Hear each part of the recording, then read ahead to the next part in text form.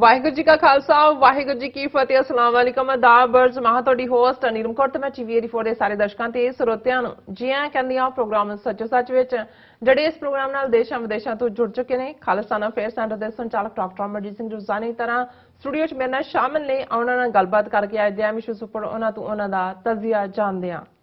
ਜੀ ਡਾਕਟਰ ਸਾਹਿਬ ਵਾਹਿਗੁਰੂ ਜੀ ਕਾ ਖਾਲਸਾ ਵਾਹਿਗੁਰੂ ਜੀ ਕੀ ਫਤਿਹ। हाँ जी नीलम कौर जी ਤੁਹਾਨੂੰ ਵੀ ਤੇ ਦੁਨੀਆ ਭਰ 'ਚ ਬੈਠੇ ਸਾਡੇ ਬਹੁਤ ਹੀ ਪਿਆਰੇ ਸੋਹਣੇ ਸਿਆਣੇ ਟੀਵੀ 84 ਦੇ ਵਿਊਅਰਸ ਨੂੰ ਵੀ ਵਾਹਿਗੁਰੂ ਜੀ ਕਾ ਖਾਲਸਾ ਵਾਹਿਗੁਰੂ ਜੀ ਕੀ ਫਤਿਹ ਤੇ ਸਾਡੇ ਬਹੁਤ ਹੀ ਪਿਆਰੇ ਮੁਸਲਮਾਨ ਭੈਣਾਂ ਭਰਾਵਾਂ ਨੂੰ अस्सलाम वालेकुम। जी डॉक्टर साहब जी आनू प्रोग्राम सचो सच विच बहुत शुक्रिया जी। डॉक्टर साहब आज 18 फरवरी 2022 8 फगर नानकशाही संमत 553 ਦਾ ਦਿਨ ਹੈ ਤੇ ਡਾਕਟਰ ਸਾਹਿਬ ਪ੍ਰੋਗਰਾਮ ਸ਼ੁਰੂ ਕਰਨ ਤੋਂ ਪਹਿਲਾਂ ਅਸੀਂ ਆਪਣੇ ਦਰਸ਼ਕਾਂ ਤੇ ਸਰੋਤਿਆਂ ਨੂੰ ਹਮੇਸ਼ਾ ਤਰ੍ਹਾਂ ਦੱਸਿਓ ਵਿਊਅਰਸ ਜੇ ਤੁਸੀਂ ਹੱਕ ਸੱਚ ਇਨਸਾਫ ਤੇ ਪਿਆਰਾ ਦਿਨ ਦਾ ਇੱਕੋ ਇੱਕ ਚੈਨਲ ਟੀਵੀ 84 ਨੂੰ ਦੇਖਣਾ ਚਾਹੁੰਦੇ ਹੋ ਤਾਂ ਤੁਸੀਂ ਦੇਖ ਸਕਦੇ ਸਪੈਕਟਰਮ ਕੇਬਲ ਆਰਸੀਨ ਕੇਬਲ ਬੈਲਫਾਲਕਨ ਕੈਨੇਡਾ roku ਜਾਦੂ ਬਾਕਸ ਸ਼ਾਵਾ ਫੇਸਬੁੱਕ ਟੀਵੀ 84 ਦੀ ਐਪ ਰਾਹੀਂ online streaming and IP box ਤੇ ਤੁਸੀਂ ਟੀਵੀ 84 ਨੂੰ ਦੇਖ ਸਕਦੇ ਹੋ। ਵਿਊਅਰਸ ਜੇ ਤੁਸੀਂ ਟੀਵੀ 84 ਨਾਲ ਜਾਂ ਪ੍ਰੋਗਰਾਮ ਸੱਚੋ ਸੱਚ ਨਾਲ ਫੇਸਬੁੱਕ ਰਾਹੀਂ ਜੁੜੇ ਹੋ ਤਾਂ ਇਸ ਨੂੰ ਵੱਧ ਤੋਂ ਵੱਧ ਲਾਈਕ ਕਰੋ ਤੇ ਸ਼ੇਅਰ ਕਰੋ ਅਤੇ ਨਾਲ ਹੀ YouTube ਤੇ ਸਬਸਕ੍ਰਾਈਬ ਵੀ ਕਰੋ। ਇਹ ਵੀ ਦੱਸ ਦਿਓ ਕਿ ਤੁਸੀਂ ਟੀਵੀ 84 ਦੀ ਐਪ ਨੂੰ ਐਂਡਰੋਇਡ ਐਂਡ ਐਪ ਸਟੋਰ ਤੇ ਡਾਊਨਲੋਡ ਕਰਕੇ ਜੋ ਟੀਵੀ 84 ਦੀ ਲਾਈਵ ਸਟ੍ਰੀਮ ਹੈ ਇਸ ਨੂੰ ਤੁਸੀਂ 24 ਆਵਰਸ ਦੇਖ ਸਕਦੇ ਹੋ। ਵਿਊਅਰਸ ਹੁਣ ਅਸੀਂ ਆਪਣੇ ਪ੍ਰੋਗਰਾਮ ਦੀ ਸ਼ੁਰੂਆਤ ਕਰਨ ਜਾ ਰਹੇ ਹਾਂ ਔਰ ਇਸ ਵੀਕ ਦਾ ਐਂਡ ਵਾਲਾ ਪ੍ਰੋਗਰਾਮ ਕਰਨ ਜਾ ਰਹੇ ਹਾਂ ਔਰ ਦੁਆ ਤੇ ਅਰਦਾਸ ਕਰਦੇ ਹਾਂ ਕਿ ਜਿਹੜਾ ਤੁਹਾਡਾ ਵੀਕਐਂਡ ਹੈ ਬਹੁਤ ਹੀ ਵਧੀਆ ਖੁਸ਼ੀਆਂ ਭਰਿਆ ਗੁਜ਼ਰੇ। ਸੋ ਜਿਸ ਤਰ੍ਹਾਂ ਕਿ ਆਪਾਂ ਹਮੇਸ਼ਾ ਤਰ੍ਹਾਂ ਅੱਜ ਦੇ ਜਿਹੜੇ ਪ੍ਰੋਗਰਾਮ ਜਿਸ ਤਰ੍ਹਾਂ ਕਿ ਸੱਚੋ ਸੱਚ ਪ੍ਰੋਗਰਾਮ ਨੂੰ ਹਮੇਸ਼ਾ ਕੋਈ ਨਾ ਕੋਈ ਸਪਾਂਸਰ ਜਿਹੜਾ ਕਰਦਾ ਹੈਗਾ ਸਾਡੇ ਪ੍ਰੋਗਰਾਮ ਨੂੰ ਉਸ ਬਾਰੇ ਆਪਾਂ ਤੁਹਾਨੂੰ ਦੱਸ ਦਈਏ ਕਿ ਅੱਜ ਦੇ ਪ੍ਰੋਗਰਾਮ ਸੱਚੋ ਸੱਚ ਨੂੰ ਸਪਾਂਸਰ ਕੀਤਾ ਗਿਆ ਹੈ ਟੋਰਾਂਟੋ ਤੋਂ ਸੰਦੀਪ ਸਿੰਘ ਜੀ ਹੋਰਾਂ ਵੱਲੋਂ। ਸੋ ਇਹਨਾਂ ਬੇਨਤੀ ਕੀਤੀ ਹੈ ਕਿ ਅਸੀਂ ਦਿੱਲੀ ਤੋਂ ਚਲਦੀਆਂ ਪਾਰਟੀਆਂ ਦਾ ਸਾਥ ਦੇ ਕੇ ਪੰਜਾਬ ਦਾ ਭਲਾ ਨਹੀਂ ਕਰ ਸਕਦੇ। ਅਕਾਲੀ ਦਲ ਅੰਮ੍ਰਿਤਸਰ ਅਤੇ ਜੋ ਹੋਰ ਤੁਹਾਨੂੰ ਪੰਜਾਬ ਪ੍ਰਸਤ ਉਮੀਦਵਾਰ ਲੱਗਦਾ ਹੈ ਉਸ ਨੂੰ ਹੀ ਆਪਣੀ ਵੋਟ ਦਿਓ। ਰਵਾਇਤੀ ਪਾਰਟੀਆਂ ਜਿਨ੍ਹਾਂ ਦੀ ਦਿੱਲੀ ਨਾਲ ਸਿੱਧੀ ਜਾਂ ਅਸਿੱਧੀ ਸਾਂਝ ਹੈ ਇਹਨਾਂ ਹੱਥੋਂ ਸਾਨੂੰ ਖੁਆਰੀ ਹੀ ਮਿਲਣੀ ਹੈ। ਸੋ ਟੀਵੀ 84 ਦਾ ਧੰਨਵਾਦ ਜਿਨ੍ਹਾਂ ਨੇ ਗਰਾਊਂਡ ਤੋਂ ਕਵਰੇਜ ਕੀਤੀ ਹੈ ਅਤੇ ਸਿੱਖ ਨਜ਼ਰੀਏ ਨੂੰ ਉਭਾਰਿਆ ਹੈ। ਸੋ ਆਜ਼ਾਦ ਸਿੱਖ ਮੀਡੀਆ ਹੀ ਅਹਿਮੀਅਤ ਨੂੰ ਸਮਝੀਏ ਅਤੇ ਟੀਵੀ 84 ਦੀ ਵੱਧ ਤੋਂ ਵੱਧ ਮਦਦ ਕਰੀਏ। ਸੋ ਅੱਜ ਸਪਾਂਸਰਸ਼ਿਪ ਲਈ ਅਸੀਂ ਵੀਰ ਸੰਦੀਪ ਸਿੰਘ ਜੀ ਹੋਰਾਂ ਦਾ ਤਹਿ ਦਿਲ ਤੋਂ ਧੰਨਵਾਦ ਕਰਦੇ ਹਾਂ ਔਰ ਤੁਹਾਨੂੰ ਵੀ ਅਪੀਲ ਤੇ ਬੇਨਤੀ ਕਰਦੇ ਹਾਂ ਕਿ ਤੁਸੀਂ ਵੀ ਪ੍ਰੋਗਰਾਮ ਸੱਚੋ ਸੱਚ ਨੂੰ ਵੱਧ ਤੋਂ ਵੱਧ ਸਪਾਂਸਰ ਕਰੋ। ਸਪਾਂਸਰਸ਼ਿਪ ਲਈ ਤੁਸੀਂ ਸਾਨੂੰ ਕਾਲ ਕਰ ਸਕਦੇ ਸਾਡੇ ਫੋਨ ਨੰਬਰ ਤੇ 5166191984 ਤੁਸੀਂ ਸਾਨੂੰ WhatsApp ਵੀ ਕਰ ਸਕਦੇ ਹੋ ਸੇਮ ਨੰਬਰ ਤੇ ਔਰ ਤੁਸੀਂ ਸਾਨੂੰ ਈਮੇਲ ਵੀ ਕਰ ਸਕਦੇ ਹੋ info@tv84.tv ਤੇ। ਸੋ ਵਿਊਅਰਸ ਪਹਿਲੇ ਸੈਗਮੈਂਟ ਵਿੱਚ ਆਪਾਂ ਗੱਲਬਾਤ ਕਰਨ ਜਾ ਰਹੇ ਹਾਂ ਕਿ ਬ੍ਰਾਹਮਣਵਾਦੀ ਵਿਚਾਰਧਾਰਾ ਦਾ ਸਭ ਤੋਂ ਕਾਰਗਰ ਹਥਿਆਰ ਭੰਬਲਪੂਸਾ ਪਾਉਣਾ ਯਾਨੀ ਕਿ ਕਨਫਿਊਜ਼ਨ ਕ੍ਰੀਏਟ ਕਰਨਾ ਹੈ। ਸੋ ਪੰਜਾਬ ਚੋਣਾਂ ਤੋਂ ਠੀਕ ਪਹਿਲਾਂ ਖਾਲਿਸਤਾਨ ਦੇ ਮੁੱਦੇ ਨੂੰ ਕੇਜਰੀਵਾਲ ਨਾਲ ਜੋੜ ਕੇ ਹਿੰਦੂ ਤਵੀਆਂ ਨੇ ਇੱਕ ਵਾਰ ਫਿਰ ਸਿੱਖ ਕੌਮ ਪ੍ਰਤੀ ਉਹਨਾਂ ਦੀ ਜੈਨੀ ਨਫ਼ਰਤ ਦਾ ਪ੍ਰਗਟਾਵਾ ਕੀਤਾ ਹੈ। ਸੋ ਇਹ ਮਾਜਰਾ ਕੀ ਹੈ ਇਸ ਬਾਰੇ ਆਪਾਂ ਗੱਲਬਾਤ ਕਰਨ ਜਾ ਰਹੇ ਹਾਂ। ਸੋ ਅਸੀਂ ਚਾਹਾਂਗੇ ਕਿ ਤੁਸੀਂ ਇਸੇ ਤਰ੍ਹਾਂ ਹੀ ਬਣੇ ਰਹਿਣਾ। ਦੇਖਣ ਸੁਣਨ ਲਈ ਤੁਹਾਡਾ ਸਭ ਦਾ ਬਹੁਤ ਬਹੁਤ ਸ਼ੁਕਰੀਆ। ਜੀ ਰਾਜ ਸਾਹਿਬ ਕੀ ਵਿਚਾਰਾਂ ਨੇ? ਦੇਖੋ ਸਭ ਤੋਂ ਪਹਿਲਾਂ ਤਾਂ ਅਸੀਂ ਆਪਣੇ ਉਹਨਾਂ ਸਾਰੇ ਹੀ ਵੀਰਾਂ ਭੈਣਾਂ ਦਾ ਬਹੁਤ ਸ਼ੁਕਰੀਆ ਅਦਾ ਕਰਦੇ ਹਾਂ ਜਿਹੜੇ ਪਿਛਲੇ 3 ਦਿਨਾਂ ਤੋਂ ਲਗਾਤਾਰਤਾ ਨਾਲ ਸਾਨੂੰ ਲਿਖ ਰਹੇ ਨੇ ਕਾਲਾਂ ਕਰਦੇ ਨੇ। ਕੁਛ ਦੇ ਮੈਸੇजेस ਅਸੀਂ ਰਿਟਰਨ ਕਰ ਸਕੇ ਹਾਂ ਕੁਛ ਦੇ ਨਹੀਂ ਲੇਕਿਨ ਇਸ 'ਚ ਕੋਈ ਸ਼ੱਕ ਨਹੀਂ ਹੈ ਕਿ ਦੀਪ ਸਿੱਧੂ ਇੱਕ ਨਾਇਕ ਵਜੋਂ ਉੱਭਰੇ ਨੇ ਔਰ ਅਜੇ ਤੱਕ ਵੀ ਜਿਹੜਾ ਸਦਮਾ ਹੈ ਸ਼ੌਕ ਹੈ ਉਸ ਨੂੰ ਮਹਿਸੂਸ ਕੀਤਾ ਜਾ ਰਿਹਾ। ਬਿਲਕੁਲ। ਔਰ ਟੀਵੀ 84 ਦੀ ਟੀਮ ਦਾ ਜਿਵੇਂ ਮੈਂ ਪਿਛਲੇ 2 ਦਿਨ ਤੋਂ ਹੀ ਸ਼ੁਕਰੀਆ ਅਦਾ ਕਰ ਰਿਹਾ ਖਾਸ ਤੌਰ ਤੇ ਜਿਹੜੀ ਸਾਡੀ ਗਰਾਊਂਡ ਜ਼ੀਰੋ ਦੇ ਉੱਤੇ ਟੀਮ ਹੈ ਕਿ ਉਹਨਾਂ ਨੇ ਜਿਵੇਂ ਕਵਰੇਜ ਕੀਤੀ ਸਾਰੇ ਦੀ ਔਰ ਈਵਨ ਅੱਜ ਵੀ ਸਰ ਸਿਮਰਨਜੀਤ ਸਿੰਘ ਮਾਨ ਜਿਨ੍ਹਾਂ ਨੇ ਕਿਉਂਕਿ ਅੱਜ ਉੱਥੇ ਚੋਣਾਂ ਦਾ ਅਖੀਰਲਾ ਦਿਨ ਸੀ ਔਰ ਇਲੈਕਸ਼ਨ ਕਮਿਸ਼ਨ ਜਿਹੜਾ ਉਹਦੀਆਂ ਹਦਾਇਤਾਂ ਮੁਤਾਬਕ ਪਬਲਿਕ ਜਲਸੇ ਔਰ ਦੂਸਰੇ ਬੰਦ ਨੇ ਔਰ ਈਵਨ ਕੋਈ ਵੀ ਜਿਹੜਾ ਜਿਹਦੀ ਵੋਟ ਉਸ ਕੰਸਟੀਚੁਐਂਸੀ 'ਚ ਨਹੀਂ ਹੈ ਉਹ ਉਸ ਹਲਕੇ 'ਚ ਠਹਿਰ ਨਹੀਂ ਸਕਦਾ। ਮਤਲਬ ਇਹ ਹੈ ਕਿ ਇੱਕ ਹਿਸਾਬ ਨਾਲ ਚੋਣ ਪ੍ਰਚਾਰ ਬੰਦ ਹੋ ਗਿਆ ਔਰ ਹੁਣ 1 to 1 ਆਉਣ ਵਾਲੇ ਅਗਲੇ 48 ਘੰਟੇ ਤੋਂ ਵੀ ਲੈਸ ਪੀਰੀਅਡ 'ਚ ਗੱਲਬਾਤ ਹੋਏਗੀ। ਸੋ ਅੱਜ ਉਹਨਾਂ ਦੀ ਫਾਈਨਲ ਅਮਰਗੜ੍ਹ ਦੇ ਵਿੱਚ ਰੈਲੀ ਸੀ ਬਹੁਤ ਹੈਵੀਲੀ ਅਟੈਂਡਡ ਜਿਸ ਦੇ ਵਿੱਚ ਵੱਡੀ ਗਿਣਤੀ ਦੇ ਵਿੱਚ ਮੁਸਲਮਾਨ ਵੀ ਸ਼ਾਮਲ ਸਨ ਕਿਉਂਕਿ ਇੱਕ ਅੰਦਾਜ਼ੇ ਮੁਤਾਬਕ ਅਮਰਗੜ੍ਹ ਹਲਕੇ ਦੇ ਵਿੱਚ 32,000 ਤੋਂ ਜ਼ਿਆਦਾ ਮੁਸਲਮਾਨ ਵੋਟਰ ਨੇ ਕਿਉਂਕਿ ਇਹ ਰਿਆਸਤ ਮਲੇਰਕੋਟਲਾ ਜਿਹੜਾ ਜ਼ਾਹਰ ਹੈ ਸਿੱਖ ਇਤਿਹਾਸ 'ਚ ਅਸੀਂ ਸ਼ੇਰ ਮੁਹੰਮਦ ਖਾਨ ਦੇ ਨਾਂ ਨਾਲ ਮਲੇਰਕੋਟਲੇ ਨੂੰ ਯਾਦ ਕਰਦੇ ਹਾਂ ਹਾ ਦਾ ਨਾਰਾ ਮਾਰਨ ਵਾਲੇ ਜਿੱਥੇ ਔਰ ਇਕੱਲਾ ਇਹ ਨਹੀਂ ਮਲੇਰਕੋਟਲਾ ਇੱਕ ਤਾਂ ਟਾਊਨ ਹੈ ਜਿਹਦਾ ਮਲੇਰਕੋਟਲਾ ਉਸ ਨੂੰ ਪਿਛਲੀ ਪੰਜਾਬ ਸਰਕਾਰ ਨੇ ਜ਼ਿਲ੍ਹੇ ਦਾ ਸਟੇਟਸ ਵੀ ਦਿੱਤਾ ਹੈ ਔਰ ਮਲੇਰਕੋਟਲਾ ਵੀ ਮੁਸਲਿਮ ਮੈਜੋਰਿਟੀ ਜਿਹੜੀ ਹੈ ਸਿਟੀ ਹੈ ਜੀ ਲੇਕਿਨ ਉਸ ਦੇ ਨਾਲ ਲਗਭਗ 83-84 ਪਿੰਡ ਕਿਉਂਕਿ ਮਲੇਰਕੋਟ ਦਾ ਰਿਆਸਤ ਦੇ ਸੀ ਜਦੋਂ ਕਿ ਉਹ ਮਰਜ ਹੋਈ ਬਾਕੀ ਰੈਸਟ ਆਫ ਇੰਡੀਅਨ ਸਟੇਟਸ ਦੇ ਵਾਂਗ ਯੂਨੀਅਨ ਆਫ ਇੰਡੀਆ ਦੇ ਨਾਲ ਸੋ ਜਦੋਂ ਇਹ ਜਿਹਨੂੰ ਡੀਲਿਮਿਟੇਸ਼ਨ ਕਹਿੰਦੇ ਨੇ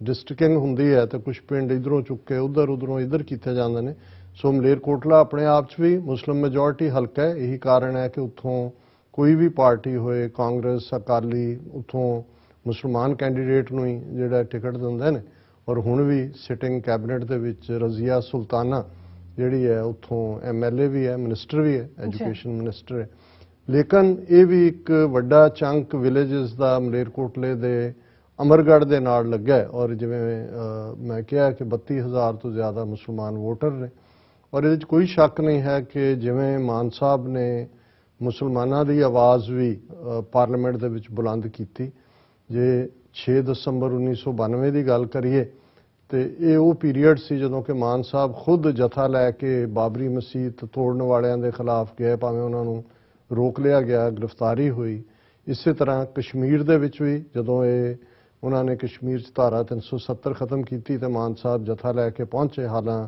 ਉਹਨਾਂ ਨੂੰ ਲਖਨਪੁਰ ਜਿਹੜੀ ਕਿ ਫਾਈਨਲ ਪੋਸਟ ਹੈ ਪੰਜਾਬ ਔਰ ਜੰਮੂ ਕਸ਼ਮੀਰ 'ਚ ਉੱਥੇ ਰੋਕ ਲਿਆ ਗਿਆ ਸੀ ਸੋ ਇਹਦੇ 'ਚ ਜਿਹੜਾ ਅੱਜ ਕਾਫੀ ਸਕਸੈਸਫੁਲ ਇਹ ਰੈਲੀ ਸੀ ਔਰ ਜਿਵੇਂ TV 84 ਦੀ ਟੀਮ ਨੇ ਉਸ ਨੂੰ ਲਾਈਵ ਕਵਰ ਕੀਤਾ ਸੋ ਅਸੀਂ ਇਹ ਮਹਿਸੂਸ ਕਰਦੇ ਹਾਂ ਕਿ ਇਹ ਸਾਡੇ ਉਹਨਾਂ ਦਰਸ਼ਕਾਂ ਦਾ ਜਿਹੜੇ ਸਾਡੇ ਸਪਾਂਸਰ ਵੀ ਨੇ ਔਰ ਸਾਡੇ ਵੈਲ ਵਿਸ਼ਰਸ ਜਿਹੜੇ ਵਾਕਅਪ ਵੀ ਕਰਦੇ ਨੇ ਕਿ ਭਾਈ TV 84 ਨੇ ਆਪਣੀ ਪ੍ਰੈਜ਼ੈਂਸ ਜਿਵੇਂ ਉੱਥੇ ਸ਼ੋਅ ਕੀਤੀ ਹੈ ਕਿਉਂਕਿ ਲੈ ਦੇ ਕੇ ਜੇ ਤੁਸੀਂ ਬਾਕੀ ਮੀਡੀਆ ਦਾ ਉੱਥੇ ਹਾਲ ਦੇਖੋ ਹਾਲਾਂ ਹੁਣ ਬਹੁਤ ਸਾਰੇ ਮੈਂ ਨਾਂ ਨਹੀਂ ਲੈਣਾ ਚਾਹੁੰਦਾ ਬਾਹਰਲੇ ਚੈਨਲ ਵੀ ਔਰ ਉਹਨਾਂ ਦੇ ਬੰਦੇ ਲੇਕਿਨ ਹਰ ਇੱਕ ਦਾ ਜਿਹੜੇ ਸੋਸ਼ਲ ਮੀਡੀਆ ਤੇ ਵੀ ਨੇ ਉਹਨਾਂ ਦਾ ਫੋਕਸ TRP ਵਧਾਉਣਾ ਹੈ ਇਸ ਲਈ ਉਹ ਹਰ ਗੱਲ ਨੂੰ ਸੈਂਸੇਸ਼ਨਲ ਅੰਦਾਜ਼ ਦੇ ਵਿੱਚ ਪੇਸ਼ ਕਰਨ ਦੀ ਲਾਈਨ ਔਰ ਜਿਹਦੀ ਖਬਰ ਨਹੀਂ ਵੀ ਹੁੰਦੀ ਕਈ ਵਾਰ ਤੁਸੀਂ ਉਹਦਾ ਹੈਡਿੰਗ ਦੇਖਦੇ ਹੋ ਇੱਕ ਕਿਸਮ ਦੀ ਸੈਂਸੇਸ਼ਨ ਹੁੰਦੀ ਹੈ ਕਿ ਤੁਸੀਂ ਬਦੋ-ਬਦੀ ਕਲਿੱਕ ਕਰਦੇ ਹੋ ਕਿ ਭਾਈ ਕੀ ਹੈ ਔਰ ਉਹਨਾਂ ਨੂੰ ਕੋਈ ਫਿਕਰ ਨਹੀਂ ਹੁੰਦਾ ਕਿ ਕਿਹਦੀ ਪ੍ਰਾਈਵੇਸੀ ਹੈ ਕੇਸ ਦੀ ਜਿਹੜੀਆਂ ਫੈਮਿਲੀ ਸੈਂਸਿਟੀਵਿਟੀਜ਼ ਜੁੜੀਆਂ ਹੋਈਆਂ ਹੁਣ ਜਿਵੇਂ ਦੀਪ ਸਿੱਧੂ ਦੇ ਹਵਾਲੇ ਨਾਲ ਹੀ ਉਹਨਾਂ ਦੀ ਜਿਹੜੀ ਐਕਸ-ਵਾਈਫ ਔਰ ਬੱਚੀ ਉਹ ਵੀ ਜਦੋਂ ਉਹਨਾਂ ਦੇ ਚੌਥੇ ਦੀ ਰਸਮ ਹੋਈ ਉਹਨਾਂ ਦੇ ਫੁੱਲ ਚੁਣੇ ਗਏ ਉੱਥੇ ਪਹੁੰਚੇ ਔਰ ਇਹ ਬਿਲਕੁਲ ਇੱਕ ਪਰਸਨਲ ਫੈਮਿਲੀ ਲਾਈਫ ਹੁੰਦੀ ਹੈ ਲੇਕਿਨ ਉਸ ਨੂੰ ਲੈ ਕੇ ਜਿਸ ਕਿਸਮ ਦਾ ਸਾਰਾ ਵਰਤਾਰਾ ਕੁਝ ਚੈਨਲਸ ਨੇ ਕੀਤਾ ਔਰ ਇਹੀ ਹਾਲ ਜਿਹੜਾ ਰੀਨਾ ਰॉय ਜਿਹੜੀ ਕਿ ਕੋ ਪੈਸੇਂਜਰ ਸੀ ਔਰ ਜਿਨ੍ਹਾਂ ਦੇ ਨਾਲ ਜਿਹੜਾ ਇਹ ਉਹਨਾਂ ਦੀ ਮੰਗਣੀ ਹੋਈ ਸੀ ਜਾਂ ਹੋਣ ਜਾ ਰਹੀ ਸੀ ਸੋ ਦੇਖੋ ਕੁਝ ਚੀਜ਼ਾਂ ਨੇ ਜ਼ਾਹਰ ਹੈ ਕਿ ਜਦੋਂ ਅਸੀਂ ਮੁੱਢਲੇ ਤੌਰ ਦੇ ਉੱਤੇ ਐਜ਼ ਅ ਸਸਪੈਕਟ ਦੇਖਦੇ ਹਾਂ ਕਿ ਕੀ ਹੋਏਗਾ ਉਹਦੇ 'ਚ ਇਨਵੈਸਟੀਗੇਸ਼ਨ ਦਾ ਅੰਦਾਜ਼ ਇਹੀ ਹੁੰਦਾ ਹੈ ਕਿ ਤੁਸੀਂ ਇਮੀਡੀਏਟ ਜਿਹੜਾ ਨਾਲ ਹੈ ਆਈ ਵਿਟਨੈਸ ਹੈ ਦੂਸਰੇ ਦੇਖਦੇ ਹੋ ਲੇਕਿਨ ਕਿਸੇ ਕੋਲ ਕੋਈ ਹੱਕ ਨਹੀਂ ਹੁੰਦਾ ਕਿ ਵੀ ਤੁਸੀਂ ਬਿਨਾਂ ਕਿਸੇ ਸੋਲਿਡ ਸਬੂਤ ਦੇ ਜਿਹੜੀ ਹੈ ਉਹ ਕਿਰਦਾਰ ਕੁਸ਼ੀ ਕਰੋ ਜਿਹੜਾ ਕਿ ਉੱਥੇ ਮੀਡੀਆ ਨੂੰ ਕਿਉਂਕਿ ਉਹਨਾਂ ਨੂੰ TRP ਚਾਹੀਦੀ ਹੈ ਔਰ ਉਹ ਹਰ ਇਸ ਕਿਸਮ ਦੇ ਜਿਹੜੀ ਗੱਲ ਹੈ ਉਹਨੂੰ ਅੱਗਾ ਪਿੱਛਾ ਕਰਕੇ ਔਰ TV 84 ਦੀ ਸਾਡੀ ਉੱਥੇ ਬੇਸ ਟੀਮ ਉਹਨਾਂ ਦਾ ਹਮੇਸ਼ਾ ਫੋਕਸ ਹੁੰਦਾ ਹੈ ਕਿ ਦਰਸ਼ਕਾਂ ਤੱਕ ਇੱਕ ਬੈਲੈਂਸਡ ਅਪਰੋਚ ਰੱਖਣੀ ਔਰ ਉੱਥੋਂ ਦੇ ਹਾਲਾਤਾਂ ਬਾਰੇ ਜਿਹੜੀ ਹੈ ਇੱਕ ਠੀਕ ਪਿਕਚਰ ਦੇਣੀ ਸੋ ਅਸੀਂ ਇਹ ਵੀ ਦੱਸ ਦਈਏ ਕਿ ਜਿਵੇਂ ਕੱਲ ਤੱਕ ਤਾਂ ਇਹ ਨਹੀਂ ਸੀ ਪਤਾ ਹੁਣ ਇਹ ਸਾਹਮਣੇ ਆਇਆ ਕਿ ਵੀ ਉਹਨਾਂ ਨੇ ਪਰਿਵਾਰ ਨੇ ਫੈਸਲਾ ਕੀਤਾ ਹੈ ਕਿ 24 ਫਰਵਰੀ ਨੂੰ ਦੁਪਹਿਰ ਦੇ 1 ਵਜੇ ਗੁਰਦੁਆਰਾ ਫਤਿਹਗੜ੍ਹ ਸਾਹਿਬ ਹਿਸਟੋਰੀਕਲ ਮੁਕਾਮ ਔਰ ਸਾਡੇ TV 84 ਤੇ ਸਵੇਰੇ ਸ਼ਾਮ ਫਤਿਹਗੜ੍ਹ ਸਾਹਿਬ ਤੋਂ ਲਾਈਵ ਕਵਰੇਜ ਹੁੰਦੀ ਹੈ ਕੀਰਤਨ ਕਥਾ ਦੀ ਅੰਤਮ ਅਰਦਾਸ ਉੱਥੇ ਹੋਏਗੀ ਕਿਉਂਕਿ ਗੁਰਦੁਆਰਾ ਸਾਹਿਬ ਦੇ ਨਾਲ ਬਹੁਤ ਵੱਡਾ ਜਿਹੜਾ ਹਾਲ ਹੈ ਦੀਵਾਨ ਟੋਡਰਮਲ ਹਾਲ ਉਹਨੂੰ ਕਹਿੰਦੇ ਨੇ ਜਿਹਦੇ 'ਚ ਵੱਡੀ ਗੈਦਰਿੰਗ ਬੈਠ ਸਕਦੀ ਹੈ ਔਰ ਇਹ ਦੀਵਾਨ ਟੋਡਰਮਲ ਉਹ ਜੈਨ ਧਰਮ ਨਾਲ ਸੰਬੰਧਿਤ ਸੇਠ ਜਿਨ੍ਹਾਂ ਨੇ ਛੋਟੇ ਸਾਹਿਬਜ਼ਾਦਿਆਂ ਤੇ ਮਾਤਾ ਗੁਜਰੀ ਜੀ ਦੇ ਸੰਸਕਾਰ ਲਈ ਜਿਹੜੀ ਮੰਗ ਉਸ ਵੇਲੇ ਦੇ ਹਾਕਮ ਵਜੀਦ ਖਾਨ ਨੇ ਕੀਤੀ ਸੋਨੇ ਦੀਆਂ ਅਸ਼ਰਫੀਆਂ ਵਿਛਾ ਕੇ 19 ਥਾਂ ਲਈ ਸੀ ਜਿੱਥੇ ਉਹਨਾਂ ਨੇ ਸੰਸਕਾਰ ਕੀਤਾ ਸੋ ਇਹ ਸਾਡੇ ਧਰਮ ਦੀ ਖੂਬਸੂਰਤੀ ਹੈ ਕਿ ਬੇਸ਼ੱਕ ਜ਼ੁਲਮ ਕਰਨ ਵਾਲਿਆਂ ਨੂੰ ਅਸੀਂ ਕਦੇ ਨਹੀਂ ਭੁੱਲੇ, ਨਾ ਸਾਨੂੰ ਵਜੀਦ ਖਾਂ ਭੁੱਲਿਆ ਸਰਹੰਦ ਦਾ, ਬਿਲਕੁਲ ਨਾ ਸਾਨੂੰ ਗੰਗੂ ਭੁੱਲਿਆ, ਨਾ ਸਾਨੂੰ ਸੁੱਚਾਨੰਦ ਭੁੱਲਿਆ, ਸੱਪਾਂ ਦੇ ਬੱਚੇ ਸੱਪ ਕਹਿਣ ਵਾਲਾ। ਪਰ ਸਾਨੂੰ ਸ਼ੇਰ ਮੁਹੰਮਦ ਖਾਨ ਮਲੇਰਕੋਟਲੇ ਦਾ ਨਵਾਬ ਵੀ ਯਾਦ ਹੈ, ਜਿਸ ਨੇ ਹਾ ਦਾ ਨਾਰਾ ਮਾਰਿਆ ਸੀ, ਔਰ ਜੈਨ ਮਜ਼ਹਬ ਨਾਲ ਸੰਬੰਧ ਰੱਖਣ ਵਾਲੇ ਦੀਵਾਨ ਟੋਡਰਮਲ, ਜਿਨ੍ਹਾਂ ਦੀ ਮੇਨ ਗੁਰਦੁਆਰਾ ਸਾਹਿਬ ਦਾ ਜਿਹੜਾ ਗੈਦਰਿੰਗ ਹਾਲ ਆ, ਉਹ ਦੀਵਾਨ ਟੋਡਰਮਲ ਦੀ ਯਾਦ ਨੂੰ ਦੇ ਵਿੱਚ ਉਹਨਾਂ ਦੇ ਨਾਂ ਦੇ ਉੱਤੇ ਰੱਖਿਆ ਗਿਆ। ਸੋ ਇਹ ਦੁਪਹਿਰੇ 1 ਵਜੇ ਅੰਤਮ ਅਰਦਾਸ ਹੋਏਗੀ। ਔਰ ਜਿਵੇਂ ਅਸੀਂ ਕੱਲ ਦੇ ਪ੍ਰੋਗਰਾਮ 'ਚ ਵੀ ਕਿਹਾ ਸੀ ਕਿ ਕੁਝ ਚੀਜ਼ਾਂ ਜਿਹੜੀਆਂ ਨੇ ਉਹ ਤੁਹਾਡੀ ਪ੍ਰੈਜ਼ੈਂਸ ਜਾਂ ਗਿਣਤੀ ਦੇ ਨਾਲ ਉਹ ਮੈਸੇਜ ਜਾਂਦਾ ਹੈ। ਔਰ ਇਹਦੇ 'ਚ ਕੋਈ ਸ਼ੱਕ ਨਹੀਂ ਹੈ ਕਿ ਦੀਪ ਸਿੱਧੂ ਦੇ ਅੰਤਮ ਸੰਸਕਾਰ ਵੇਲੇ ਜਿੰਨੀ ਵੱਡੀ ਗਿਣਤੀ 'ਚ ਲੋਕ ਪਹੁੰਚੇ, ਔਰ ਜਿਵੇਂ ਸੋਨੀਪਤ ਤੋਂ ਸ਼ੰਭੂ ਤੋਂ ਲੁਧਿਆਣੇ ਤੱਕ ਔਰ ਸੰਸਕਾਰ ਥਾਂ ਤੱਕ ਜਿੰਨੀ ਵੱਡੀ ਗੈਦਰਿੰਗ ਸੀ, ਅਸੀਂ ਇਹ ਅਪੀਲ ਵੀ ਕਰਾਂਗੇ ਇੱਥੇ ਵੀ ਜਿਹੜੇ ਸਾਡੇ ਵੀਰ ਭੈਣਾਂ ਜਿਨ੍ਹਾਂ ਦੇ ਪਿੱਛੇ ਰਿਸ਼ਤੇਦਾਰ ਭੈਣ ਭਰਾ ਸੱਜਣ ਦੋਸਤ ਨੇ, ਕਿ ਵੱਡੀ ਗਿਣਤੀ ਦੇ ਵਿੱਚ ਉੱਥੇ ਪਾਰਟਿਸਿਪੇਸ਼ਨ ਹੋਏ, ਤਾਂ ਕਿ ਇਹ ਮੈਸੇਜ ਜਾਏ ਕਿ ਜਿਸ ਕਾਜ਼ ਦੇ ਲਈ ਦੀਪ ਸਿੱਧੂ ਖੜੇ ਸੀ, ਇਹ ਨਹੀਂ ਹੈ। ਠੀਕ ਹੈ, ਭਾਵੁਕਤਾ ਦੇ ਵਿੱਚ ਕਈ ਵਾਰ ਉਨਾ ਕੁ ਵਕਤ ਲੋਕ ਰਹਿੰਦੇ ਨੇ, ਫਿਰ ਭੁੱਲ ਭੁਲਾ ਜਾਂਦੀਆਂ ਨੇ ਚੀਜ਼ਾਂ। ਸੋ ਅਸੀਂ ਸਮਝਦੇ ਹਾਂ ਕਿ ਇਸ ਦਾ ਇਮੀਡੀਏਟ ਇਫੈਕਟ ਤਾਂ ਈਵਨ ਅੱਜ ਹੀ ਅਮਰਗੜ੍ਹ 'ਚ ਵੀ ਦੇਖਣ ਨੂੰ ਮਿਲਿਆ, ਕਿਉਂਕਿ ਬਹੁਤ ਸਾਰੇ ਕਲਾਕਾਰ ਔਰ ਦੂਸਰੇ ਜਿਹੜੇ ਉੱਥੇ ਵੀ ਪਹੁੰਚੇ ਸੰਸਕਾਰ ਵੇਲੇ, ਉਹਨਾਂ ਨੇ ਦੇਖਿਆ ਕਿ ਭਾਈ ਦੀਪ ਬਾਈ ਦੀ ਅਸੀਂ ਅੰਤਮ ਇੱਛਾ ਪੂਰੀ ਕਰਨੀ ਹੈ ਕਿ ਅਮਰਗੜ੍ਹ ਤੋਂ ਮਾਨ ਸਾਹਿਬ ਨੂੰ ਜਿਤਾਣਾ। ਸੋ ਉਹਨਾਂ 'ਚੋਂ ਇੱਕ ਅੱਧੇ ਐਸੇ ਦਾ ਵੀ ਨਾਂ ਹੈ ਜਿਹੜਾ ਕਿ ਕਾਂਗਰਸ ਦੇ ਵਿੱਚ ਕਿਸੇ ਦੀ ਹਮਾਇਤ ਕਰ ਰਿਹਾ ਸੀ ਜਾਂ ਕਾਂਗਰਸੀ ਹੈ, ਲੇਕਿਨ ਉਹਨੇ ਕਿਹਾ ਵੀ ਨਹੀਂ, ਮੈਂ ਇੱਥੇ ਆ ਕੇ ਇਹ ਕਰਨਾ। ਸੋ ਇਹ ਇਮੀਡੀਏਟ ਇਫੈਕਟ ਤਾਂ ਦੇਖਣ 'ਚ ਹੈ, ਲੇਕਿਨ ਅਸੀਂ ਸਮਝਦੇ ਹਾਂ ਕਿ ਅੰਤਮ ਅਰਦਾਸ ਦੇ ਮੌਕੇ ਵੱਡੀ ਗਿਣਤੀ 'ਚ ਉੱਥੇ ਸਿੱਖ ਸੰਗਤਾਂ ਦੀ ਮੌਜੂਦਗੀ, ਔਰ ਇਹ ਮੈਸੇਜ ਵੀ ਹੋਏਗੀ ਕਿ ਜਿਸ ਸੋਚ ਨੂੰ ਦੀਪ ਸਿੱਧੂ ਅਪਣਾਇਆ ਹੋਇਆ ਸੀ, ਕੌਮ ਦੀ ਸੋਵਰਨਿਟੀ, ਪੰਜਾਬ ਦੀ ਅਣਖ, ਪੰਜਾਬ ਦੀ ਗੈਰਤ, ਔਰ ਉਹਨਾਂ ਨੇ ਆਪਣੀ ਜਿਹੜਾ ਇੱਕ ਫੋਰਮ ਵਾਂਗ ਜਿਹੜੀ ਜਥੇਬੰਦੀ ਵੀ ਫਲੋਟ ਕੀਤੀ ਸੀ, ਜਿਹੜੀ ਕਿ ਕੋਈ ਪ੍ਰੋਪਰ ਨਾ NGO ਸੀ, ਨਾ ਕੋਈ ਪੋਲੀਟੀਕਲ ਪਾਰਟੀ ਸੀ, ਵਾਰਿਸ ਪੰਜਾਬ ਦੇ। ਸੋ ਜ਼ਾਹਰ ਹੈ ਵੀ ਜਦੋਂ ਅਸੀਂ ਪੰਜਾਬ ਦੇ ਹੈਰੀਟੇਜ ਦੀ ਗੱਲ ਕਰਦੇ ਹਾਂ, ਬਹੁਤ ਵਾਰ ਖਾਲਿਸਤਾਨ ਲਫ਼ਜ਼ ਨੂੰ ਜਾਂ ਖਾਲਿਸਤਾਨ ਦੀ ਮੰਗ ਨੂੰ ਫਿਰਕੂ ਬਣਾ ਕੇ ਇੱਕ ਥਿਓਲੋਜੀਕਲ ਸਟੇਟ ਵਾਂਗ ਪੇਸ਼ ਕੀਤਾ ਜਾਂਦਾ ਹੈ। ਮੈਂ ਸਮਝਦਾ ਵੀ ਇਸ ਤੋਂ ਵੱਡਾ ਹੋਰ ਕੀ ਸਬੂਤ ਹੋ ਸਕਦਾ ਹੈ ਕਿ ਮਹਾਰਾਜਾ ਰਣਜੀਤ ਸਿੰਘ ਦਾ ਲਗਭਗ 40 ਸਾਲ ਦਾ ਰਾਜ, ਔਰ ਉਹਨਾਂ ਦੇ ਜਾਣ ਤੋਂ ਬਾਅਦ ਵੀ 10 ਸਾਲ, ਜਿੱਥੇ ਪੂਰੀ ਇੱਕ ਸਦੀ 1699 ਤੋਂ ਲੈ ਕੇ 1799 ਤੱਕ ਸਿੱਖਾਂ ਨੇ ਆਪਣੀ ਹੋਂਦ ਦੀ ਲੜਾਈ ਲੜੀ, ਮੁਗਲਿਆ ਸਾਮਰਾਜ ਨਾਲ ਵੀ, ਦਰਾ ਖੈਬਰ ਪਾਰ ਵਾਲਿਆਂ ਨਾਲ ਵੀ, ਘੱਲੂਕਾਰੇ ਹੋਏ, ਸਿਰਾਂ ਦੇ ਮੁੱਲ ਰੱਖੇ ਗਏ, ਬੰਦ ਕਟਾਣਾ, ਖੋਪਰੀਆਂ ਲੁਹਾਣਾ, ਚਰਖੀਆਂ ਤੇ ਚੜਾਣਾ, ਇਹ ਸਾਡਾ ਇਤਿਹਾਸ ਹੈ। ਲੇਕਿਨ 100 ਸਾਲ ਦੀ ਇਸ ਜਦੋਜਹਿਦ ਤੋਂ ਬਾਅਦ ਜਦੋਂ ਸਿਆਸੀ ਪਾਵਰ 1799 ਦੇ ਵਿੱਚ ਮਿਲਦੀ ਹੈ, ਔਰ ਸਮੁੱਚੇ ਰਾਜ ਦੇ ਵਿੱਚ ਕਦੇ ਵੀ ਇੱਕ ਵੀ ਮੁਸਲਮਾਨ ਜਿਹੜਾ ਹੈ ਉਹ ਕੋਈ ਪਰਸੀਕਿਊਸ਼ਨ ਦਾ ਸ਼ਿਕਾਰ ਨਹੀਂ ਹੋਇਆ। ਰਾਦਰ ਇਸ ਦੇ ਉਲਟ ਮਹਾਰਾਜਾ ਰਣਜੀਤ ਸਿੰਘ ਦੇ ਸਭ ਤੋਂ ਜਿਹੜੇ ਟਰਸਟਵਰਦੀ ਵਜ਼ੀਰ ਫਕੀਰ ਅਜ਼ੀਜ਼ੁਦੀਨ, ਉਹਨਾਂ ਦੇ ਫੋਰਨ ਮਿਨਿਸਟਰ ਵੀ, ਔਰ ਉਹਨਾਂ ਦੇ ਕੌਨਸ਼ੀਅਸ ਕੀਪਰ ਸਨ, ਉਹਨਾਂ ਦੇ ਭਰਾ ਵੀ ਵਜ਼ੀਰ ਸਨ ਫੌਜ ਦੇ ਵਿੱਚ ਵੀ, ਔਰ ਬਰਾਬਰ ਜੇ ਦਰਬਾਰ ਸਾਹਿਬ ਨੂੰ ਜਿਹੜਾ ਉਹਨਾਂ ਨੇ ਮਹਾਰਾਜਾ ਰਣਜੀਤ ਸਿੰਘ ਨੇ ਸੋਨਾ ਭੇਟ ਕੀਤਾ, ਤੇ ਜਗਨਨਾਥਪੁਰੀ ਦੇ ਮੰਦਿਰ ਲਈ ਵੀ, ਔਰ ਲਾਹੌਰ ਦੀ ਵੱਡੀ ਮਸਜਿਦ ਲਈ ਵੀ, ਔਰ ਇਸੇ ਤਰ੍ਹਾਂ ਹਰ ਪਿੰਡ ਦੇ ਵਿੱਚ ਉਸ ਵੇਲੇ ਦੇ ਸਿੱਖ ਰਾਜ ਦੇ ਧਰਮਸ਼ਾਲਾ, ਪਾਠਸ਼ਾਲਾ, ਮਦਰਸਾ, ਇਹਨਾਂ ਦੇ ਲਈ ਜਿਹੜੀਆਂ ਨੇ ਉਹ ਅਲੱਗ ਵਜ਼ੀਫੇ ਦਿੱਤੇ ਜਾਂਦੇ ਸੀ, ਤਾਂ ਕਿ ਜਿਹੜੇ ਹਿੰਦੂ ਬੱਚੇ ਬੱਚੀਆਂ ਪਾਠਸ਼ਾਲਾਵਾਂ 'ਚ ਸੰਸਕ੍ਰਿਤ ਹਿੰਦੀ ਪੜ੍ਹਨਾ ਚਾਹੁੰਦੇ ਨੇ, ਉਹਨਾਂ ਦੇ ਲਈ, ਮੁਸਲਮਾਨ ਬੱਚੇ ਬੱਚੀਆਂ ਮਦਰਸਿਆਂ ਦੇ ਵਿੱਚ ਅਰਬੀ ਫਾਰਸੀ ਉਸ ਦੇ ਲਈ, ਔਰ ਜ਼ਾਹਰ ਹੈ ਧਰਮਸ਼ਾਲਾ ਜਿਸ ਦੇ ਵਿੱਚ ਗੁਰਮੁਖੀ ਅੱਖਰ ਪੜ੍ਹਾਏ ਜਾਂਦੇ ਸੀ।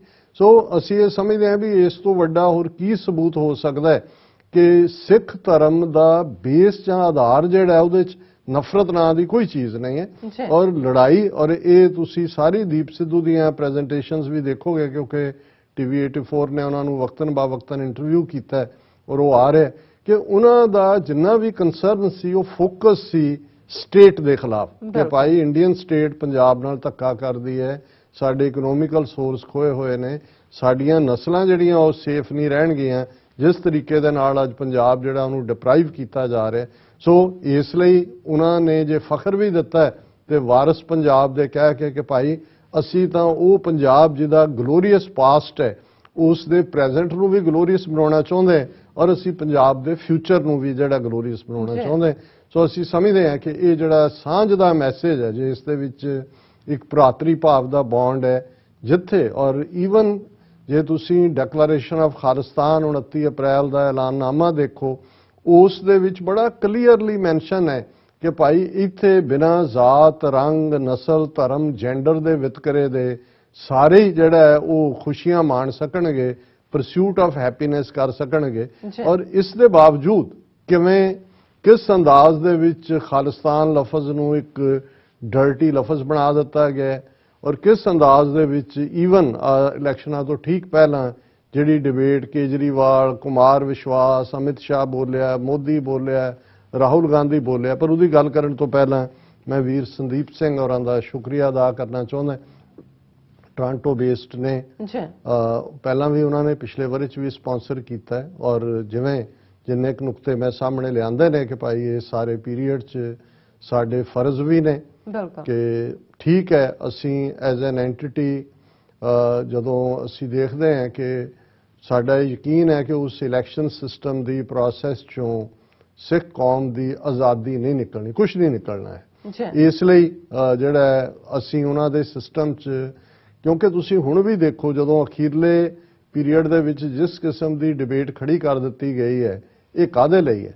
ਇਸੇ ਪਿਛਲੀਆਂ 2017 ਦੀਆਂ ਅਸੈਂਬਲੀ ਚੋਣਾਂ ਤੋਂ ਠੀਕ ਪਹਿਲਾਂ ਮੌੜ ਮੰਡੀ ਬੰਬ ਧਮਾਕਾ ਔਰ ਉਸ ਨਾਲ ਜੁੜੀ ਹੋਈ ਡਿਬੇਟ ਉਹਦਾ ਕੀ ਰੀਜ਼ਨ ਸੀ ਅਸੀਂ ਉਹਨੂੰ ਡਿਸਕਸ ਕਰਾਂਗੇ ਕਿ ਭਾਈ ਉਹੀ ਪੈਟਰਨ ਫੋਲੋ ਕੀਤਾ ਜਾ ਰਿਹਾ ਔਰ ਲੇਕਿਨ ਇਸ ਦੇ ਬਾਵਜੂਦ ਜਿਵੇਂ ਅਸੀਂ ਸਮਝਦੇ ਹਾਂ ਵੀ ਜਿਹੜੇ ਲੋਕਾਂ ਨੇ ਉੱਥੇ ਰਹਿਣਾ ਉਹਨਾਂ ਨੇ ਡੇ ਟੂ ਡੇ ਆਪਣੇ ਕੰਮ ਵੀ ਕਰਵਾਉਣੇ ਨੇ ਬੱਚੇ ਬੱਚੀਆਂ ਦੀਆਂ ਨੌਕਰੀਆਂ ਵੀ ਨੇ ਟਰਾਂਸਫਰਸ ਵੀ ਨੇ ਇਲਾਕੇ 'ਚ ਲੋਕਾਂ ਨੇ ਸੜਕਾਂ ਔਰ ਗਲੀਆਂ ਪੱਕੀਆਂ ਉੱਥੇ ਦਾ ਏਜੰਡਾ ਹੀ ਇਹ ਹੁੰਦਾ। ਇੱਥੇ ਕਦੇ ਤੁਸੀਂ ਦੇਖਿਆ ਕਦੇ ਕਾਂਗਰਸਮੈਨ ਜਾਂ ਅਸੈਂਬਲੀਮੈਨ ਇਲੈਕਸ਼ਨ ਲਈ ਕਹੇ ਜੀ ਮੈਂ ਤੁਹਾਡੀ ਇਹ ਗਲੀ ਬਣਾ ਦਿਆਂਗਾ ਇੱਥੇ ਪੁਲ ਬਣਾ ਉਹਨਾਂ ਨੇ ਤਾਂ ਫਸਾਇਆ ਹੀ ਉੱਥੇ ਹੋਇਆ ਉਹਨਾਂ ਨੂੰ। ਹਾਲਾਂਕਿ ਕਿਸੇ ਵੀ ਹਕੂਮਤ ਦਾ ਜਿਹੜੀ ਟੈਕਸ ਲੈਂਦੀ ਆ ਲੋਕਾਂ ਦਾ ਇਹ ਤਾਂ ਉਹਨਾਂ ਦਾ ਹਿੱਸਾ ਹੁੰਦਾ ਪਾਰਟ ਆਫ देयर ਡਿਊਟੀ।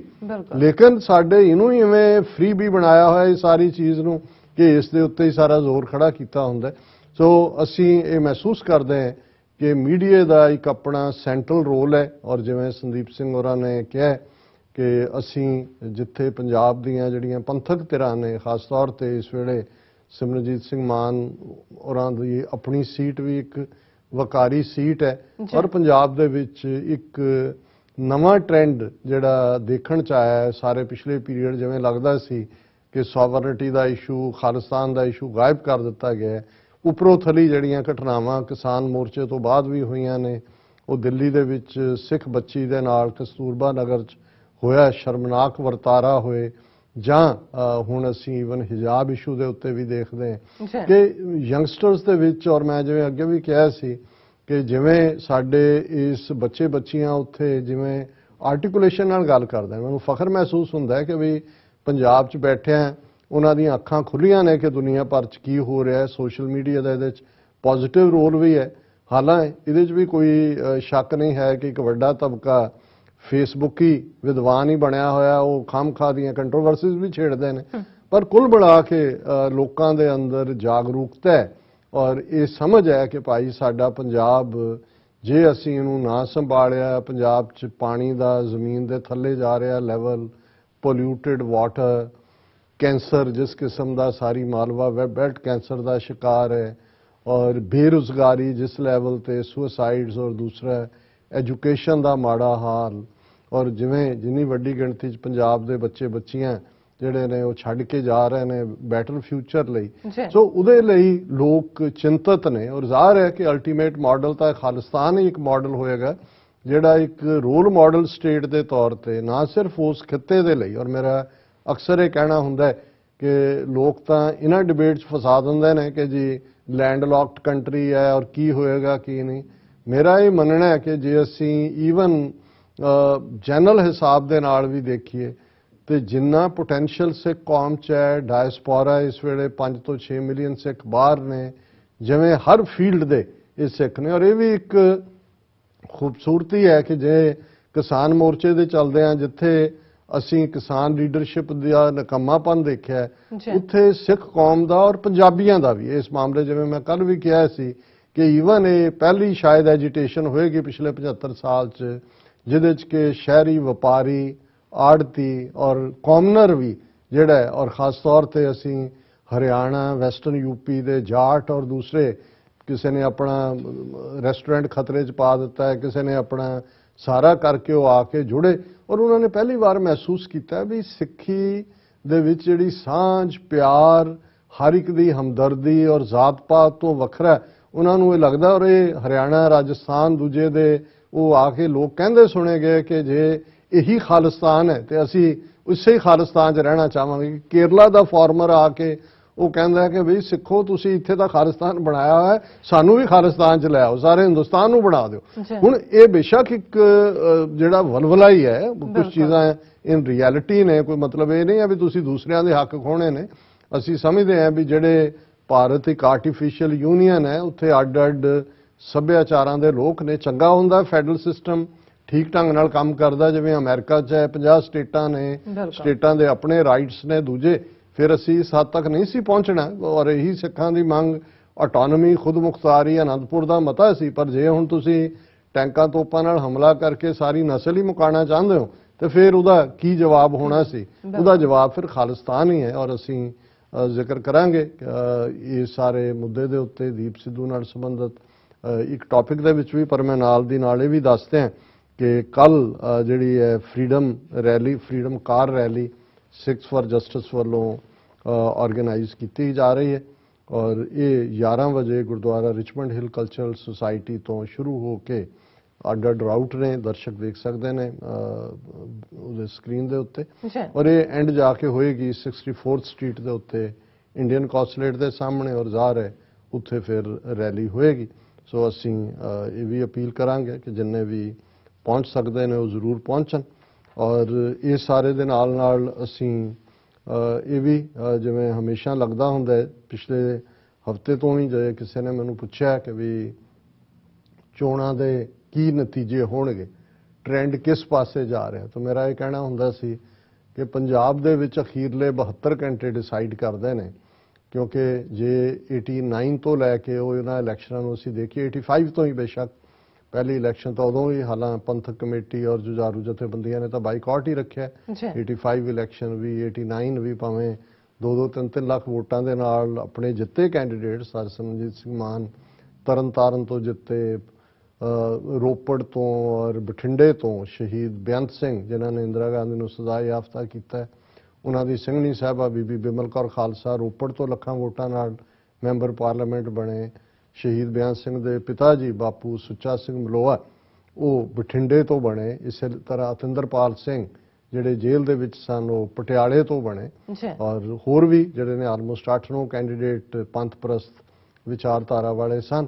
ਪਰ ਉਹਦੇ 'ਚ ਵੀ ਜਿਹੜਾ ਟ੍ਰੈਂਡ ਸੀ ਉਹ ਅਖੀਰਲੇ ਜਿਹੜਾ 2-3 ਦਿਨ ਦੇ ਵਿੱਚ ਹੀ ਬਦਲਿਆ ਸੀ। ਔਰ ਸਾਡਾ ਇਹ ਸੀ ਕਿ ਵੀ ਬੇਸ਼ੱਕ ਮੀਡੀਆ ਜਾਂ ਜਿਹੜੇ ਹੁਣ ਚੋਣ ਸਰਵੇ ਦਾ ਇੱਕ ਵੱਡਾ ਫਰਾਡ ਬਣ ਗਿਆ, ਹਰ ਪਾਰਟੀ ਨੇ ਰੱਖੇ ਹੋਏ ਨੇ, ਜਿਹਨੂੰ ਮਰਜ਼ੀ ਪੈਸੇ ਦੇ ਕੇ ਜੋ ਮਰਜ਼ੀ ਤੁਸੀਂ ਉੱਥੋਂ ਕਰਵਾ ਲਓ ਜੀ ਕਿ ਫਲਾਂ ਉਹਦਾ ਨਤੀਜਾ ਹੈ ਤੇ ਫਲਾਂ ਜਿੱਤ ਰਿਹਾ ਤੇ ਫਲਾਂ ਟ੍ਰੈਂਡ ਹੈ। ਔਰ ਇੱਕ ਸਟੇਜ ਤੇ ਇਹ ਪ੍ਰੋਜੈਕਟ ਕੀਤਾ ਗਿਆ ਕਿ ਜੀ ਅਸਲੀ ਲੜਾਈ ਤੇ ਜਿਹੜੀ ਹੈ ਉਹ ਆਮ ਆਦਮੀ ਪਾਰਟੀ ਤੇ ਕਾਂਗਰਸ ਦੇ ਵਿਚਾਲੇ ਹੈ।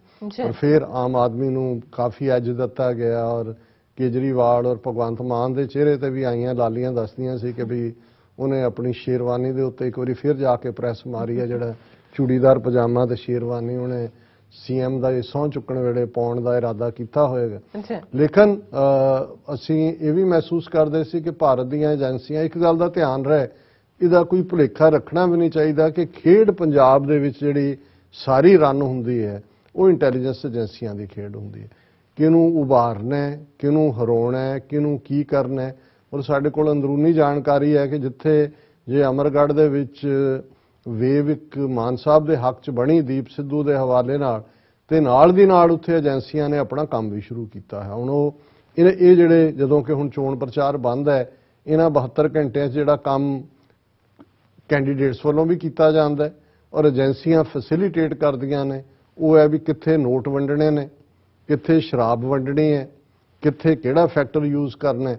ਔਰ ਐਨ ਅਖੀਰ ਮੌਕੇ ਤੇ ਕੁਝ ਇਸ ਕਿਸਮ ਦੀ ਖਬਰ ਨੂੰ ਜਿਹੜਾ ਉਹ ਮਲਟੀਪਲਾਈ ਕਰਕੇ ਪੇਸ਼ ਕਰਨਾ ਹੈ ਜਿਹਦੇ ਨਾਲ ਵੋਟਰ ਪ੍ਰਭਾਵਿਤ ਹੋਣ। ਬਿਲਕੁਲ। ਹੁਣ ਅਸੀਂ ਦੇਖਦੇ ਹਾਂ ਵੀ ਪੰਜਾਬ ਦੇ ਸਿੱਖ ਵੋਟਰਾਂ ਨੂੰ ਤਾਂ ਆਮ ਆਦਮੀ ਪਾਰਟੀ ਜਾਂ ਕੇਜਰੀਵਾਲ ਕਾਫੀ ਹੱਦ ਤੱਕ ਪਿੰਡੂ ਵੋਟਰ ਨੂੰ ਜੇ ਮੈਂ ਕਹਾਂ ਉਹ ਤਾਂ ਇਸ ਭਰਮ ਚ ਹੀ ਕਿ ਜੀ ਵਧੀਆ ਐਜੂਕੇਸ਼ਨ ਦਿੱਲੀ ਮਾਡਲ ਉਹ ਝੂਠ ਕਿ ਜੀ ਇਹ ਅਸੀਂ ਵਧੀਆ ਐਜੂਕੇਸ਼ਨ ਵਧੀਆ ਹਸਪਤਾਲ ਵਧੀਆ ਫਲਾਣੇ ਇੱਧਰ ਉੱਧਰ ਨਾਲ ਦੀ ਨਾਲ।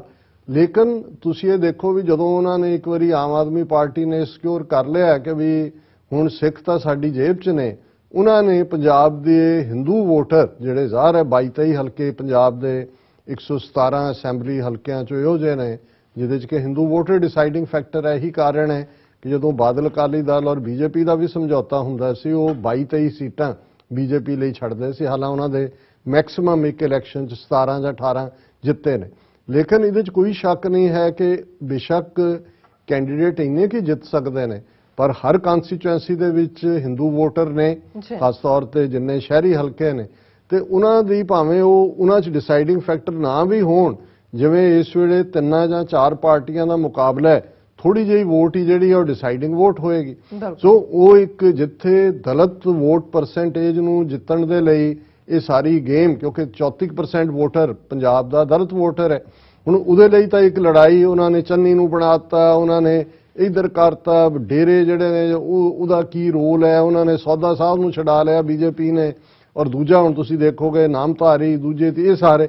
ਲੇਕਿਨ ਜਿਹੜਾ ਫੋਕਸ ਉਹਨਾਂ ਨੂੰ ਲੱਗਾ ਕਿ ਬਈ ਏਜੰਸੀਆਂ ਨੇ ਖਾਸ ਤੌਰ ਤੇ ਇੱਕ ਪਾਸੇ ਹੁਣ ਇੱਕ ਅਸੀਂ ਬੜੀ ਕਲੀਅਰਲੀ ਸਮਝਦੇ ਹਾਂ ਕਿ ਮੋਦੀ ਦੀ ਧਿਰ ਹੋਏ ਜਾਂ ਕੇਜਰੀਵਾਲ ਹੋਏ ਇਹ ਆਰਐਸਐਸ ਦੀਆਂ ਹੀ ਏ ਤੇ ਬੀ ਟੀਮਾਂ ਨੇ।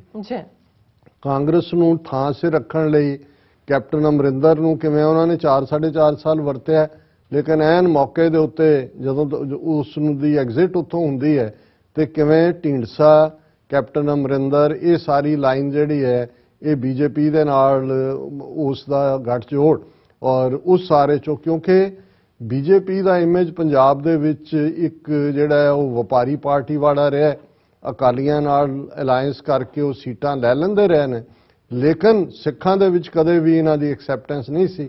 ਸੋ ਉਹਨਾਂ ਨੂੰ ਸਿੱਖ ਚਿਹਰੇ ਚਾਹੀਦੇ ਸੀ ਜਾ ਕੇ ਉਹ ਦੱਸ ਸਕਣ ਕਿ ਜੀ ਅਸੀਂ ਜਿਹੜਾ ਉਹ ਬਰਾਬਰ ਦੇ ਹਾਂ ਔਰ ਅਸੀਂ ਪੰਜਾਬ ਦੇ ਵੀ ਔਰ ਉਸੇ ਦੇ ਤਹਿਤ ਉਹਨਾਂ ਨੇ ਜਦੋਂ ਹੋਮਵਰਕ ਚੰਗੀ ਤਰ੍ਹਾਂ ਕਰ ਲਿਆ ਹੋਇਆ ਸੀ ਉਦੋਂ ਹੀ ਉਹਨਾਂ ਨੇ ਬਾਦਲਕਿਆਂ ਦੇ ਨਾਲੋਂ ਜਿਹੜਾ ਉਹ ਡਿਸਟੈਂਸ ਕਰਨਾ ਸ਼ੁਰੂ ਕੀਤਾ। ਕਿਸਾਨਾਂ ਦਾ ਮੋਰਚਾ ਉਹਦਾ ਫਾਈਨਲ ਬ੍ਰੇਕਿੰਗ ਪੁਆਇੰਟ ਬਣਿਆ ਔਰ ਜਿਵੇਂ ਬੀਜੇਪੀ ਨੇ ਇੱਕ ਤੋਂ ਬਾਅਦ ਇੱਕ ਬੰਦੇ ਇੰਟਰੋਡਿਊਸ ਕਰਵਾਏ ਔਰ ਕਿਸ ਅੰਦਾਜ਼ ਦੇ ਵਿੱਚ ਜਿਵੇਂ ਐਂ ਲੱਗਣ ਲੱਗ ਗਿਆ ਕਿ ਵੀ ਬੀਜੇਪੀ ਜਿਹੜੀ ਹੈ ਉਹਦੀ ਪਰਸੈਂਟੇਜ ਆਫ ਵੋਟਸ ਵੀ ਅੱਗੇ ਜਾਏਗੀ, ਪਰ ਉਹਨਾਂ ਨੇ as an alternative already RSS ਦੇ ਨਾਲ ਕੇਜਰੀਵਾਲ ਦੀਆਂ ਜੜ੍ਹਾਂ ਤਾਂ 2 ਜਨਰੇਸ਼ਨ ਪੁਰਾਣੀਆਂ ਨੇ ਉਹਦੇ ਆਪਣੇ ਕਹਿਣ ਮੁਤਾਬਕ ਉਸ ਦੀਆਂ ਸਾਡੇ ਕੋਲ ਉਹ ਹੈ ਨਹੀਂ ਉਸ ਕਿਸਮ ਦਾ ਕਹਿਣ ਦਾ ਕਿ ਜੀ ਅਸੀਂ ਉਹ ਜਿਹੜਾ ਉਹ ਦਿਖਾ ਦਈਏ ਬੈਕਗ੍ਰਾਉਂਡ ਕਿ ਜੀ ਉਹਨੇ ਕਿੱਥੇ ਕੀ ਕਿਹਾ ਕਿ ਜੀ ਉਹ ਅਸੀਂ ਦਿਖਾਈਏ ਹਾਂ ਨਹੀਂ। ਲੇਕਿਨ ਮੈਂ ਇਹ ਕਹਿਣਾ ਚਾਹੁੰਦਾ ਵੀ ਮੈਂ ਇਸ ਲਈ ਜ਼ਬਾਨੀ ਕੋਟ ਕਰ ਦਿੰਦਾ ਔਰ ਮੈਂ ਹਮੇਸ਼ਾ ਉਸ ਗੱਲ ਨੂੰ ਹੀ ਕੋਟ ਕਰਦਾ ਜਿਹਦਾ ਡਾਕੂਮੈਂਟਰੀ ਐਵੀਡੈਂਸ ਹੁੰਦਾ,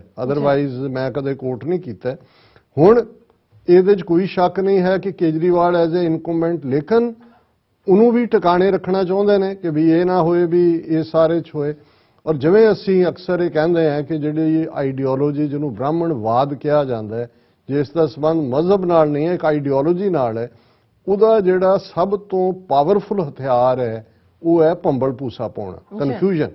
ਕਿਸੇ ਸਿਚੁਏਸ਼ਨ ਨੂੰ ਇੰਨਾ ਕਨਫਿਊਜ਼ ਕਰ ਦਿਓ ਕਿ ਭਾਈ ਬੰਦਾ 2 ਕਦਮ ਜਾ ਕੇ ਫਿਰ ਪਿੱਛੇ ਆ ਜਾਏ, ਫਿਰ ਖੱਬੇ ਚਲੇ ਜਾਏ, ਫਿਰ ਸੱਜੇ ਚਲੇ ਜਾਏ, ਉਹਨੂੰ ਲੱਗੇ ਕਿ ਵੀ ਇਹ ਕੀ ਹੈ ਔਰ ਉਹਦੇ ਚੋਂ ਫਿਰ ਉਹ ਆਪਣਾ ਜਿਹੜਾ ਫਿਸ਼ਿੰਗ ਇਨ ਦਾ ਟਰਬਲਡ ਵਾਟਰਸ ਉਸ ਨੂੰ ਉਹ ਕਰਦੇ ਨੇ।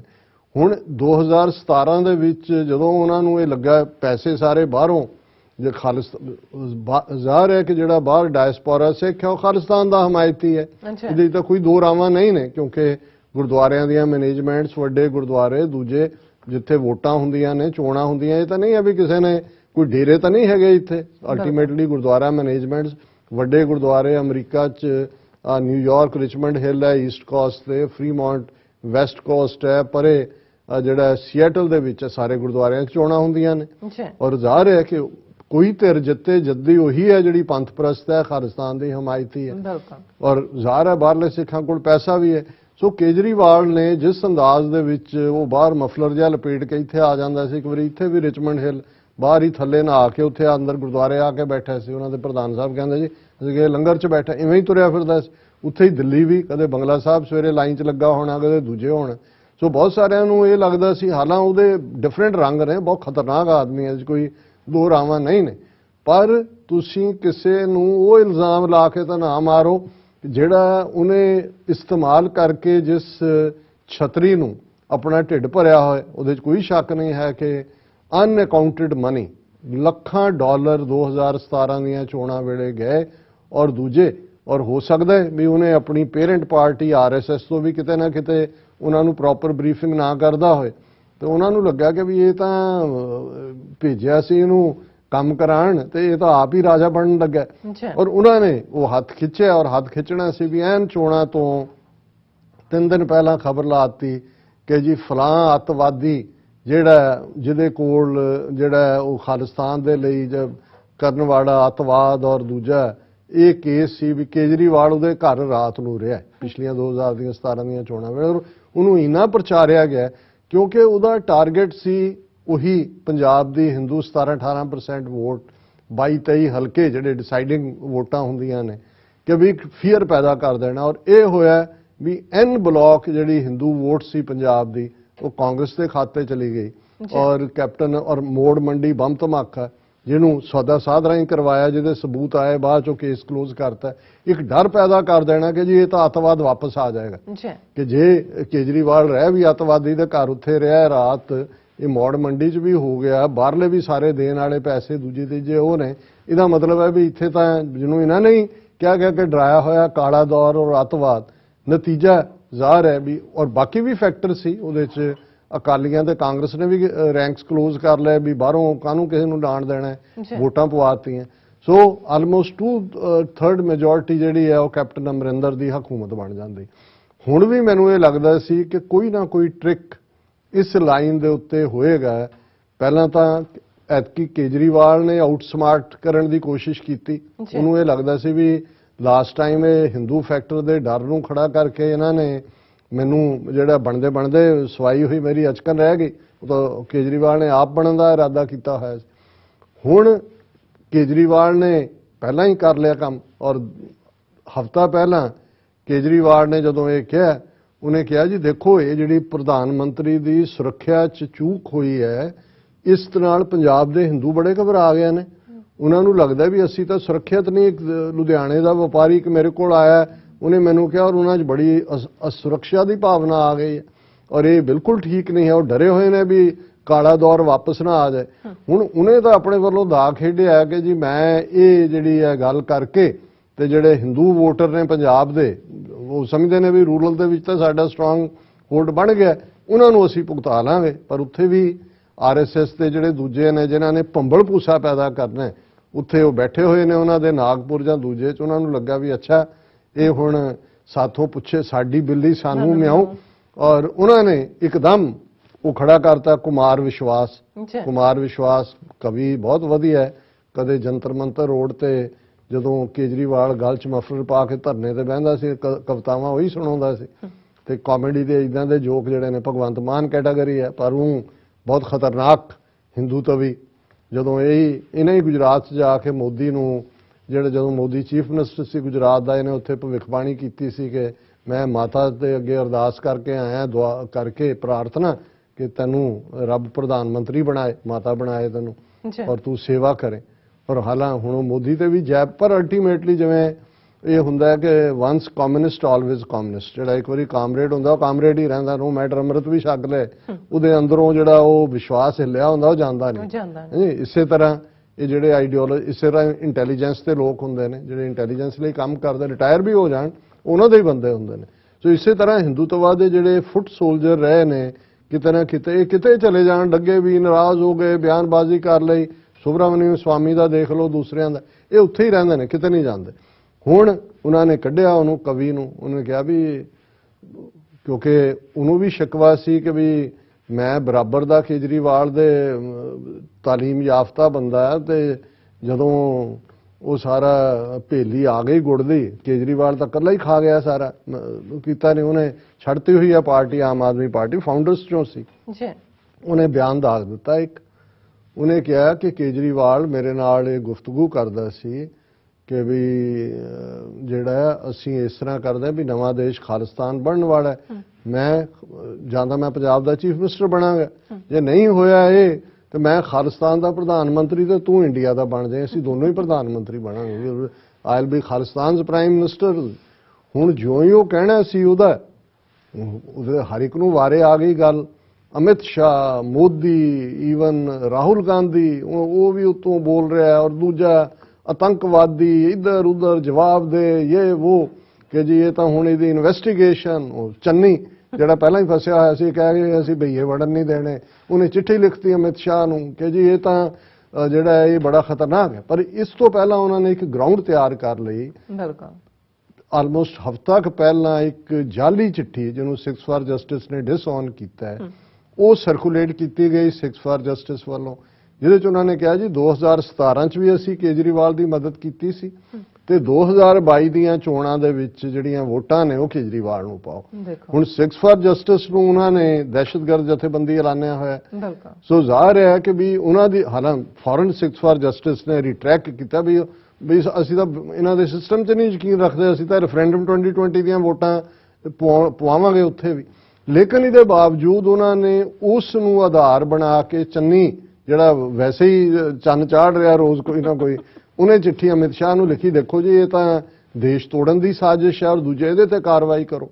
ਨਾਲ ਦੀ ਨਾਲ ਮੋਦੀ ਵੀ ਉੱਠ ਪਿਆ ਕਿ ਦੇਖੋ ਆਪਣੀ ਸੱਤਾ ਦੇ ਲਈ ਇਹ ਦੇਸ਼ ਨੂੰ ਤੋੜਨ ਲਈ ਤਿਆਰ ਨੇ। ਦੂਜਾ ਅਮਿਤ ਸ਼ਾਹ ਨੇ ਕਿਹਾ ਹੁਣ will personally look into allegations of SFJ relations with Aam Aadmi party. ਉਹ ਲਿਖਤੀ ਜਵਾਬ ਵੀ ਦੇ ਦਿੱਤਾ ਚੰਨੀ ਨੂੰ, ਕੱਲ ਤੱਕ ਚੰਨੀ ਤੋਂ ਜਾਣ ਨੂੰ ਖਤਰਾ ਸੀ ਮੋਦੀ ਨੂੰ, ਹੁਣ ਇਹ ਜਿਹੜਾ ਇਹਦੇ ਤੋਂ ਹੈ। ਸੋ ਕੁੱਲ ਮਿਲਾ ਕੇ ਮੈਂ ਕਨਕਲੂਡ ਕਰਾਂ ਕਿ ਭਾਈ ਇਹ ਫਾਈਨਲ ਖੇਡ, ਹੁਣ ਇਹਦਾ ਟਾਰਗੇਟਡ ਕਰਾਊਡ ਕੀ ਹੈ, ਉਹੀ ਪੰਜਾਬ ਦਾ ਹਿੰਦੂ ਵੋਟਰ ਜਿਹਨੂੰ ਕੇਜਰੀਵਾਲ ਨੇ ਤਾਂ ਆਪਣੇ ਵੱਲੋਂ ਜਿਹੜਾ ਉਹ ਨਹਿਲਾ ਮਾਰਿਆ ਸੀ ਤੇ ਇਧਰ ਦਹਿਲਾ ਵੱਜ ਗਿਆ। ਲੇਕਿਨ ਤੁਸੀਂ ਇਸ ਸਾਰੇ ਤੋਂ ਇਹ ਦੇਖੋ ਕਿ ਪੰਜਾਬ ਇੱਕ ਕਾਲੋਨੀ ਵਾਂਗ ਹੈ, ਇਹ ਹਿੰਦੂ ਤਵੀ ਜਿਹੜੇ ਨੇ ਉਸੇ ਹੀ ਭੰਬਲ ਭੂਸੇ ਦੇ ਫੈਕਟਰ ਦੇ ਥੱਲੇ। ਹੁਣ ਅਖੀਰਲੇ ਇਹਨਾਂ 48 ਘੰਟਿਆਂ 'ਚ ਉੱਥੇ ਕਿਨੇ ਕੀ ਕਰਨਾ, ਏਜੰਸੀਆਂ ਨੇ ਹੋਰ ਕੀ ਖੇਡ ਖੇਡਣੀ ਹੈ, ਕੋਈ ਕਿਤੇ ਬੰਬ ਬਲਾਸਟ ਕਰਵਾ ਦੇਣ, ਕੋਈ ਦਹਿਸ਼ਤਗਰਦੀ ਦੀ ਘਟਨਾ ਕਰ ਦੇਣ, ਕਿਉਂਕਿ ਉਹਨਾਂ ਨੇ ਕੰਟਰੋਲ ਆਪਣੇ ਕੋਲ ਰੱਖਣਾ ਹੈ ਤਾਂ ਕਿ ਜਿਹੜੀ ਪੰਜਾਬ ਦੇ ਲੋਕਾਂ ਦੀਆਂ ਐਸਪੀਰੇਸ਼ਨਸ ਨੇ, ਆਜ਼ਾਦੀ ਦੀ ਗੱਲ ਹੈ, ਸਿੱਖ ਕੌਮ ਦੀ ਸੋਵਰਨਿਟੀ ਦੀ ਗੱਲ ਹੈ, ਉਹਨੂੰ। ਔਰ ਇਸ ਸਾਰੇ ਦੇ ਉੱਤੇ ਤੁਸੀਂ ਦੇਖੋ ਹਰ ਕੋਈ ਆਪਣੇ ਆਪ ਨੂੰ ਡਿਸਟੈਂਸ ਕਰਨ ਲੱਗ ਗਿਆ। ਰਾਹੁਲ ਗਾਂਧੀ ਕਹਿ ਰਿਹਾ ਹੈ कि ये केजरीवाल बताएं किसके घर रहे, क्यों रहे, क्या है, एक हाँ या ना में जवाब दें। ਹੁਣ ਸਾਰੇ ਹੀ ਆਪਣੇ ਆਪ ਨੂੰ ਦੇਸ਼ ਭਗਤ ਸਾਬਤ ਕਰਨ ਤੇ ਲੱਗੇ ਹੋਏ ਨੇ ਔਰ ਇਹ ਦੱਸਣ ਦੇ ਲਈ ਕਿ ਖਾਲਿਸਤਾਨ ਜਿਵੇਂ ਬੜਾ ਡਰਟੀ ਵਰਡ ਹੈ ਔਰ ਕੇਜਰੀਵਾਲ ਜਿਹੜਾ ਇਹ ਤਾਂ ਇਹਨੇ ਤਾਂ ਕੁਮਾਰ ਵਿਸ਼ਵਾਸ ਨੂੰ ਕਿਹਾ ਕਿ ਜੀ ਮੈਂ ਖਾਲਿਸਤਾਨ ਦਾ ਪ੍ਰਧਾਨ ਮੰਤਰੀ ਬਣਾਂਗਾ। ਇਹ ਤਾਂ ਨਾਲ ਰਲਿਆ ਹੋਇਆ ਸਾਜ਼ਿਸ਼ ਹੈ ਦੇਸ਼ ਨੂੰ ਤੋੜਨ ਦੀ। ਸੋ ਅਸੀਂ ਇਹ ਸਮਝਦੇ ਹਾਂ ਕਿ ਭਾਈ ਇਹਨਾਂ ਦਾ ਹਾਲ ਉਸ ਵਰਗਾ ਹੀ ਹੈ ਜਿਹੜਾ, ਹਾਲਾਂਕਿ ਮੈਨੂੰ ਐਗਜ਼ਾਮਪਲ ਤਾਂ ਵਲਗਰ ਹੀ ਹੈ ਕਿ ਵੀ ਉਹ ਜਦੋਂ ਬੱਚਾ 5-6 ਸਾਲ ਦਾ ਹੁੰਦਾ ਹੈ ਤੇ ਉਹ ਜਦੋਂ ਪੱਦ ਮਾਰਦਾ ਹੈ ਤੇ ਆਪ ਹੀ ਰੋਣ ਲੱਗ ਜਾਂਦਾ, ਉਹਨੂੰ ਲੱਗਦਾ ਵੀ ਕਿਤੋਂ ਆਵਾਜ਼ ਆਈ ਧਮਾਕਾ ਹੈ, ਇਹ ਆਪ ਹੀ ਧਮਾਕੇ ਇਵੇਂ ਦੇ ਕਰਕੇ ਆਪੇ ਹੀ ਡਰੀ ਜਾਂਦੇ ਨੇ। ਪਰ ਮਕਸਦ ਇਹਨਾਂ ਦਾ ਉਹੀ ਭੰਬਲ ਭੂਸਾ ਪੈਦਾ ਕਰਨੇ, ਕਨਫਿਊਜ਼ਨ ਪੈਦਾ ਕਰਨਾ। ਜੀ ਡਾਕਟਰ ਸਾਹਿਬ ਤੁਹਾਡਾ ਬਹੁਤ ਬਹੁਤ ਸ਼ੁਕਰੀਆ, ਤੁਸੀਂ ਆਪਣੇ ਵਿਚਾਰ ਸਾਡੇ ਦਰਸ਼ਕਾਂ ਨਾਲ ਸਾਂਝੇ ਕੀਤੇ ਨੇ। ਸੋ ਇੱਥੇ ਲੈਣੇ ਬ੍ਰੇਕ, ਔਰ ਬ੍ਰੇਕ ਤੇ ਜਾਣ ਤੋਂ ਪਹਿਲਾਂ ਅਸੀਂ ਆਪਣੇ ਦਰਸ਼ਕਾਂ ਤੇ ਸਰੋਤਿਆਂ ਨੂੰ ਅਪੀਲ ਤੇ ਬੇਨਤੀ ਕਰਦੀ ਹੈ ਵਿਊਅਰਸ, ਜਿਸ ਤਰ੍ਹਾਂ ਕਿ ਤੁਸੀਂ ਜਾਣਦੇ ਹੋ ਕਿ ਟੀਵੀ 84 ਹੱਕ ਸੱਚ ਇਨਸਾਫ ਦੀ ਜਿਹੜੀ ਆਵਾਜ਼ ਹੈ ਉਹ ਬੁਲੰਦ ਕਰ ਰਿਹਾ ਹੈ। ਇਹ ਆਵਾਜ਼ ਤੁਹਾਡੇ ਪਿਆਰ ਸਦਕਾ, ਤੁਹਾਡੇ ਵਿਸ਼ਵਾਸ ਸਦਕਾ, ਤੁਹਾਡੇ ਡੋਨੇਸ਼ਨ ਸਦਕਾ ਹੀ ਹੋ ਰਹੀ ਹੈ। ਸੋ ਅਸੀਂ ਚਾਹਾਂਗੇ ਕਿ ਤੁਸੀਂ ਟੀਵੀ 84 ਦੀ ਚੜ੍ਹਦੀ ਕਲਾ ਲਈ ਵੱਧ ਤੋਂ ਵੱਧ ਡੋਨੇਟ ਕਰੋ। ਡੋਨੇਟ ਕਰਨ ਲਈ ਸਾਡੀ ਵੈਬਸਾਈਟ tv84.tv ਤੇ ਜਾ ਕੇ ਪੇਪਲ ਦੀ ਵਰਤੋਂ ਕਰਕੇ ਵਨ ਟਾਈਮ ਡੋਨੇਟ ਕਰ ਸਕਦੇ ਹੋ, ਮੰਥਲੀ ਡੋਨੇਟ ਵੀ ਕਰ ਸਕਦੇ ਹੋ। ਤੁਸੀਂ ਟੀਵੀ 84 ਦੇ ਨਾਮ ਤੇ ਚੈੱਕ ਬਣਾ ਕੇ ਸਾਨੂੰ ਮੇਲ ਵੀ ਕਰ ਸਕਦੇ ਹੋ ਸਾਡੇ ਇਸ ਪਤੇ ਤੇ 36-01 37th Avenue, Long Island City, New York 11101 USA, ਜਾਂ ਫਿਰ ਤੁਸੀਂ ਸਾਨੂੰ ਫੋਨ ਰਾਹੀਂ ਵੀ ਸੰਪਰਕ ਕਰ ਸਕਦੇ ਹੋ ਸਾਡੇ ਫੋਨ ਨੰਬਰ ਤੇ 516661911984। ਤੁਸੀਂ ਸਾਨੂੰ ਈਮੇਲ ਵੀ ਕਰ ਸਕਦੇ ਹੋ info@tv84.tv ਤੇ। ਅਸੀਂ ਤੁਹਾਡੇ ਤਹਿ ਦਿਲ ਤੋਂ ਸ਼ੁਕਰਗੁਜ਼ਾਰ ਹੋਵਾਂਗੇ। ਸੋ ਇੱਥੇ ਲੈਣੇ ਬ੍ਰੇਕ ਵਿਊਅਰਸ, ਤੁਸੀਂ ਸਾਨੂੰ ਇਸੇ ਤਰ੍ਹਾਂ ਬਣੇ ਰਹਿਣਾ। ਮਿਲਦੇ ਹਾਂ after this short break.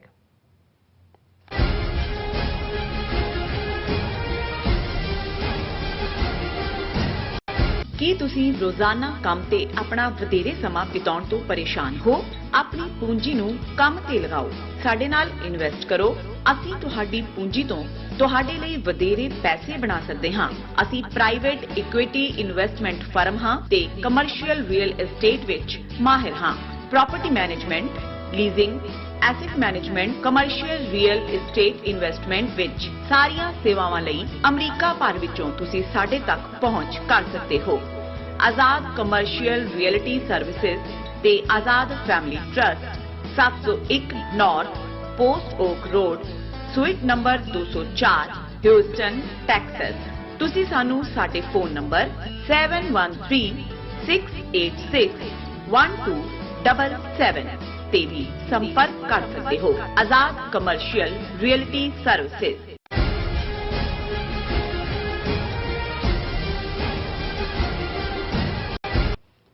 Viewers welcome back ਨੂੰ ਪ੍ਰੋਗਰਾਮ। ਸੋ ਵਿਊਅਰਸ ਪ੍ਰੋਗਰਾਮ ਨੂੰ ਹੋਰ ਅੱਗੇ ਵਧਾਉਂਦੇ ਹਾਂ। ਅੱਜ ਦੇ ਦੂਸਰੇ ਅਹਿਮ ਇਸ਼ੂ ਦੇ ਨਾਲ ਉਸ ਦੇ ਵਿੱਚ ਆਪਾਂ ਗੱਲਬਾਤ ਕਰਾਂਗੇ ਕਿ ਮੁੜ ਕਦੀਮ ਤੋਂ ਲੋਕ ਲਾਲਚ ਤੇ ਡਰ ਵਸ ਹੋ ਕੇ ਵਿਕਦੇ ਆਏ ਹਨ। ਇਹੋ ਜਿਹਾ ਵਿਕਾਊ ਮਾਲ ਆਪਣੇ ਲੋਕਾਂ ਦਾ ਹੀ ਘਾਣ ਕਰਨ ਵਾਲੀ ਕੁਹਾੜੀ ਦਾ ਦਸਤਾ ਬਣਨ ਨੂੰ ਤਿਆਰ ਰਹਿੰਦੇ ਹਨ। ਪੰਜਾਬ ਚੋਣਾਂ ਦੀਆਂ ਵੋਟਾਂ ਤੋਂ ਠੀਕ ਪਹਿਲਾਂ ਭਾਰਤ ਚੋਂ ਇਕੱਠੇ ਕੀਤੇ ਗਏ ਇਸ ਕਿਸਮ ਦੇ ਵਿਕਾਊ ਸਿੱਖਾਂ ਦਾ ਇੱਕ 38 ਮੈਂਬਰੀ ਗਰੁੱਪ ਮੋਦੀ ਦੇ ਨਿਵਾਸ ਸਥਾਨ ਤੇ ਪਹੁੰਚਿਆ।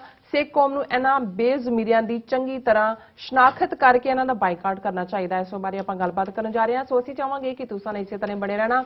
ਦੇਖਣ ਸੁਣਨ ਜਾਂ ਲਿਖਣ ਲਈ ਤੁਹਾਡਾ ਸਭ ਦਾ ਬਹੁਤ ਬਹੁਤ ਸ਼ੁਕਰੀਆ। ਜੀ ਰਾਜ ਸਾਹਿਬ ਕੀ ਕਹਿਣਾ ਚਾਹੋਗੇ? ਦੇਖੋ, ਅਸੀਂ ਪਹਿਲਾਂ ਦੱਸ ਦਈਏ ਕਿ ਬੀਤੇ ਐਤਵਾਰ ਸੰਤ ਜਰਨੈਲ ਸਿੰਘ ਜੀ ਖਾਲਸਾ ਪਿੰਡਰਾਂਵਾਲਿਆਂ ਦਾ ਜਨਮ ਦਿਨ ਗੁਰਦੁਆਰਾ ਰਿਚਮੰਡ ਹਿੱਲ ਕਲਚਰਲ ਸੁਸਾਇਟੀ ਦੇ ਗੁਰਦੁਆਰਾ ਸਾਹਿਬ ਵਿਖੇ ਸ਼੍ਰੋਮਣੀ ਅਕਾਲੀ ਦਲ ਅੰਮ੍ਰਿਤਸਰ ਵੱਲੋਂ ਬਾਕੀ ਸਾਰੀਆਂ ਜਥੇਬੰਦੀਆਂ ਦੇ ਸਹਿਯੋਗ ਨਾਲ ਮਨਾਇਆ ਗਿਆ ਸੀ। ਅੱਛਾ। ਸਾਡੀ TV 84 ਦੀ ਟੀਮ ਨੇ ਉਸ ਸਮੁੱਚੇ ਪ੍ਰੋਗਰਾਮ ਦੀ ਜਿਹੜਾ ਲਗਭਗ ਪੌਣੇ 4 ਘੰਟੇ ਦਾ ਕਵਰੇਜ ਕੀਤੀ ਔਰ ਕੱਲ ਸੈਚਰਡੇ ਵੀ ਦੁਪਹਿਰੇ 2 ਵਜੇ ਤੋਂ 6 ਵਜੇ ਤੱਕ ਇਸ ਨੂੰ ਦਿਖਾਇਆ ਜਾਏਗਾ ਔਰ ਪਰਸੋਂ ਸੰਡੇ ਫਿਰ ਰਿਪੀਟ ਹੋਏਗਾ ਔਰ ਇਹਦੇ ਚ ਸਾਰੀਆਂ ਜਥੇਬੰਦੀਆਂ ਦੀ ਸ਼ਮੂਲੀਅਤ ਹੈ ਔਰ ਅਸੀਂ ਇਹ ਅਪੀਲ ਕਰਦੇ ਹਾਂ ਕਿ ਵੀ ਵੱਧ ਤੋਂ ਵੱਧ ਸਾਡੇ ਵੀਰ ਭੈਣਾਂ ਜਿਹੜੇ ਰੈਗੂਲਰਲੀ ਨਵੇਂ ਵਿਊਅਰ, ਕਿਉਂਕਿ ਸਾਰੇ ਹੀ ਤੁਸੀਂ ਗੈਜਟਸ ਤੇ ਦੱਸਦੇ ਹੀ ਹੋ ਜਿੱਥੇ ਜਿੱਥੇ ਆਏ, ਇਸ ਨੂੰ ਉਹ ਜ਼ਰੂਰ ਦੇਖਣ। ਕਹਾਣੀ ਤਾਂ ਇਹ ਅਫਰੀਕਾ ਦੇ ਲੋਕ ਅਖਾਣ ਦੇ ਨਾਲ ਹੈ, ਪ੍ਰੋਵਰਬ ਦੇ ਨਾਲ ਹੈ, ਜਾਂ ਇਸ ਨੂੰ ਇਹ ਕਿਹਾ ਜਾਏ ਕਿ ਇਹ ਜਿਹੜੀ ਸਾਂਝੀ ਵਿਜ਼ਡਮ ਹੁੰਦੀ ਹੈ ਫੋਕਲੋਰ ਦੇ ਵਿੱਚ, ਲੋਕ ਕਹਾਣੀਆਂ 'ਚ ਉਹ ਸਾਂਝੀ ਵਿਜ਼ਡਮ ਜਿਹੜੀ ਸੈਂਚਰੀਜ਼ ਤੋਂ ਚਲੀ ਆ ਰਹੀ ਹੁੰਦੀ ਹੈ ਉਹੀ ਅਖਾਣ ਬਣ ਜਾਂਦੀ ਹੈ, ਉਹੀ ਕਹਾਣੀ ਬਣ ਜਾਂਦੀ ਹੈ। ਜਿਵੇਂ ਅਫਰੀਕਨ ਪ੍ਰੋਵਰਬ ਇਹ ਦੱਸਦਾ ਹੈ ਕਿ ਭਾਈ ਇੱਕ ਲੱਕੜਹਾਰਾ ਵੁੱਡ ਕਟਰ ਉਹ ਜੰਗਲ ਦੇ ਵਿੱਚ ਆਉਂਦਾ ਹੈ, ਜੰਗਲ ਬੜਾ ਸੰਘਣਾ ਹੈ ਔਰ ਬੜੀ ਵਧੀਆ ਲੱਕੜ ਉਹਨੂੰ ਲੱਗਦੀ ਹੈ ਔਰ ਉਹ ਆ ਕੇ ਦੇਖਦਾ ਹੈ ਔਰ ਕਹਿੰਦਾ ਹੈ ਕਿ ਵੀ ਮੈਂ ਇਸ ਨੂੰ ਜਿਹੜਾ ਹੈ ਉਹ ਆਪਣੇ ਲਈ ਇਸਤੇਮਾਲ ਕਰਾਂਗਾ ਔਰ ਉਹ ਉੱਚੀ ਆਵਾਜ਼ 'ਚ ਕਹਿੰਦਾ ਹੈ, ਜੰਗਲ ਦੇ ਦਰਖਤ ਨੂੰ ਜਵਾਬ ਦਿੰਦੇ ਨੇ ਕਿ ਭਾਈ ਨਹੀਂ, ਅਸੀਂ ਸਾਰੇ ਇਕੱਠੇ ਹਾਂ, ਤੇਰੀ ਕੋਈ ਹਿੰਮਤ ਨਹੀਂ ਹੈ ਕਿ ਤੂੰ ਸਾਨੂੰ ਹੱਥ ਲਾ ਸਕੇ। ਤੇ ਉਹ ਅੱਗੋਂ ਜਵਾਬੀ ਹਾਸਾ ਹੱਸਦਿਆਂ ਕਹਿੰਦਾ ਕਿ ਨਹੀਂ, ਤੁਸੀਂ ਦੇਖੋਗੇ ਕਿ ਅਲਟੀਮੇਟਲੀ ਮੈਂ ਵਿਨਰ ਹੋਵਾਂਗਾ ਔਰ ਤੁਹਾਨੂੰ ਇੱਕ ਇੱਕ ਕਰਕੇ ਜਿਹੜਾ ਮੈਂ ਇੱਥੋਂ ਜਿਹੜਾ ਤੁਹਾਡਾ ਜੜ ਪੁੱਟਾਂਗਾ। ਹੁਣ ਜ਼ਾਹਰ ਹੈ ਕਹਾਣੀ ਉਹਨਾਂ ਨੇ ਆਪਣੇ ਅੰਦਾਜ਼ 'ਚ ਕਹੀ ਹੈ ਔਰ ਫਿਰ ਉਹੀ ਇੱਕ ਦਿਨ ਕੁਹਾੜੀ ਦਾ ਦਸਤਾ ਉਸੇ ਹੀ ਜੰਗਲ ਦੀ ਲੱਕੜ ਬਣਦੀ ਹੈ ਤੇ ਉਹ ਕੁਹਾੜੀ ਲੈ ਕੇ ਉਹ ਇੱਕ ਤੋਂ ਬਾਅਦ ਇੱਕ ਜਿਹੜਾ ਦਰਖਤ ਹੈ ਉਹਨੂੰ ਕੱਟਦਾ ਚਲਾ ਜਾਂਦਾ ਹੈ ਔਰ ਉਸ ਜੰਗਲ ਦਾ ਸਫਾਇਆ ਕਰ ਦਿੰਦਾ। ਹੁਣ ਜ਼ਾਹਰ ਹੈ ਵੀ ਜਿਹੜਾ ਕੁਹਾੜੀ ਹੈ ਉਹ ਤਾਂ ਲੋਹੇ ਦੀ ਹੈ, ਉਸ ਦੇ ਵਿੱਚ ਜਿਹੜਾ ਦਸਤਾ ਬਣਦਾ ਹੈ ਉਹ ਤਾਂ ਲੱਕੜ ਹੈ, ਉਸੇ ਕਿਸੇ ਦਰਖਤ ਦੀ ਲੱਕੜ ਹੈ। ਹਾਲਾਂਕਿ ਕੋਈ ਦਰਖਤਾਂ ਨੇ ਆਪ ਤੇ ਨਹੀਂ ਆਪਣੇ ਆਪ ਨੂੰ ਪੇਸ਼ ਕੀਤਾ, ਪਰ ਇਹ ਦੱਸਣ ਦੇ ਲਈ ਹੈ ਕਿ ਵੀ ਅਲਟੀਮੇਟਲੀ ਜਦੋਂ ਜਿਨ੍ਹਾਂ ਕੌਮਾਂ ਦੀ ਲੋਕਾਂ ਦੀ ਨਸਲਕੁਸ਼ੀ ਹੁੰਦੀ ਹੈ ਜਾਂ ਉਹਨਾਂ ਦੇ ਹੱਕ ਖੋਏ ਜਾਂਦੇ ਨੇ ਜਾਂ ਉਹਨਾਂ ਨੂੰ ਜ਼ਲੀਲ ਕੀਤਾ ਜਾਂਦਾ ਹੈ ਜਾਂ ਉਹਨਾਂ ਨੂੰ ਅਪਮਾਨਿਤ ਕੀਤਾ ਜਾਂਦਾ ਹੈ, ਉਹਨਾਂ ਦੀ ਹੋਂਦ ਨੂੰ ਖਤਮ ਕੀਤਾ ਜਾਂਦਾ ਹੈ, ਤੇ ਉਹਦੇ 'ਚ ਦੁਸ਼ਮਣ ਤਾਕਤਾਂ ਉਸੇ ਹੀ ਸ਼ਕਲੋ ਸੂਰਤ ਵਾਲਿਆਂ ਨੂੰ, ਉਸੇ ਹੀ ਨਸਲ ਦੇ ਲੋਕਾਂ ਨੂੰ, ਉਹਨਾਂ ਨੂੰ ਇਸਤੇਮਾਲ ਕਰਦੀਆਂ। ਔਰ ਇਹ ਗੱਲ ਜਦੋਂ ਤੁਸੀਂ ਈਵਨ 20ਵੀਂ ਸਦੀ ਦੇ ਹਵਾਲੇ ਨਾਲ ਵੀ ਅੱਡ-ਅੱਡ ਥਾਵਾਂ ਤੇ ਦੇਖੋ, ਅਪਾਰਥਾਈਡ ਸਾਊਥ ਅਫਰੀਕਾ ਜਿੱਥੇ ਨਸਲੀ ਨਫ਼ਰਤ, ਕਾਲਿਆਂ ਦੀ ਮੈਜੋਰਿਟੀ ਕੀ ਆਲਮੋਸਟ 3/4 ਉਹਨਾਂ ਦੀ ਆਬਾਦੀ, ਪਰ ਉਹਨਾਂ ਨੂੰ ਗੁਲਾਮ ਬਣਾਉਣ ਦੇ ਵਿੱਚ ਔਰ ਜਿਹੜੀ ਗੋਰੇ ਨੇ ਲਾਅ ਉਹ ਬਣਾ ਰਹੇ ਨੇ ਅਪਾਰਥਾਈਡ ਵਿਤਕਰੇ ਦਾ, ਲੇਕਿਨ ਉਹਨੂੰ ਇੰਪਲੀਮੈਂਟ ਕਰ ਰਹੇ ਨੇ ਉਹੀ ਕਾਲੇ ਉਹਨਾਂ ਨੂੰ, ਔਰ ਕਿੰਨਾ ਲੰਬਾ ਵਕਤ ਉਸ ਚੋਂ ਗੁਜ਼ਰੇ। ਹੁਣ ਅਸੀਂ ਆਪਣੇ ਸਿਸਟਮ 'ਚ ਦੇਖੀਏ, ਮੈਂ ਅਕਸਰ ਇਹ ਗੱਲ ਕਹਿੰਦਾ ਕਿ ਕਿਸੇ ਵੀ ਪੀਰੀਅਡ 'ਚ ਅੰਗਰੇਜ਼ ਭਾਰਤ ਦੇ ਵਿੱਚ 25-30 ਹਜ਼ਾਰ ਤੋਂ ਜ਼ਿਆਦਾ ਉਹਨਾਂ ਦੀ ਗਿਣਤੀ ਨਹੀਂ ਸੀ, ਲੇਕਿਨ ਜਦੋਂ ਅੰਗਰੇਜ਼ਾਂ ਨੇ 47 'ਚ ਭਾਰਤ ਛੱਡਿਆ 33 ਕਰੋੜ ਆਬਾਦੀ ਸੀ ਭਾਰਤ ਦੀ, 9 ਕਰੋੜ ਪਾਕਿਸਤਾਨ ਦੀ ਬਣੀ। ਹੁਣ 33 ਕਰੋੜ ਲੋਕਾਂ ਦੇ ਉੱਤੇ 20 ਤੋਂ 25 ਹਜ਼ਾਰ ਗੋਰੇ ਨੇ ਕਿਵੇਂ ਰਾਜ ਕੀਤਾ ਔਰ 200 ਸਾਲ ਕੀਤਾ ਰੈਸਟ ਆਫ ਇੰਡੀਆ ਤੇ ਪੰਜਾਬ ਤੇ 98 ਸਾਲ ਕੀਤਾ। ਹੁਣ ਉਹ ਜੇ ਤੁਸੀਂ ਇਸ ਨੂੰ ਸਮਝਣਾ ਹੈ ਫਿਰ ਤੁਹਾਨੂੰ ਸਮਝ ਆਏਗਾ ਵੀ ਅੱਜ ਵੀ ਜਿਹੜੇ ਆਪਣੇ ਆਪ ਨੂੰ ਸਰਦਾਰੀ ਖਾਨਦਾਨ, ਰਾਏ ਬਹਾਦਰ, ਖਾਨ ਬਹਾਦਰ, ਸਰਦਾਰ ਬਹਾਦਰ, ਇਹ ਸਾਰੇ ਟਾਈਟਲ, ਇਹ ਸਾਰੇ ਅਮਰਿੰਦਰ ਦੇ ਪੁਰਖੇ ਦੇਖੋ, ਮਜੀਠੀਆਂ ਦੇ ਪੁਰਖੇ ਪਹਿਲੇ ਦੇਖੋ, ਹਰ ਥਾਂ ਦੇ ਉੱਤੇ ਇਹ ਉਹੀ ਅੰਗਰੇਜ਼ਾਂ ਦੇ ਕੁੱਤੇ ਜਿਨ੍ਹਾਂ ਨੇ ਉਹਨਾਂ ਦੇ ਰਾਜ ਨੂੰ ਕਾਇਮ ਰੱਖਣ ਦੇ ਲਈ ਆ ਸਾਰੀਆਂ ਜ਼ੈਲਦਾਰੀਆਂ, ਲੰਬੜਦਾਰੀਆਂ, ਇਹ ਕੀ ਹੈ? ਇਹ ਉਹਨਾਂ ਨੇ ਉਹ ਸਿਸਟਮ ਕ੍ਰੀਏਟ ਕੀਤਾ ਹੈ ਔਰ ਉਹੀ ਲੋਕ ਕੁੱਟਣ ਵਾਲੇ। ਹੁਣ ਜਲਿਆਂਵਾਲੇ ਬਾਗ ਦਾ ਅਸੀਂ ਗੋਲੀ ਕਾਂਡ ਕਰਦੇ ਹਾਂ, ਆਰਡਰ ਤਾਂ ਉਹਨੇ ਦਿੱਤਾ, ਜਨਰਲ ਡਾਇਰ ਨੇ ਗੋਲੀ ਚਲਾਈ ਕਿਨੇ? ਉਹੀ ਸੋਲਜਰ ਉਹਨਾਂ ਦੇ, ਉਹ ਗੋਰਖੇ ਹੋਣ, ਡੋਗਰੇ ਹੋਣ, ਜਿਹੜੇ ਉਹਨਾਂ ਦੀ ਡਾਇਰ ਦੀ ਕਮਾਂਡ ਦੇ ਵਿੱਚ ਸੀ। ਇਸੇ ਤਰੀਕੇ ਨਾਲ ਈਵਨ ਜਿਹੜੇ ਜੈਤੋ ਦਾ ਮੋਰਚਾ ਦੂਸਰਾ ਅਸੀਂ ਦੇਖਦੇ ਹਾਂ, ਉਹੀ ਦੇਸੀ ਉਹਨਾਂ ਦੇ ਸਾਰੇ ਹੀ ਰਜਵਾੜੇ ਜ਼ਿਮੀਂਦਾਰ, ਇਹ ਸਾਰਾ ਤਬਕਾ ਜਿਹੜਾ ਉਹਨਾਂ ਨੇ ਖੜਾ ਕੀਤਾ ਹੋਇਆ ਸੀ। ਹੁਣ 47 ਤੋਂ ਬਾਅਦ ਅਸੀਂ ਦੇਖਦੇ ਹਾਂ ਵੀ ਉਸ ਕਿਸਮ ਦੇ ਲੋਕ ਹੀ ਜਿਹੜੇ ਨੇ, ਜਿਹੜੇ ਉਹਨਾਂ ਦੇ ਖਾਨ ਬਹਾਦਰ, ਰਾਏ ਬਹਾਦਰ, ਸਰਦਾਰ ਬਹਾਦਰ ਸੀ, ਜ਼ੈਲਦਾਰ ਔਰ ਉਹਨਾਂ ਦੇ ਟੁੱਕੜ ਬੋਚ ਔਰ ਉਹਨਾਂ ਦੇ ਮੁਖਬਰ, ਉਹੀ ਵਾਪਸ ਸੱਤਾ ਤੇ ਕਾਮਯਾਬ ਹੋਏ। ਕਿਸੇ ਨਾ ਕਿਸੇ, ਅਮਰਿੰਦਰ ਦਾ ਹਾਲ ਦੇਖ ਲਓ, 2 ਵਾਰ ਚੀਫ ਮਿਨਿਸਟਰ, ਉਹੀ ਰਜਵਾੜਾ ਸ਼ਾਹੀ, ਉਹੀ ਅਯਾਸ਼ੀ, ਉਹੀ ਪਾਰਟ, ਲੋਕਾਂ ਨੂੰ ਭੁੱਲ ਗਿਆ ਵੀ ਇਹਦੇ ਪੁਰਖਿਆਂ ਨੇ ਕੀ ਕੀਤਾ। ਔਰ ਇਸੇ ਤਰ੍ਹਾਂ ਬਾਕੀਆਂ ਦਾ ਵੀ ਤੁਸੀਂ ਰਿਕਾਰਡ ਦੇਖੋਗੇ।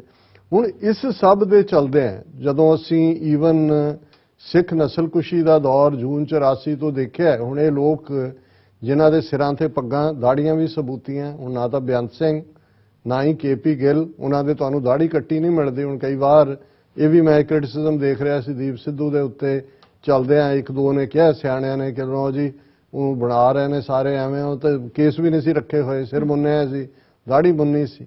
ਕਈ ਵਾਰੀ ਦੁੱਖ ਹੁੰਦਾ ਹੈ ਕਿ ਵੀ ਅਸੀਂ ਜੇ ਗੱਲ ਇਹ ਠੀਕ ਹੈ ਵੀ ਗੁਰੂ ਨੂੰ ਕਬੂਲ, ਗੁਰੂ ਦਾ ਹੁਕਮ ਹੈ ਕਿ ਖਾਲਸਾ ਮੇਰੋ ਰੂਪ ਹੈ ਖਾਸ, ਕੋਈ ਉਹਨੇ ਦੀਪ ਸਿੱਧੂ ਨੇ ਕੋਈ ਅਕਾਲੀ ਦਲ ਦਾ ਪ੍ਰਧਾਨ ਨਹੀਂ ਉਹ ਬਣਿਆ, ਕੋਈ ਐਸੀ ਆਰਗੇਨਾਈਜੇਸ਼ਨ ਕਿਸੇ ਗੁਰਦੁਆਰਾ ਕਮੇਟੀ ਦਾ ਪ੍ਰਧਾਨ ਨਹੀਂ ਬਣਿਆ ਜਿੱਥੇ ਤੁਸੀਂ ਇਹ ਕਰ ਸਕਦੇ ਹੋ। ਜਿਹੜੇ ਲੋਕ ਭਾਵੇਂ ਕਮਜ਼ੋਰੀ 'ਚ ਵੀ ਨੇ, ਉਹਨਾਂ ਦੇ ਜੀਵਨ 'ਚੋਂ ਪਾਰਟ ਨਹੀਂ ਹੈ।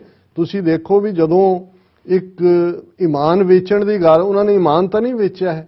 ਅਸੀਂ ਉਹਨਾਂ ਲੋਕਾਂ ਨੂੰ ਕਈ ਵਾਰੀ ਉਹਨਾਂ ਦਾ ਬਾਹਰੀ ਰੂਪ ਰੰਗ ਦੇਖ ਕੇ, ਜਿਹੜੇ ਲੋਕ ਨੇ ਹੁਣ ਆ ਬਾਦਲਾਂ ਦਾ ਸਾਰਾ ਟੱਬਰ ਆ, ਅਮਰਿੰਦਰ ਦਾ ਦੇਖ ਲਓ, ਬਾਕੀ ਸਾਰੇ ਦੇਖ ਲਓ, ਜਿਹੜੇ ਬੇਸ਼ਰਮ ਬੇਹਯਾਈ ਨਾਲ ਬੀਜੇਪੀ 'ਚ ਸਿੱਧੇ ਤੌਰ ਤੇ ਜਾ ਰਹੇ ਨੇ। ਮੈਂ ਇਹ ਨਹੀਂ ਕਹਿੰਦਾ ਵੀ ਉਹ ਪਾਰਟੀ ਬਦਲ ਕੇ ਬੀਜੇਪੀ 'ਚ ਬਣ, ਉਹ ਧਰਮ ਬਦਲ ਰਹੇ ਨੇ, ਕਿਉਂਕਿ ਜਿਹੜਾ ਬੀਜੇਪੀ ਦਾ ਮੈਂਬਰ ਬਣਦਾ ਉਹ ਇਹ ਮੰਨ ਕੇ ਤੁਰਦਾ ਹੈ ਕਿ ਸਿੱਖ ਇੱਕ ਅੱਡ ਧਰਮ ਨਹੀਂ ਹੈ, ਉਹ ਹਿੰਦੂਤਵਾ ਦਾ ਹਿੱਸਾ ਹੈ, ਇਹ ਬੇਸਿਕ ਆਈਡੀਓਲੋਜੀ ਹੈ। ਸੋ ਜਦੋਂ ਤੁਸੀਂ ਬੀਜੇਪੀ ਜੁਆਇਨ ਕਰਦੇ ਹੋ ਉਦੋਂ ਤੁਸੀਂ ਇਹੀ ਨਹੀਂ ਕਿ ਤੁਸੀਂ ਪਾਰਟੀ ਬਦਲੀ ਹੈ, ਤੁਸੀਂ ਧਰਮ ਬਦਲਿਆ, ਕਿਉਂਕਿ ਤੁਸੀਂ ਹੁਣ ਹਿੰਦੂਤਵਾ ਦਾ ਹਿੱਸਾ ਹੋ, ਤੁਹਾਡਾ ਤੁਸੀਂ ਸਿੱਖ ਧਰਮ ਨੂੰ ਇੱਕ ਅੱਡ ਧਰਮ ਨਹੀਂ ਮੰਨਦੇ। ਇਹੀ ਉਹਨਾਂ ਦੀ, ਹੋਰ ਉਹਨਾਂ ਦੇ ਨਾਲ ਰੌਲਾ ਕਿੱਥੋਂ ਸ਼ੁਰੂ ਹੋਇਆ? ਫਿਰ ਕੱਲਾ ਇਹੀ ਨਹੀਂ ਹੈ ਵੀ ਇੱਕ ਪਾਸੇ ਅਕਾਲ ਤਖਤ ਸਾਹਿਬ ਦਾ ਹੁਕਮਨਾਮਾ 2000 ਦੇ ਵਿੱਚ 3 ਜਾਂ ਦੂਜੇ ਦੇ ਵਿੱਚ ਆਇਆ ਕਿ RSS ਐਂਟਾਈ ਸਿੱਖ ਜਮਾਤ ਹੈ, ਕੋਈ ਸਿੱਖ ਇਹਦੇ ਨਾਲ ਸਰੋਕਾਰ ਨਾ ਰੱਖੇ। ਹੁਣ ਤੁਸੀਂ ਸਿੱਧੇ ਜਾ ਕੇ ਬੀਜੇਪੀ ਵੀ, ਹੁਣ ਬੀਜੇਪੀ ਤਾਂ RSS ਦੀ ਆਊਟਫਿਟ, ਪੋਲੀਟੀਕਲ ਆਊਟਫਿਟ ਹੈ। ਹੁਣ ਗੱਲ ਇਸ ਤੋਂ ਵੀ ਅੱਗੇ ਨਿਕਲ ਗਈ ਔਰ ਤੁਸੀਂ ਦੇਖੋ ਵੀ ਇੱਕ ਪਾਸੇ ਅਸੀਂ ਜਿਵੇਂ ਜ਼ਿਕਰ ਕੀਤਾ ਭੰਬਲ ਭੂਸੇ ਦੀ ਪੋਲਿਟਿਕਸ ਦੇ ਨਾਲ ਪੰਜਾਬ ਦੇ ਵਿੱਚ ਹਿੰਦੂ ਵੋਟਰਸ ਨੂੰ ਡਰਾਇਆ ਗਿਆ, ਪਹਿਲਾਂ ਵੀ 2017 'ਚ, ਹੁਣ ਵੀ ਕੱਢ ਲਿਆ ਉਹ ਸਾਰੇ ਨੂੰ ਵੀ ਉਹਨਾਂ ਨੇ ਕੀ ਕਰਨਾ। ਦੂਸਰੇ ਪਾਸੇ ਬੀਜੇਪੀ ਆਪਣੀ ਖੇਡ 'ਚ ਭਰਮਾ ਰਹੀ ਹੈ, ਕੇਜਰੀਵਾਲ ਤਾਂ ਭਰਮਾ ਹੀ ਰਿਹਾ ਕਿ ਉਹਨਾਂ ਨੇ ਐਨ ਠੀਕ ਮੌਕੇ ਦੇ ਉੱਤੇ 2 ਦਿਨ ਪਹਿਲਾਂ ਇਸ ਕਿਸਮ ਦੇ ਜਿਹੜੇ ਜ਼ਮੀਰ ਫਰੋਸ਼ ਲੇਕਿਨ ਵੱਡੇ ਅਹੁਦਿਆਂ ਤੇ ਤਾਇਨਾਤ ਲੋਕ, ਸਿੱਖਾਂ ਦੀਆਂ ਰਿਸਪੈਕਟੇਬਲ ਜਿਨ੍ਹਾਂ ਨੂੰ ਆਰਗੇਨਾਈਜੇਸ਼ਨਸ ਕਿਹਾ ਜਾਂਦਾ ਹੈ, ਉਹਨਾਂ ਦੇ ਹੈੱਡ ਜਿਹੜੇ ਨੇ ਉਹ ਜਾ ਕੇ ਦਿੱਲੀ ਦੇ ਵਿੱਚ ਮਿਲਦੇ ਨੇ। ਕਿੰਨਾ ਨੰਬਰ ਤੁਸੀਂ ਦਿੱਤਾ ਹੈ? 32 38 ਜੀ ਹੁਣ 38 ਕਿਉਂਕਿ ਲੰਬੀ ਲਿਸਟ ਹੈ ਤੇ ਉਹਨਾਂ ਦੇ ਵਿੱਚ ਪ੍ਰੋਮੀਨੈਂਟਲੀ ਉਹ ਜਾ ਕੇ ਦਰਸ਼ਕ ਦੇਖ ਸਕਦੇ ਨੇ ਬੈਕਗ੍ਰਾਉਂਡ 'ਚ। ਹੁਣ ਤੁਸੀਂ ਟਾਈਮਿੰਗ ਦੇਖੋ। ਬੀਜੇਪੀ ਇਹ ਮੈਸੇਜ ਦੇਣਾ ਚਾਹੁੰਦੀ ਹੈ ਪੰਜਾਬ ਦੇ ਸਿੱਖ ਵੋਟਰਾਂ ਨੂੰ। ਹਿੰਦੂ ਵੋਟਰ ਤਾਂ ਉਹਨਾਂ ਨੇ ਡਰਾ ਦਿੱਤੇ ਵੀ ਕੇਜਰੀਵਾਲ ਦੇ ਮਗਰ ਆ ਦੇਖ ਲਓ ਜੀ ਕੀ ਹੈ, ਭੰਬਲ ਭੂਸਾ ਸਿੱਖ ਵੋਟਰਾਂ 'ਚ ਪੈਦਾ ਕਰਤਾ। ਦੂਜੇ ਪਾਸੇ ਸਿੱਖਾਂ ਨੂੰ ਇਹ ਮੈਸੇਜ ਦੇ ਰਹੇ ਨੇ, ਦੇਖੋ ਜੀ ਤੁਹਾਡੀ ਦਿੱਲੀ ਗੁਰਦੁਆਰਾ ਕਮੇਟੀ ਦਾ ਪ੍ਰਧਾਨ, ਤਖਤ ਪਟਨਾ ਸਾਹਿਬ ਦਾ ਜਥੇਦਾਰ ਗਿਆਨੀ ਰਣਜੀਤ ਸਿੰਘ, ਔਰ ਮੈਂ ਜੇ ਉਹ ਸਾਰੀਆਂ ਆਰਗੇਨਾਈਜੇਸ਼ਨ ਪੜ੍ਹਾਂ ਤਾਂ ਸ਼ਰਮ ਆਉਂਦੀ ਹੈ ਕਿ ਭਾਈ ਇਹ ਬਾਕੀ ਤਾਂ ਚਲੋ ਚਿੱਟੀ ਸਿਉਂਕ ਦਾ ਤਾਂ ਮੈਂ ਕੁਝ ਨਹੀਂ ਕਹਿੰਦਾ, ਜਿਹੜੇ ਬਾਬੇ ਖੜੇ ਕੀਤੇ ਹੋਏ ਨੇ ਫਲਾਣਾ ਜਾਂ ਢਿਮਕਾ, ਪਰ ਹੁਣ ਦਿੱਲੀ ਗੁਰਦੁਆਰਾ ਪ੍ਰਬੰਧਕ ਕਮੇਟੀ ਜਿਹੜੀ ਹੈ ਸ਼੍ਰੋਮਣੀ ਗੁਰਦੁਆਰਾ ਪ੍ਰਬੰਧਕ ਕਮੇਟੀ ਤੋਂ ਬਾਅਦ ਦੂਸਰੀ ਪਾਵਰਫੁਲ ਬਾਡੀ ਹੈ ਜੀ। ਹਜ਼ੂਰ ਸਾਹਿਬ ਆਲਰੇਡੀ ਇਹਨਾਂ ਦੇ ਕੋਲ ਹੈ, ਉੱਥੇ ਆਲਰੇਡੀ ਅਮਿਤ ਸ਼ਾਹ ਦੂਜੇ ਜਾ ਕੇ ਉਹ ਪੂਰਾ ਗੈਂਡੇ ਦੇ ਉੱਤੇ ਉਹਨਾਂ ਨੇ ਗੈਂਡੇ ਜਿੰਨਾ ਕੱਪੜਾ ਪਾਇਆ ਸੀ ਕਿ ਜੀ ਪੋਸ਼ਾਕ ਪਹਿਨਾਈ ਉਹਨੂੰ ਗੈਂਡੇ ਦੇ ਬੱਚੇ ਨੂੰ। ਹੁਣ ਪਟਨਾ ਸਾਹਿਬ ਦਾ ਗਿਆਨੀ ਰਣਜੀਤ ਸਿੰਘ, ਹੁਣ ਪਟਨਾ ਸਾਹਿਬ ਦੀ ਕਮੇਟੀ ਜਿਹੜੀ ਹੈ most powerful after Delhi committee Patna Sahib ਤੇ ਹਜ਼ੂਰ ਸਾਹਿਬ ਕਮੇਟੀਆਂ ਨੇ। ਜੰਮੂ ਕਸ਼ਮੀਰ ਗੁਰਦੁਆਰਾ ਬੋਰਡ, ਬਹੁਤ ਘੱਟ ਲੋਕਾਂ ਨੂੰ ਪਤਾ ਹੈ ਕਿ ਜੰਮੂ ਕਸ਼ਮੀਰ ਦਾ ਵੀ ਗੁਰਦੁਆਰਾ ਬੋਰਡ ਹੈ ਔਰ ਉਹਨਾਂ ਦੇ ਵਿੱਚ 80 ਜਾਂ ਕਿੰਨੇ ਗੁਰਦੁਆਰੇ ਨੇ ਜੰਮੂ ਕਸ਼ਮੀਰ 'ਚ ਹਿਸਟੋਰੀਕਲ, ਜਿਨ੍ਹਾਂ ਨੂੰ ਉਹ ਮੈਨੇਜ ਕਰਦੇ ਨੇ, ਉਹਨਾਂ ਦਾ ਮੇਨ ਬੰਦਾ। ਔਰ ਇਸ ਸਾਰੇ ਦੇ ਚੱਲਦੇ ਆ ਅਸੀਂ ਜਿਹੜੀ ਇਹਨਾਂ ਨੇ ਤੁਸੀਂ ਪਿਕਚਰ ਸਾਰਿਆਂ ਦੀਆਂ ਦੇਖ ਸਕਦੇ ਹੋ।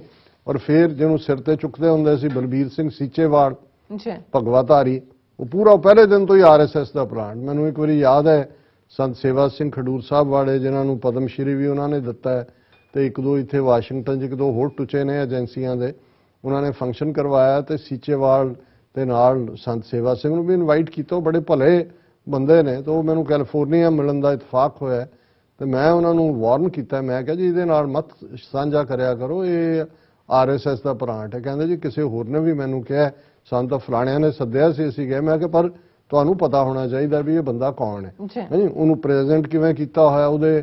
ਔਰ ਬੀਜੇਪੀ ਨੇ ਖੜਾ ਕੀਤਾ। ਡਾਕਟਰ ਅਬਦੁਲ ਕਲਮ ਆਜ਼ਾਦ ਸੁਲਤਾਨਪੁਰ ਲੋਧੀ ਆਇਆ ਸੀ, ਦੇਖੋ ਜੀ ਵਹੀਂ ਸਾਫ਼ ਕਰਤੀ, ਲੋਕਾਂ ਨੂੰ ਪੁੱਛ ਕੇ ਦੇਖੋ ਕੀ ਕੀਤਾ ਹੋਇਆ। ਲੇਕਿਨ ਤੁਸੀਂ ਇਸ ਤਰੀਕੇ ਦੇ ਨਾਲ ਔਰ ਇਹਨਾਂ ਦੇ ਵਿੱਚ ਜਿਹੜੇ ਸੇਵਾਪੰਥੀ ਯਮਨਾ ਨਗਰ ਵਾਲਾ ਕੋਈ ਹੈਗਾ ਬਾਬਾ, ਔਰ ਸਾਰੇ ਹੀ ਕੋਈ ਨਾਨਕਸਰੀ ਡੇਰਾ, ਕੋਈ ਹੋਰ ਹੈ, ਲੰਬੀ ਚੌੜੀ ਲਿਸਟ ਹੈ। ਔਰ ਇਹਨਾਂ ਦਾ ਇੱਕ ਹੋਰ ਦਲਾਲ ਬੰਗਲਾ ਸਾਹਿਬ ਕਮੇਟੀ, ਬੰਗਲਾ ਸਾਹਿਬ ਦੇ ਵਿੱਚ ਜਿਹੜਾ ਕਥਾ ਕਰਨ ਵਾਲਾ ਗਿਆਨੀ ਰਣਜੀਤ ਸਿੰਘ ਵਿਚੋਲਾ, ਹਰ ਬੰਦੇ ਦਾ ਦਲਾਲ।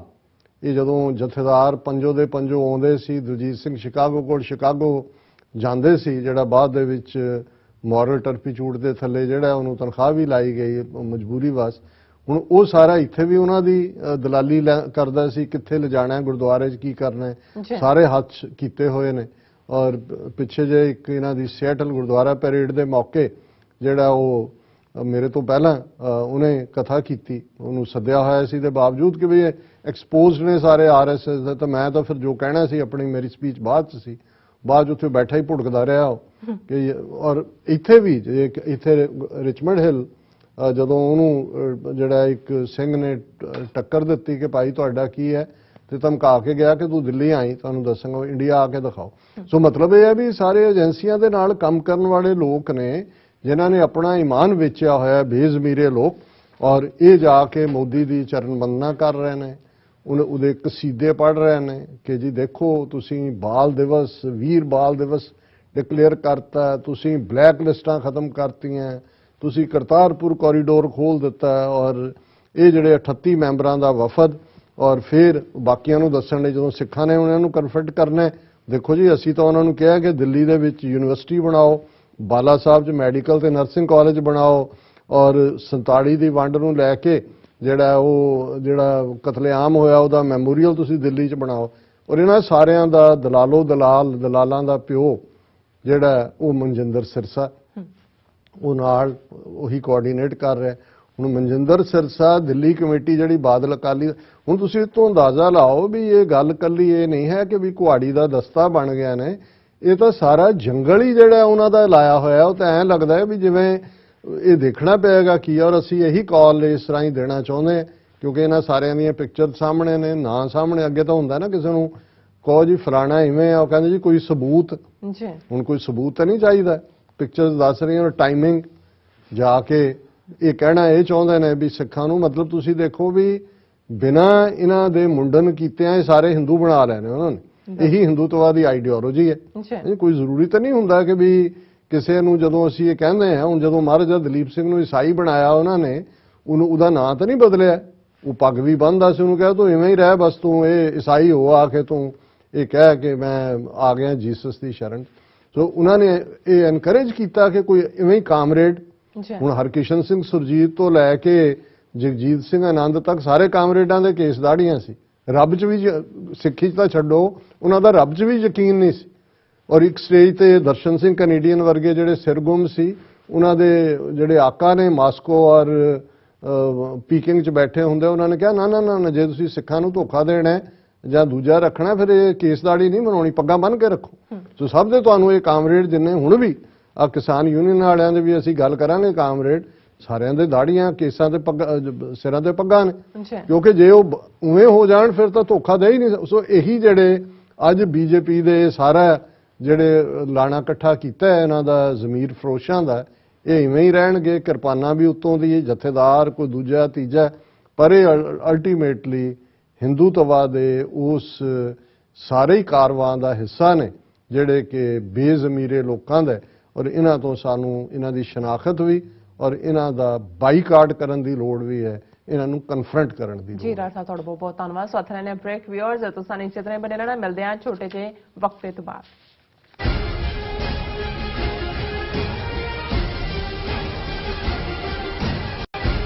ਕੀ ਤੁਸੀਂ ਆਪਣੇ ਟੈਕਸਿਸ ਨੂੰ ਲੈ ਕੇ ਚਿੰਤਤ ਹੋ?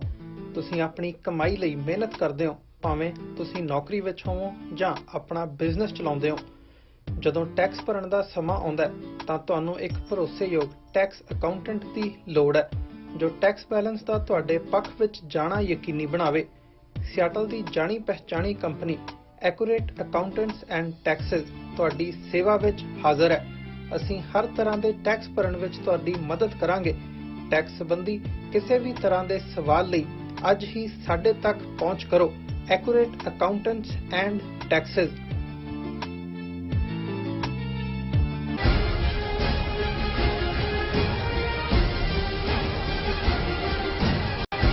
ਦਰਸ਼ਕੋ, ਬ੍ਰੇਕ ਤੋਂ ਬਾਅਦ ਤੁਹਾਡਾ ਸਭ ਦਾ ਭਰਪੂਰ ਸਵਾਗਤ ਹੈ। ਸੋ ਵਿਊਅਰਸ, ਹੁਣ ਆਪਾਂ ਗੱਲਬਾਤ ਕਰਾਂਗੇ ਕਿ ਦੀਪ ਸਿੱਧੂ ਦੇ ਤੁਰ ਜਾਣ ਤੇ ਅਜੇ ਤੱਕ ਵੀ ਸਿੱਖ ਜਗਤ ਵਿੱਚ ਸਦਮੇ ਦੀ ਲਹਿਰ ਹੈ। ਉਹਨਾਂ ਦੇ ਫੁੱਲ ਚੁਗੇ ਜਾ ਚੁੱਕੇ ਹਨ ਅਤੇ ਅੰਤਿਮ ਅਰਦਾਸ 24 ਫਰਵਰੀ ਨੂੰ ਗੁਰਦੁਆਰਾ ਫਤਿਹਗੜ੍ਹ ਸਾਹਿਬ ਹੋਣੀ ਹੈ। ਸੋ 26 ਜਨਵਰੀ 2021 ਨੂੰ ਲਾਲ ਕਿਲੇ ਤੇ ਕੇਸਰੀ ਝੰਡਾ ਚਲਾਉਣ ਦੀ ਕਾਰਵਾਈ ਨੂੰ ਕਿਸਾਨ ਜਥੇਬੰਦੀਆਂ ਦੇ ਆਗੂ ਬਲਵੀਰ ਸਿੰਘ ਰਾਜੇਵਾਲ ਵੱਲੋਂ ਨਾ ਸਿਰਫ ਨਿੰਦਿਆ ਗਿਆ ਸੀ, ਬਲਕਿ ਦੀਪ ਸਿੱਧੂ ਨੂੰ ਗੱਦਾਰ ਦਾ ਫਤਵਾ ਵੀ ਦਿੱਤਾ ਗਿਆ ਸੀ। ਸੋ ਕੁਦਰਤ ਵੀ ਬੜੀ ਬੇਅੰਤ ਹੈ। ਰਾਜੇਵਾਲ ਬੜੀ ਬੇਸ਼ਰਮੀ ਨਾਲ ਚੋਣ ਪੇੜ ਵਿੱਚ ਸ਼ਾਮਲ ਹੋਇਆ ਹੈ ਅਤੇ ਉਹ ਸੰਯੁਕਤ ਸਮਾਜ ਮੋਰਚੇ ਦੇ ਬੈਨਰ ਹੇਠ ਸਮਰਾਲੇ ਚੌਂਕ ਤੋਂ ਚੋਣ ਲੜ ਰਿਹਾ ਹੈ ਔਰ ਆਪਣੀ ਜ਼ਮਾਨਤ ਜ਼ਬਤ ਹੁੰਦੀ ਵੇਖ ਕਿਸਾਨ ਆਗੂਆਂ ਅੱਗੇ ਮਦਦ ਕਰਨ ਲਈ ਹਾਲ ਪਾਰਿਆ ਕੀਤੀ। ਸੋ ਕੁਦਰਤ ਨੇ ਕੁਝ ਮਹੀਨਿਆਂ ਵਿੱਚ ਹੀ ਸਰਦਾਰ ਅਤੇ ਗਰਦਾਰ ਦਾ ਨਿਰਣਾ ਕਰ ਦਿੱਤਾ ਹੈ। ਸੋ ਇਸ ਬਾਰੇ ਆਪਾਂ ਗੱਲਬਾਤ ਕਰਨ ਜਾ ਰਹੇ ਹਾਂ। ਸੋ ਅਸੀਂ ਚਾਹਾਂਗੇ ਕਿ ਤੁਸੀਂ ਇਸੇ ਤਰ੍ਹਾਂ ਬਣੇ ਰਹਿਣਾ।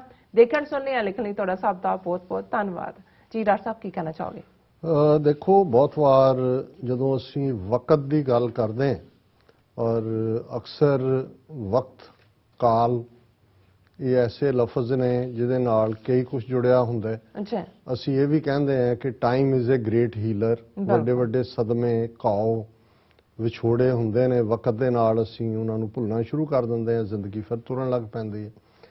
ਔਰ ਇਹ ਵੀ ਹੁੰਦਾ ਹੈ ਵੀ ਕਈ ਵਾਰ ਜਿਨ੍ਹਾਂ ਨੂੰ ਸ਼ੱਕ ਦੇ ਘੇਰੇ 'ਚ ਲਿਆਂਦਾ ਜਾਂਦਾ ਹੈ, ਜਿਨ੍ਹਾਂ ਦੇ ਉੱਤੇ ਦੂਸ਼ਣਬਾਜ਼ੀਆਂ ਹੁੰਦੀਆਂ, ਜਿਨ੍ਹਾਂ ਨੂੰ ਨੈਗੇਟ ਕੀਤਾ ਜਾਂਦਾ ਹੈ, ਉਹ ਜਿੰਨੇ ਮਰਜ਼ੀ ਸਬੂਤ ਦੇਣ ਉਹ ਉਨੇ ਵੱਡੇ ਉਹਨਾਂ ਨੂੰ ਦੋਸ਼ੀ ਬਣਾ ਦਿੱਤਾ ਜਾਂਦਾ ਹੈ। ਪਰ ਅਖੀਰ ਵਕਤ ਪੈਣ ਦੇ ਨਾਲ ਹਕੀਕਤ ਸਾਹਮਣੇ ਹੁੰਦੀ ਹੈ ਔਰ ਇਹਦੇ 'ਚ ਕੋਈ ਸ਼ੱਕ ਨਹੀਂ ਹੈ ਕਿ ਅਸੀਂ ਇਹ ਦੇਖਦੇ ਹਾਂ ਕਿ ਰਾਤਾਂ ਲੰਬੀਆਂ ਹੋ ਸਕਦੀਆਂ ਨੇ, ਲੇਕਿਨ ਹਰ ਰਾਤ ਦੀ ਸਵੇਰ ਹੁੰਦੀ ਹੈ। ਕਈ ਵਾਰੀ ਉਹੀ ਰਾਤ ਕਾਲੀ ਬੋਲੀ ਰਾਤ ਹੁੰਦੀ ਹੈ, ਲੇਕਿਨ ਸਵੇਰ ਜ਼ਰੂਰ ਚੜ੍ਹਦੀ ਹੈ। ਇਹ ਮੰਨ ਕੇ ਤੁਰਨਾ ਚਾਹੀਦਾ। ਜਿੰਨੀ ਮਰਜ਼ੀ ਡਾਰਕਨੈਸ, ਔਰ ਫਿਰ ਜਿਹੜੀ ਕ੍ਰੀਏਟਿਡ ਡਾਰਕਨੈਸ ਹੁੰਦੀ ਹੈ, ਜਦੋਂ ਕੋਈ ਹਨੇਰਾ ਕ੍ਰੀਏਟ ਕਰਦਾ ਹੈ ਔਰ ਹਨੇਰਾ ਕ੍ਰੀਏਟ ਕਰਨਾ ਹੁੰਦਾ ਕਿਸੇ ਦੀ ਕਿਰਦਾਰ ਕੁਸ਼ੀ, ਕਿਸੇ ਦੇ ਨਾਲ ਹਸਦ ਈਰਖਾ ਕਰਦੇ ਆ, ਕਿਸੇ ਨੂੰ ਛੁਟਿਆਉਣ ਦੇ ਲਈ ਨੈਗੇਟਿਵਿਟੀ, ਉਸ ਦੇ ਉੱਤੇ ਮੱਡ ਸਲਿੰਗਿੰਗ, ਚਿੱਕੜ ਸੁੱਟਣਾ, ਉਸ ਦੇ ਉੱਤੇ ਬੇਹੁਦਾ ਇਲਜ਼ਾਮ ਤਰਾਸ਼ੀ ਕਰਨੀ। ਜੀ ਸੋ ਅਸੀਂ ਸਮਝਦੇ ਹਾਂ ਕਿ ਇਸ ਪੀਰੀਅਡ 'ਚ ਕਿਸਾਨ ਮੋਰਚੇ ਨੇ ਜਿੱਥੇ ਬਹੁਤ ਸਾਰੀਆਂ ਸਾਡੀਆਂ ਸਟਰੈਂਥਸ ਪੰਜਾਬੀ ਤਹਿਜ਼ੀਬ ਦੀਆਂ, ਸਿੱਖ ਕੌਮ ਦੀਆਂ, ਸਿੱਖ ਵੈਲਿਊਜ਼ ਦੀਆਂ ਦੁਨੀਆ ਦੇ ਸਾਹਮਣੇ ਲਿਆਂਦੀਆਂ, ਉੱਥੇ ਇਹ ਜਿਹੜਾ ਵਿੱਚ ਵੜਿਆ ਹਸਦ ਹੈ, ਈਰਖਾ ਹੈ, ਕੋਈ ਅੱਗੇ ਨਾ ਲੰਘ ਜਾਏ, ਕੋਈ ਬਾਜ਼ੀ ਨਾ ਲੈ ਜਾਏ, ਉਹ ਜਿਹੜੀ ਲੱਤਾਂ ਖਿੱਚਣ ਦੀ ਲਾਈਨ, ਇਹ ਵੀ ਅਸੀਂ ਸਾਡੀ ਤਹਿਜ਼ੀਬ ਦਾ ਹੀ ਹਿੱਸਾ ਬਣੀ ਹੋਈ ਹੈ। ਅਸੀਂ ਦੋ ਤਰੀਕੇ ਹਮੇਸ਼ਾ ਹੁੰਦੇ ਨੇ ਕਿਸੇ ਚੀਜ਼ ਨੂੰ ਡੀਲ ਕਰਨ ਦੇ। ਇੱਕ ਲੀਕ ਹੈ, ਉਸ ਲੀਕ ਨੂੰ ਜੇ ਤੁਸੀਂ ਉਸ ਤੋਂ ਵੱਡੀ ਲੀਕ ਖਿੱਚ ਦਿੰਦੇ ਹੋ ਤੇ ਜ਼ਾਹਰ ਹੈ ਕਿ ਵੀ ਤੁਹਾਡੀ ਥਾਂ ਬਣ ਜਾਂਦੀ ਹੈ। ਤੇ ਇੱਕ ਉਹ ਲੋਕ ਹੁੰਦੇ ਨੇ ਜਿਹੜੇ ਉਸ ਲੀਕ ਨੂੰ ਮਿਟਾਉਣਾ ਚਾਹੁੰਦੇ ਨੇ, ਆਪ ਕੁਝ ਨਹੀਂ ਕਰਨਾ ਚਾਹੁੰਦੇ। ਸੋ ਅਸੀਂ ਵੀ, ਮੈਂ ਪਬਲਿਕ ਲਾਈਫ 'ਚ ਪੰਥਕ ਪਿਛਲੇ ਆਲਮੋਸਟ 4 ਦਹਾਕੇ, ਅਮਰੀਕਾ 'ਚ 3 ਦਹਾਕੇ ਤੋਂ ਜ਼ਿਆਦਾ, 1 ਦਹਾਕਾ ਪਿਛਲੀ ਧਰਤੀ ਤੇ ਮੈਂ ਇਹ ਦੇਖਿਆ ਕਿ ਵੀ ਜਦੋਂ ਤੁਸੀਂ ਕ੍ਰਿਟਿਕਸ ਨੂੰ ਦੇਖਦੇ ਹੋ, ਇੱਕ ਜੈਨੂਇਨ ਕ੍ਰਿਟਿਕਸ ਹੁੰਦੇ ਨੇ, ਤੁਹਾਡੇ ਕੰਮ ਕਰਨ ਦੇ ਢੰਗ ਨਾਲ ਕਿਸੇ ਨੂੰ ਕੋਈ ਸਮੱਸਿਆ ਹੋ ਸਕਦੀ ਹੈ, ਪਰ ਇੱਕ ਸਿਰਫ ਇਸ ਲਈ ਕ੍ਰਿਟਿਸਿਜ਼ਮ ਕਰਦੇ ਨੇ ਕਿਉਂਕਿ ਉਹਨਾਂ ਨੂੰ ਤੁਹਾਡੀ ਚੜ੍ਹਤ ਜਾਂ ਤੁਹਾਡਾ ਜਿਹੜਾ ਵੱਧ ਰਿਹਾ ਕੱਦ ਹੁੰਦਾ ਉਹ ਬਰਦਾਸ਼ਤ ਨਹੀਂ ਹੁੰਦਾ, ਔਰ ਉਹ ਉਸ ਦੇ ਉੱਤੇ ਲੱਗਦੇ ਨੇ। ਔਰ ਹਮੇਸ਼ਾ ਉਹਦੇ ਦੋ ਹੀ ਤਰੀਕੇ ਹੁੰਦੇ ਨੇ। ਇੱਕ ਜ਼ਾਹਰ ਹੈ ਤੁਹਾਡੇ ਜਿਹੜੇ ਸਪੋਰਟਰ ਹੁੰਦੇ ਨੇ, ਕਈ ਵਾਰੀ ਉਹ ਵੀ ਉਨੇ ਕੁ ਵੋਕਲ ਹੋ ਕੇ ਉਹਦੇ 'ਚ ਉਹਨੂੰ ਹੀ ਜਿੱਤਣਾ ਚਾਹੁੰਦੇ ਨੇ, ਪਰ ਮੇਰਾ ਹਮੇਸ਼ਾ ਇਹਦੇ ਤੇ ਇਹ ਰਿਹਾ ਕਿ ਕਦੇ ਕੁੱਤਿਆਂ ਦੀ ਲੜਾਈ 'ਚ ਜੇ ਇੱਕ ਕੁੱਤਾ ਭੌਂਕਦਾ ਹੈ ਤੇ ਤੁਸੀਂ ਵੀ ਭੌਂਕਣਾ ਸ਼ੁਰੂ ਕਰ ਦਿਓ, ਜਿੱਤੇਗਾ ਤਾਂ ਕੁੱਤਾ ਹੀ ਅਲਟੀਮੇਟਲੀ, ਕਿਉਂਕਿ ਤੁਸੀਂ ਤਾਂ ਭੌਂਕ ਹੀ ਨਹੀਂ ਸਕਦੇ ਉਹਦੇ ਵਾਂਗ। ਸੋ ਇਸੇ ਤਰ੍ਹਾਂ ਜਿਹੜਾ ਦੂਸਰਾ ਤਰੀਕਾ ਹੁੰਦਾ ਹੈ, ਜਿਹੜਾ ਕਿ ਮੈਂ ਸਮਝਦਾ ਵੀ ਤੁਹਾਡੀ ਆਪਣੀ ਸਹਿਜ ਨੂੰ ਵੀ ਕਾਇਮ ਰੱਖਦਾ ਹੈ ਮਨ ਦੇ, ਔਰ ਅਲਟੀਮੇਟਲੀ ਵਿਕਟੋਰੀਅਸ ਵੀ ਹੁੰਦਾ ਹੈ, ਉਹ ਹੁੰਦਾ ਹੈ ਕਿ ਛੋਟੀ ਲਾਈਨ ਦੇ ਕੋਲ ਵੱਡੀ ਲਾਈਨ ਖਿੱਚ ਦਿਓ, ਔਰ ਆਪਣੇ ਆਪ 'ਚ, ਔਰ ਲੋਕਾਂ ਦੀ ਜਜਮੈਂਟ ਜਿਹੜੀ ਪੀਪਲਸ ਜਜਮੈਂਟ ਹੁੰਦੀ ਹੈ, ਜਿਹਨੂੰ ਅਸੀਂ ਸੰਗਤ ਧਾਰਮਿਕ ਜ਼ੁਬਾਨ 'ਚ ਕਹਿੰਦੇ ਹਾਂ, ਉਹਦੀ ਜਜਮੈਂਟ ਬੈਸਟ ਹੁੰਦੀ ਹੈ। ਠੀਕ ਹੈ, ਵਕਤੀ ਤੌਰ ਤੇ ਤੁਸੀਂ ਖੂੰਜੇ ਵੀ ਲੱਗ ਸਕਦੇ ਹੋ, ਵਕਤੀ ਤੌਰ ਤੇ ਤੁਸੀਂ ਨਮੋਸ਼ੀ 'ਚ ਵੀ ਰਹਿ ਸਕਦੇ ਹੋ, ਕੱਟ ਆਫ ਵੀ ਹੋ ਸਕਦੇ ਹੋ, ਪਰ ਅਲਟੀਮੇਟਲੀ ਟਰੂਥ ਪ੍ਰਵੇਲ ਕਰਦੀ ਹੈ ਔਰ ਲੋਕਾਂ ਦੀ ਜਜਮੈਂਟ ਕਰਦੀ ਹੈ। ਅਸੀਂ ਦੀਪ ਸਿੱਧੂ ਦੇ ਹਵਾਲੇ ਨਾਲ ਦੇਖਿਆ ਕਿ ਉਹਨੇ ਸ਼ੰਭੂ ਮੋਰਚਾ ਆ ਕੇ ਗੱਡਿਆ, ਉਸ ਯੋਗ ਬਣਾਇਆ ਉਸ ਕਿਸਾਨ ਜਥੇਬੰਦੀਆਂ ਨੂੰ ਜਿਹੜੇ ਪੰਜਾਬ ਦੇ ਵਿੱਚ ਐਵੇਂ ਹੀ ਡਿਸਟ੍ਰਿਕਟ ਹੈੱਡਕੁਆਟਰਾਂ ਤੇ ਬੈਠੇ, ਟਰੈਕਾਂ ਤੇ ਬੈਠੇ, ਰਬ ਸਵੇਰੇ ਆ ਗਏ ਸ਼ਾਮੀ ਚਲੇ ਗਏ, ਕੋਈ ਉਹਦਾ ਇਫੈਕਟ ਦਿੱਲੀ ਨੂੰ ਤਾਂ ਕੋਈ ਅਸਰ ਹੀ ਨਹੀਂ ਸੀ।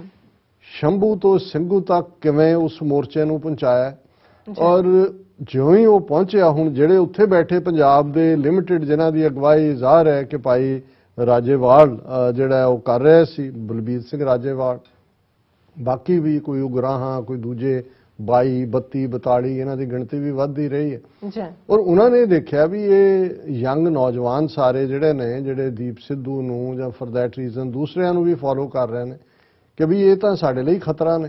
ਸੋ ਉਹਨਾਂ ਨੇ ਐਸਾ ਨੈਰੇਟਿਵ ਬਿਲਡ, ਪਹਿਲਾਂ ਤਾਂ ਉਹਨਾਂ ਨੇ ਸਟੇਜ ਹੀ ਆਪਣੇ ਕੰਟਰੋਲ 'ਚ ਕਰ ਲਈ, ਇਹਨਾਂ ਨੂੰ ਕਿਸੇ ਨੂੰ, ਉਹ ਉਵੇਂ ਹੀ ਜ਼ਮੀਨ ਤੇ ਬੈਠਾ ਬਾਕੀਆਂ ਦੇ ਨਾਲ ਉਵੇਂ ਹੀ ਕਰਦਾ ਰਿਹਾ।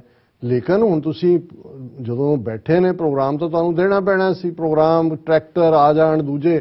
ਹੁਣ 25 ਜਨਵਰੀ ਤੱਕ ਪਹੁੰਚਦੇ ਆ, ਇਹਨਾਂ ਦੇ ਹੱਥ ਪੈਰ ਫੁੱਲਣ ਲੱਗ ਗਏ ਵੀ ਹੁਣ ਕਰੀਏ ਕੀ, ਭੱਜਣ ਦਾ ਰਾਹ ਲੱਭਣ। ਅੱਧੇ ਰਲੇ ਹੋਏ ਸੀ, ਹੁਣ ਤਾਂ ਸਾਰੇ ਉਹ ਜਿਹੜੇ ਮਨਦੀਪ ਪੂਨੀਆ ਜਿਹਨੇ ਕਿਤਾਬ ਲਿਖੀ ਹੈ, ਉਹ ਸਾਰੇ ਦੀ ਜਿਹੜਾ ਵਿੱਚ ਸੀ, ਉਹ ਸਾਰੇ ਦੇ ਜਰਨਲਿਸਟ, ਉਹ ਗੱਲ ਦੱਸਦੀ ਹੈ ਵੀ ਇਹ ਤਾਂ ਕਿਵੇਂ ਇਹਨਾਂ ਦੀਆਂ ਅੰਗਲੀਆਂ ਸੰਗਲੀਆਂ ਰਲੀਆਂ ਹੋਈਆਂ ਸੀ, ਕਿਵੇਂ ਇਹ ਗੱਲ ਵੀ ਕਰ ਰਹੇ ਸੀ। ਇਹ ਤਾਂ ਵਿਚਾਰੇ ਜਿਹੜੇ ਨੇ ਉਹ ਪੰਜਾਬ ਤੱਕ ਉਨਾ ਕੁ ਆਪਣਾ ਤੋਰੀ ਫੁਲਕਾ ਚੱਲਦਾ ਰੱਖਣਾ ਚਾਹੁੰਦੇ, ਫਸ ਗਏ ਆ ਕੇ, ਪਿੱਛੇ ਪ੍ਰੈਸ਼ਰ ਇੰਨਾ ਕੁ ਸੀ। ਜਿਵੇਂ ਅਕਾਲੀਆਂ ਨੂੰ ਇਹ ਲੱਗਦਾ ਸੀ ਉਹ ਤਾਂ ਮੋਰਚੇ ਮਾਰਚੇ ਲਾ ਕੇ ਸਮਝੌਤੇ ਕਰ ਲੈਂਦੇ ਸੀ, ਪਰ ਜਦੋਂ ਬਾਬਾ ਭਿੰਡਰਾਲੇ ਆ ਕੇ ਬਹਿ ਗਏ, ਉਹਨਾਂ ਨੇ ਕਿਹਾ ਜੀ ਆਨੰਦਪੁਰ ਦੇ ਮਤੇ ਦੀ ਅਰਦਾਸ ਕੀਤੀ ਹੋਈ, ਅਕਾਲ ਤਖਤ ਤੇ ਫੈਸਲਾ ਹੋਏਗਾ। ਇਹਨੂੰ ਪਤਾ ਨਾ, ਮੀਟਿੰਗਾਂ ਤਾਂ ਉਹ ਵੀ ਕਰਦੇ ਰਹੇ। 18 ਦੇ ਕਰੀਬ ਅਕਾਲੀਆਂ ਨੇ, ਲੌਂਗੋਵਾਲ, ਬਾਦਲ, ਟੌੜਾ, ਰਾਮੂ ਵਾਲੀਆ, ਇਹ ਸਾਰੇ, ਲੇਕਿਨ ਉਹਨਾਂ ਨੂੰ ਇਹ ਪਤਾ ਸੀ ਕਿ ਵੀ ਇਹ ਹੁਣ ਬਾਬੇ ਦੇ ਨਾਲ ਜਿਹੜੇ ਉਹਨਾਂ ਦੇ ਫਾਲੋਅਰ ਵੀ ਨੇ, ਜਿਹੜੇ ਨੌਜਵਾਨ, ਹੁਣ ਇਹ ਸਮਝੌਤਾ ਨਹੀਂ ਹੋ ਸਕਣਾ।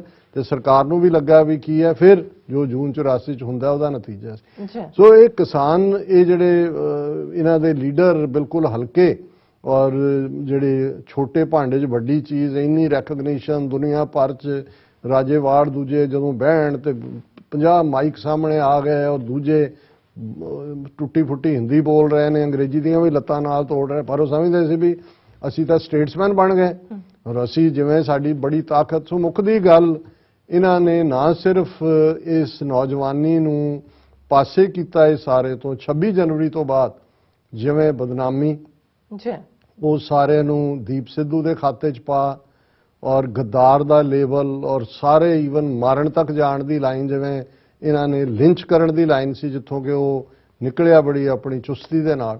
ਹੁਣ ਉਸ ਸਾਰੇ ਦੇ ਚੱਲਦੇ ਆ ਉਦੋਂ ਵੀ ਇਹ ਕਿ ਜੀ ਆਰਐਸਐਸ ਨੇ ਲੈ ਆਂਦਾ ਹੈ, ਹੁਣੇ ਚੋਣਾਂ ਲੜੇਗਾ, ਹੁਣੇ ਸਿਆਸੀ ਪਾਰਟੀ ਬਣਾਏਗਾ ਦੂਜੇ ਤੀਜੇ।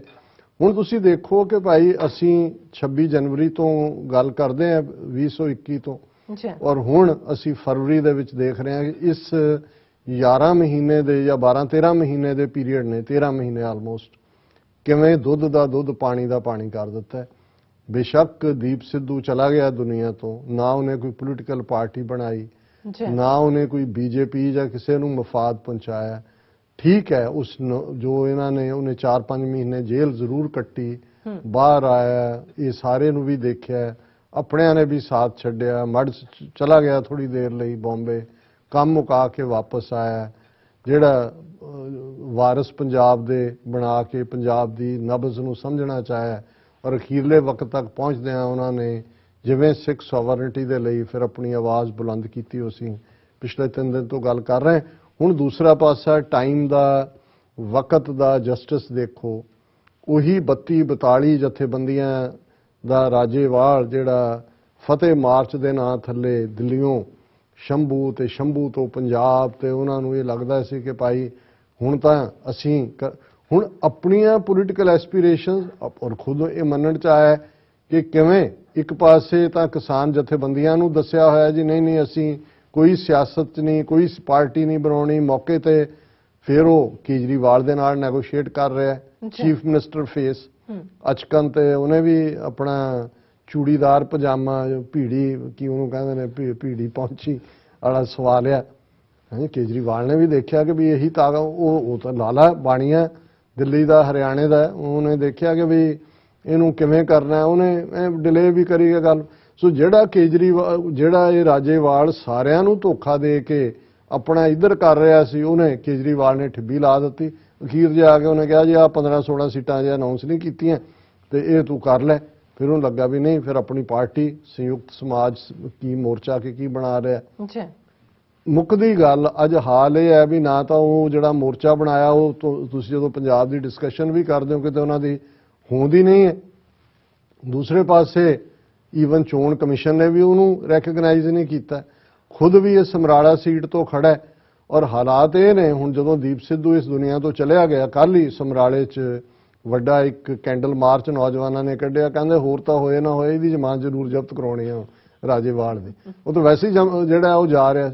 ਹੁਣ ਮੈਂ ਇਹ ਦੇਖਦਾ ਵੀ ਉਹ ਰਾਜੇਵਾਲ ਜਿਹੜਾ ਸਮਝਦਾ ਸੀ ਕਿ ਮੈਂ ਕਿੰਗ ਹੈ, ਹੁਣ ਕਿੰਗ ਮੇਕਰ ਹੈ, ਔਰ ਕਰ ਰਿਹਾ ਸੀ, ਅੱਜ ਉਹਨੇ ਇਹਨੂੰ SOS ਕਹਿੰਦੇ ਨੇ, ਸੇਵ ਅਵਰ ਸੋਲ।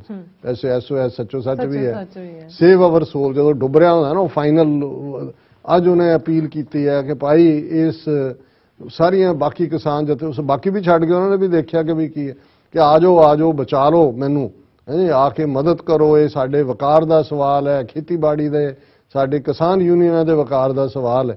ਔਰ Balbir Singh Rajewal urges farmer unions to back him, appeal after string of desertions in ਸੰਯੁਕਤ ਸਮਾਜ ਮੋਰਚਾ, ਕਿ ਵੀ ਇਹ SOS ਬਚਾ ਲਓ। ਸੋ ਉਹ ਜ਼ਮਾਨਤ ਜ਼ਬਤ ਹੁੰਦੀ ਹੈ ਕਿ ਪੈਸੇ ਇਹਨੂੰ ਮਿਲ ਜਾਂਦੇ ਨੇ ਵਾਪਸ, ਇਹ ਤਾਂ ਵੱਖਰੀ ਗੱਲ ਹੈ। ਪਰ ਮੈਂ ਇਹ ਦੇਖ ਰਿਹਾ ਸੀ ਕਿ ਵੀ ਕਦੇ ਉਹ ਗੁਰੂ ਨਾਨਕ ਸਾਹਿਬ ਨੇ ਜਦੋਂ ਮਰਦਾਨੇ ਨੇ ਆ ਕੇ ਵੱਖੋ ਵੱਖਰੀਆਂ ਸਥਿਤੀਆਂ ਨੂੰ ਬਿਆਨਣਾ, ਤੇ ਗੁਰੂ ਸਾਹਿਬ ਨੇ ਕਹਿਣਾ ਵੇਖ ਮਰਦਾਨਿਆ ਰੰਗ ਕਰਤਾਰ ਦੇ। ਸੋ ਮੈਂ ਕਿਹਾ ਵੀ ਦੇਖੋ ਉਸ ਕਰਤਾਰ ਦੇ ਰੰਗ ਕਿ ਕਿੱਥੋਂ ਅਰਸ਼ੋਂ ਫਰਸ਼ ਤੇ ਵਗਾ ਕੇ ਮਾਰਦਾ ਹੈ, ਜਿਹੜੇ ਝੂਠ ਦੇ ਉੱਤੇ ਮਬਨੀ ਸਮਝਦੇ ਨੇ ਵੀ ਅਸੀਂ ਸਭ ਨੂੰ ਉੱਲੂ ਬਣਾ ਰਹੇ, ਤੇ ਜਿਹਨੂੰ ਵਡਿਆਈ ਦੇਣੀ ਹੈ ਰੱਬ ਨੇ, ਉਹ ਕਿਸ ਸ਼ਕਲ 'ਚ ਹੈ, ਕਿਸ ਫਾਰਮ 'ਚ ਹੈ, ਉਹਦੀ ਕਿੰਨੀ ਉਮਰ ਹੈ, ਕਿੰਨੀ ਨਹੀਂ ਹੈ, ਕਰਤੇ ਹੱਥ ਵਡਿਆਈਆਂ ਜਿਸ ਭਾਵੇਂ ਤਿਸ ਦੇ, ਕਿ ਉਹਦੇ ਕੋਲ ਵਡਿਆਈ ਹੈ। ਤੇ ਜਦੋਂ ਰੱਬ ਨੇ ਦਿੱਤੀ ਵਡਿਆਈ ਕਿਸੇ ਤੋਂ ਖੋਹਣੀ ਹੈ, ਜਿੰਨਾ ਮਾਣ ਸਨਮਾਨ ਇਹਨਾਂ ਨੂੰ ਮਿਲਿਆ ਉਹ ਹੈ ਕਿ ਜਿਸ ਨੂੰ ਆਪ ਖੁਆਏ ਕਰਤਾ ਖੁਸ ਲੈ ਚੰਗਿਆਈ, ਕਿ ਜਦੋਂ ਰੱਬ ਕਿਸੇ ਨੂੰ ਖੁਆਰ ਕਰਨ ਤੇ ਆਂਦਾ ਹੈ, ਜਿਹੜਾ ਉਹਦੇ 'ਚ ਕੋਈ ਚੰਗਾ ਗੁਣ ਵੀ ਹੁੰਦਾ ਹੈ ਉਹ ਵੀ ਖੋਹ ਲੈਂਦਾ ਹੈ। ਸੋ ਹੁਣ ਰਾਜੇਵਾਲ ਨੂੰ ਅਸੀਂ ਤਾਂ ਫਿਰ ਵੀ ਕਵਾਂਗੇ ਕਿ ਰੱਬ ਤੁਹਾਨੂੰ ਜਿਤਾ ਦੇ, ਹੁਣ ਤਾਂ ਇਹੀ ਕਹਿ ਸਕਦੇ ਜੀ। ਡਾਕਟਰ ਸਾਹਿਬ ਤੁਹਾਡਾ ਬਹੁਤ ਬਹੁਤ ਸ਼ੁਕਰੀਆ। ਸਾਥ ਲੈਣੇ ਬ੍ਰੇਕ। ਵਿਊਅਰਸ ਤੁਸੀਂ ਇਸੇ ਤਰ੍ਹਾਂ ਬਣੇ ਰਹਿਣਾ, ਮਿਲਦੇ ਹਾਂ ਛੋਟੇ ਜਿਹੇ ਬ੍ਰੇਕ ਤੋਂ ਬਾਅਦ।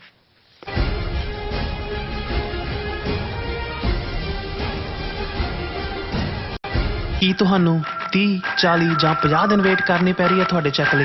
ਫਿਰ ਬ੍ਰੋਕਰਾਂ ਪਿੱਛੇ ਭੱਜਦੇ ਫਿਰਦੇ ਹੋ ਪੈਸੇ ਲਈ। ਬਹੁਤ ਜ਼ਿਆਦਾ ਟਾਈਮ ਵੇਸਟ ਹੋ ਜਾਂਦਾ ਇੱਦਾਂ ਤਾਂ। ਜੇ ਤੁਸੀਂ ਅੱਜ ਹੀ ਪੈਸੇ ਲੈਣੇ ਤਾਂ ਬੌਬਟੇਲ ਨੂੰ ਕਾਲ ਕਰੋ। ਬੌਬਟੇਲ ਤੁਹਾਡੀਆਂ ਇਨਵੌਇਸਸ ਸੇਮ ਡੇ ਫੰਡ ਕਰ ਸਕਦੇ ਹਨ for a small fee, no contract, no reserve and no hidden fees। ਅੱਜ ਹੀ ਕਾਲ ਕਰੋ ਬੌਬਟੇਲ ਨੂੰ ਤੇ ਤੁਹਾਡਾ ਪਹਿਲਾ ਮਹੀਨਾ ਫ੍ਰੀ। 410 204 2084। ਅਗੇਨ 410 204 2084।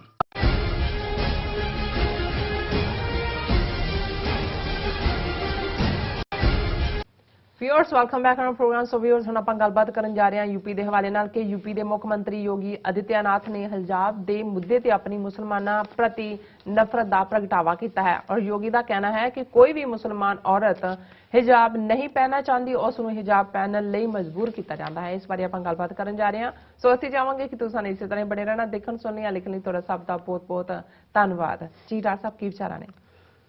ਦੇਖੋ 47 ਤੋਂ ਪਹਿਲਾਂ ਜਦੋਂ ਕਿ ਪਾਕਿਸਤਾਨ ਦੀ ਕਾਇਮੀ ਲਈ 23 ਮਾਰਚ 1940 ਚ ਲਾਹੌਰ ਡੈਕਲੇਰੇਸ਼ਨ ਜਾਂ ਲਾਹੌਰ ਰੈਜ਼ੋਲੂਸ਼ਨ ਕਾਇਦੇ ਆਜ਼ਮ ਮੁਹੰਮਦ ਅਲੀ ਜਿਨ੍ਹਾਂ ਨੇ ਪੇਸ਼ ਕੀਤਾ, ਪਾਸ ਕਰਵਾਇਆ, ਉਦੋਂ ਇੱਕ ਵੱਡਾ ਤਬਕਾ ਭਾਰਤ ਦੇ ਵਿੱਚ ਮੁਸਲਮਾਨਾਂ ਦਾ ਜਿਨ੍ਹਾਂ ਦੀ ਗਿਣਤੀ ਅੱਜ 20 ਕਰੋੜ ਹੈ, 200 ਮਿਲੀਅਨ ਹੈ, ਉਹਨਾਂ ਦੇ ਹੀ ਡਿਸੈਂਡੈਂਟ ਨੇ ਜਿਨ੍ਹਾਂ ਨੇ ਮੌਲਾਨਾ ਅਬੁਲ ਕਲਾਮ ਆਜ਼ਾਦ ਜਾਂ ਖਾਨ ਅਬਦੁਲ ਗਫਾਰ ਖਾਨ ਜਾਂ ਉਸ ਕਿਸਮ ਦੇ ਲੋਕ ਜਿਹੜੇ ਸਮਝਦੇ ਸੀ ਕਿ ਭਾਈ ਅਸੀਂ ਇਹ ਰਿਲੀਜਨ ਬੇਸਡ ਸਟੇਟਸ ਕਿਉਂ ਜਾਣਾ ਹੈ, ਭਾਰਤ ਇੱਕ ਸੈਕੂਲਰ ਮੁਲਕ ਔਰ ਸਾਡੀ ਗੰਗਾ ਜਮਨੀ ਤਹਿਜ਼ੀਬ, ਅਸੀਂ ਆਪਣੇ ਪੁਰਖਿਆਂ ਦੀਆਂ ਕਬਰਾਂ ਛੱਡ ਕੇ ਥੋੜੀ ਜਾ ਸਕਦੇ, ਜਿਹੜਾ ਆਰਗੂਮੈਂਟ ਦਿੱਤਾ ਜਾਂਦਾ ਸੀ, ਔਰ ਇੱਥੇ ਹੀ ਸਾਨੂੰ ਸਾਰੇ ਹਕੂਕ ਹੋਣਗੇ। ਦੇਖੋ ਗਾਂਧੀ ਔਰ ਨਹਿਰੂ ਕਿਵੇਂ ਸੈਕੂਲਰ ਔਰ ਦੂਸਰਾ ਉਹੀ ਕਨਸਟੀਟਿਊਸ਼ਨ, ਔਰ ਮੌਲਾਨਾ ਅਬੁਲ ਕਲਾਮ ਆਜ਼ਾਦ ਉਸ ਵੇਲੇ ਕਾਂਗਰਸ ਪ੍ਰੈਜ਼ੀਡੈਂਟ ਸੀ, ਹਾਲਾਂਕਿ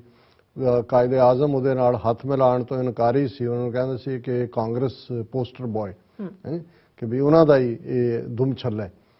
ਮੈਂ ਸਮਝਦਾ ਵੀ ਜਿਵੇਂ ਅਸੀਂ ਪਿਛਲੇ ਸੈਗਮੈਂਟ 'ਚ ਗੱਲ ਕੀਤੀ ਕਿ ਵਕਤ ਬਹੁਤ ਵਾਰ ਬਹੁਤ ਚੀਜ਼ਾਂ ਦਾ ਜਵਾਬ ਦੇ ਦਿੰਦਾ ਹੈ। ਬਿਲਕੁਲ ਜੋ ਜ਼ਹਿਨੀਅਤ ਅੱਜ ਹਿੰਦੂਤਵੀ ਹਾਕਮ, ਬੇਸ਼ੱਕ ਇਸ ਦੀ ਸ਼ੁਰੂਆਤ ਤਾਂ 47 ਤੋਂ ਬਾਅਦ ਹੀ ਹੋ ਜਾਂਦੀ ਹੈ, ਘੱਟ ਗਿਣਤੀਆਂ ਨੂੰ ਇਹ ਮਹਿਸੂਸ ਹੋਣਾ ਸ਼ੁਰੂ ਹੋ ਗਿਆ ਸੀ। ਇਹ ਠੀਕ ਹੈ ਕਿ ਪੰਜਾਬ 'ਚ ਸਿੱਖਾਂ ਨੇ, ਕਸ਼ਮੀਰੀ ਮੁਸਲਮਾਨਾਂ ਨੇ ਜ਼ਿਆਦਾ ਮਹਿਸੂਸ ਕੀਤਾ, ਨਾਰਥ ਈਸਟ 'ਚ ਨਾਗਾਲੈਂਡ, ਮਨੀਪੁਰ ਔਰ ਦੂਸਰੇ ਜਿੱਥੇ ਕ੍ਰਿਸਚੀਅਨਸ ਦੇ ਉੱਤੇ ਜ਼ੁਲਮ ਹੋਏ। ਲੇਕਿਨ ਜਦੋਂ ਤੋਂ 2014 ਤੋਂ ਮੋਦੀ ਦੀ ਹਕੂਮਤ ਆਈ ਹੈ ਔਰ ਇਸੇ ਮੋਦੀ ਨੇ ਪਹਿਲਾਂ ਤਾਂ ਗੁਜਰਾਤ 'ਚ ਹਜ਼ਾਰਾਂ ਮੁਸਲਮਾਨਾਂ ਦੀ ਨਸਲਕੁਸ਼ੀ ਕੀਤੀ 2002 ਦੇ ਵਿੱਚ, ਔਰ 50,000 ਤੋਂ ਜ਼ਿਆਦਾ ਸਿੱਖ ਕਿਸਾਨਾਂ ਨੂੰ ਆਪਣੀਆਂ ਜ਼ਮੀਨਾਂ ਤੋਂ ਬੇਦਖਲ ਕਰਨ ਦੇ ਲਈ ਸਿੱਧੀ ਡਾਇਰੈਕਟ ਕਾਰਵਾਈ ਕੀਤੀ। ਔਰ ਜਦੋਂ ਈਵਨ ਉਹਨਾਂ ਦਾ ਕੇਸ, ਮੈਂ ਕਿਸੇ ਇੱਕ ਜਿਹੜਾ ਹੈ ਤਾਂ ਵੇਵਰਿੰਗ ਜਿਹਾ ਸਿੱਖ ਹੀ ਆਪਣੇ ਆਪ ਨੂੰ ਕਹਿੰਦਾ, ਉਹਦਾ ਮੈਂ ਇੱਕ ਦਿਨ ਸੁਣ ਰਿਹਾ ਸੀ 2 ਦਿਨ ਪਹਿਲਾਂ, ਉਹਦਾ ਇੱਕ ਕਾਮੈਂਟ, ਉਹਨੇ ਕਿਹਾ ਜੀ ਜਦੋਂ 50,000 ਸਿੱਖ ਕਿਸਾਨਾਂ ਨੂੰ ਬੇਦਖਲ ਕਰਨ ਦਾ, ਜਿਨ੍ਹਾਂ ਨੂੰ ਉਹਨਾਂ ਨੇ ਪ੍ਰਵਾਸੀ ਗੁਜਰਾਤੀ ਕਹਿ ਕੇ ਕਿਹਾ ਵੀ ਇਹ ਤਾਂ ਗੁਜਰਾਤੀ ਨਹੀਂ ਹੈਗੇ, ਔਰ ਲਾਲ ਬਹਾਦਰ ਸ਼ਾਸਤਰੀ ਦੇ ਵੇਲੇ ਉਹਨਾਂ ਨੂੰ ਸੈਟਲ ਕੀਤਾ, ਉਹ ਕੇਸ ਗੁਜਰਾਤ ਹਾਈ ਕੋਰਟ 'ਚ ਲੱਗਿਆ ਤੇ ਉਹਨਾਂ ਨੇ ਕਿਹਾ ਕਿ ਜੀ ਇਹ ਤਾਂ ਜਿਹੜੇ ਨੇ ਇਹ ਤਾਂ ਗੈਰ ਗੁਜਰਾਤੀ ਨੇ, ਇਹਨਾਂ ਨੂੰ ਕੋਈ ਹੱਕ ਨਹੀਂ ਹੈ।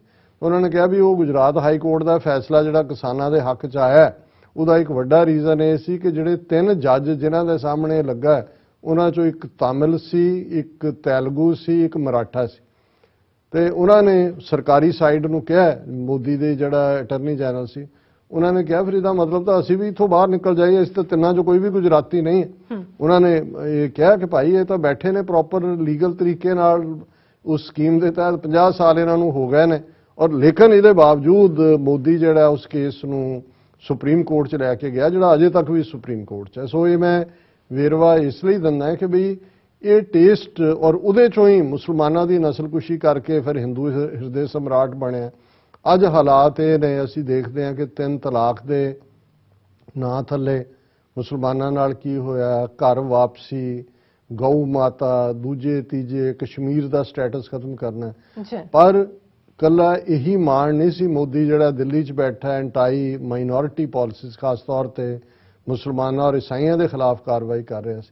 ਬਦਤਰ ਹਾਲਤ ਖਾਸ ਤੌਰ ਤੇ ਯੂਪੀ ਦੇ ਮੁਸਲਮਾਨਾਂ ਦੀ ਉਦੋਂ ਹੋਣੀ ਸ਼ੁਰੂ ਹੋਈ, ਹੋਰ ਵੀ ਜਦੋਂ 2017 ਦੇ ਵਿੱਚ ਆਦਿੱਤਿਆਨਾਥ ਯੋਗੀ ਜਿਹੜਾ ਉਹ ਯੂਪੀ ਦਾ ਚੀਫ ਮਿਨਿਸਟਰ ਬਣਦਾ ਹੈ, ਬਿਲਕੁਲ ਜਿਹੜਾ ਖੁਦ ਕ੍ਰਿਮੀਨਲ ਕੇਸਿਸ 'ਚ ਇਨਵੋਲਵ, ਆਪਣੇ ਕੇਸ ਉਹਨੇ ਆਪ ਹੀ ਖਤਮ ਕਰ ਲਏ।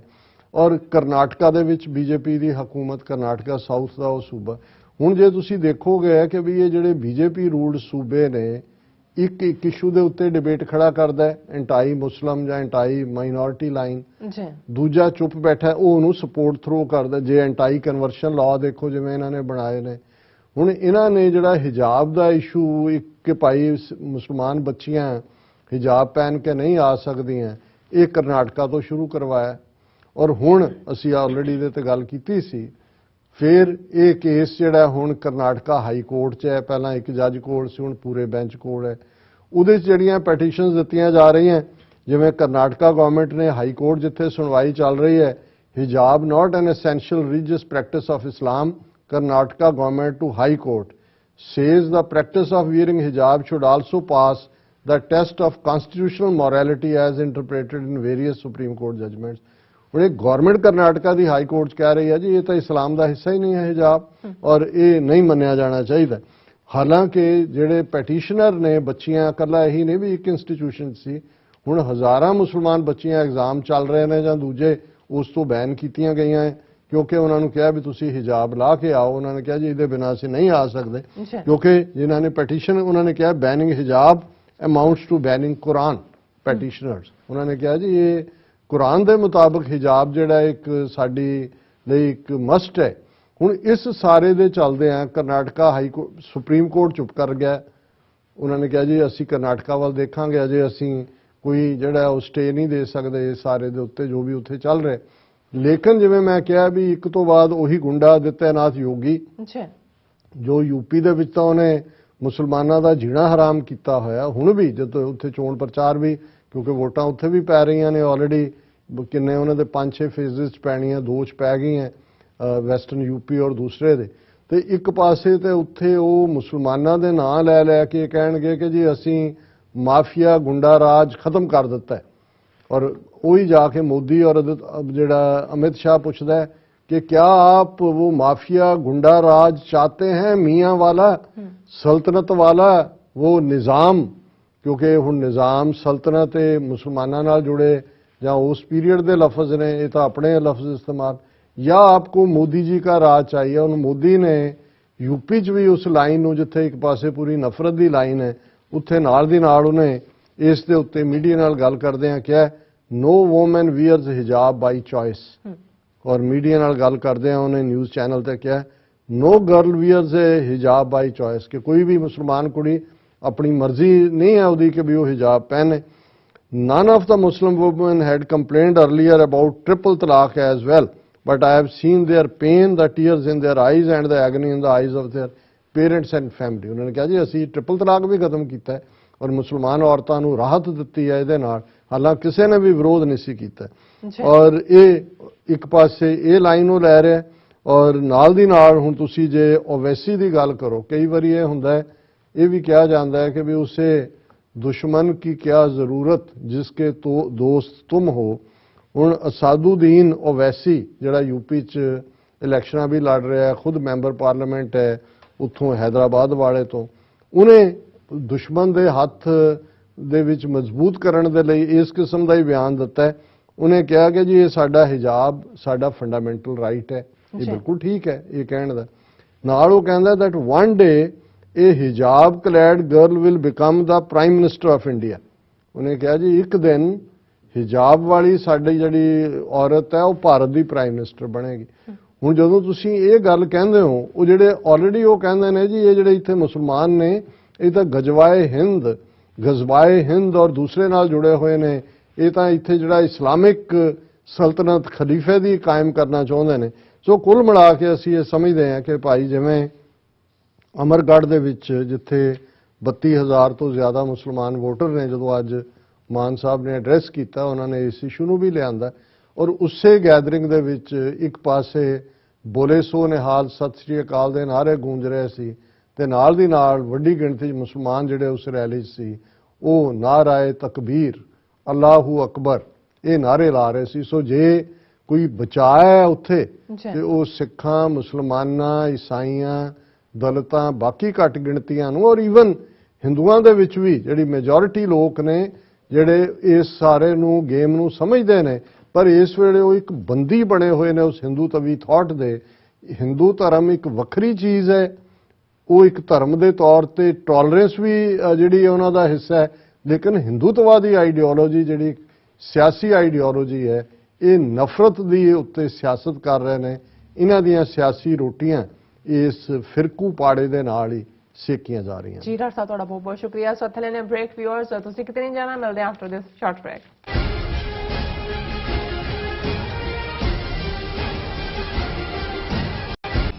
ਕਦੋਂ ਤੱਕ, ਹਾਂ ਕਦੋਂ ਤੱਕ ਅਸੀਂ ਭਾਰਤ ਅਤੇ ਦੁਨੀਆ ਭਰ ਦੇ ਵਿੱਚ ਵਸਦੇ ਸਿੱਖਾਂ ਦੇ ਮਸਲਿਆਂ ਤੇ ਭਾਰਤੀ ਚੈਨਲਾਂ ਦਾ ਝੂਠਾ ਪ੍ਰੋਪੇਗੈਂਡਾ ਬਰਦਾਸ਼ਤ ਕਰਦੇ ਰਹਾਂਗੇ? ਆਓ ਮੇਰੇ ਨਾਲ ਜੁੜੋ ਪ੍ਰੋਗਰਾਮ ਗੁਫ਼ਤਗੂ ਵਿੱਚ। ਸਿੱਖ ਨਜ਼ਰੀਏ ਤੋਂ ਰੋਜ਼ਾਨਾ ਵਾਪਰ ਰਹੀਆਂ ਘਟਨਾਵਾਂ ਦਾ ਵਿਸ਼ਲੇਸ਼ਣ ਕਰੀਏ। ਲਾਈਵ ਕਾਲਸ ਅਤੇ ਈਮੇਲਸ ਰਾਹੀਂ ਇਸ ਪ੍ਰੋਗਰਾਮ ਦਾ ਹਿੱਸਾ ਬਣੋ। ਮੰਡੇ ਟੂ ਫਰਾਈਡੇ ਰਾਤ 9:30 ਵਜੇ ਸਿਰਫ TV 84 ਤੇ।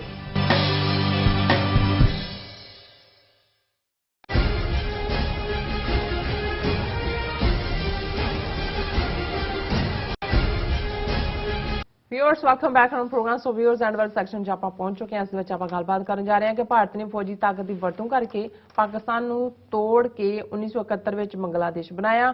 ਮੀਡੀਆ ਰਿਪੋਰਟਾਂ ਅਨੁਸਾਰ ਚੀਨ ਵੱਲੋਂ ਬੰਗਲਾਦੇਸ਼ ਵਿੱਚ ਇੱਕ ਮਿਜ਼ਾਈਲ ਰਿਪੇਅਰ ਬੇਸ ਤਿਆਰ ਕੀਤਾ ਜਾ ਰਿਹਾ ਹੈ ਔਰ ਬੰਗਲਾਦੇਸ਼ ਇਸ ਵੇਲੇ ਚੀਨ ਤੋਂ ਹਥਿਆਰ ਖਰੀਦਣ ਵਾਲਾ ਦੂਸਰਾ ਵੱਡਾ ਦੇਸ਼ ਹੈ। ਸੋ ਭਾਰਤ ਵੀ ਆਪਣੀ ਦਵਾਈ ਦਾ ਖੁਦ ਸਵਾਦ ਚੱਖ ਰਿਹਾ ਹੈ। ਇਸ ਬਾਰੇ ਆਪਾਂ ਗੱਲਬਾਤ ਕਰਨ ਜਾ ਰਹੇ ਹਾਂ। ਸੋ ਅਸੀਂ ਚਾਹਾਂਗੇ ਕਿ ਤੁਸੀਂ ਇਸੇ ਨੂੰ ਤਰ੍ਹਾਂ ਹੀ ਬਣੇ ਰਹਿਣਾ, ਦੇਖਣ ਸੁਣ ਲਈ ਐਂਡ ਲਿਖਣ ਲਈ ਤੁਹਾਡਾ ਸਭ ਦਾ ਬਹੁਤ ਬਹੁਤ ਧੰਨਵਾਦ। ਜੀ ਡਾਕਟਰ ਸਾਹਿਬ ਕੀ ਕਹਿਣਾ ਚਾਹੋਗੇ?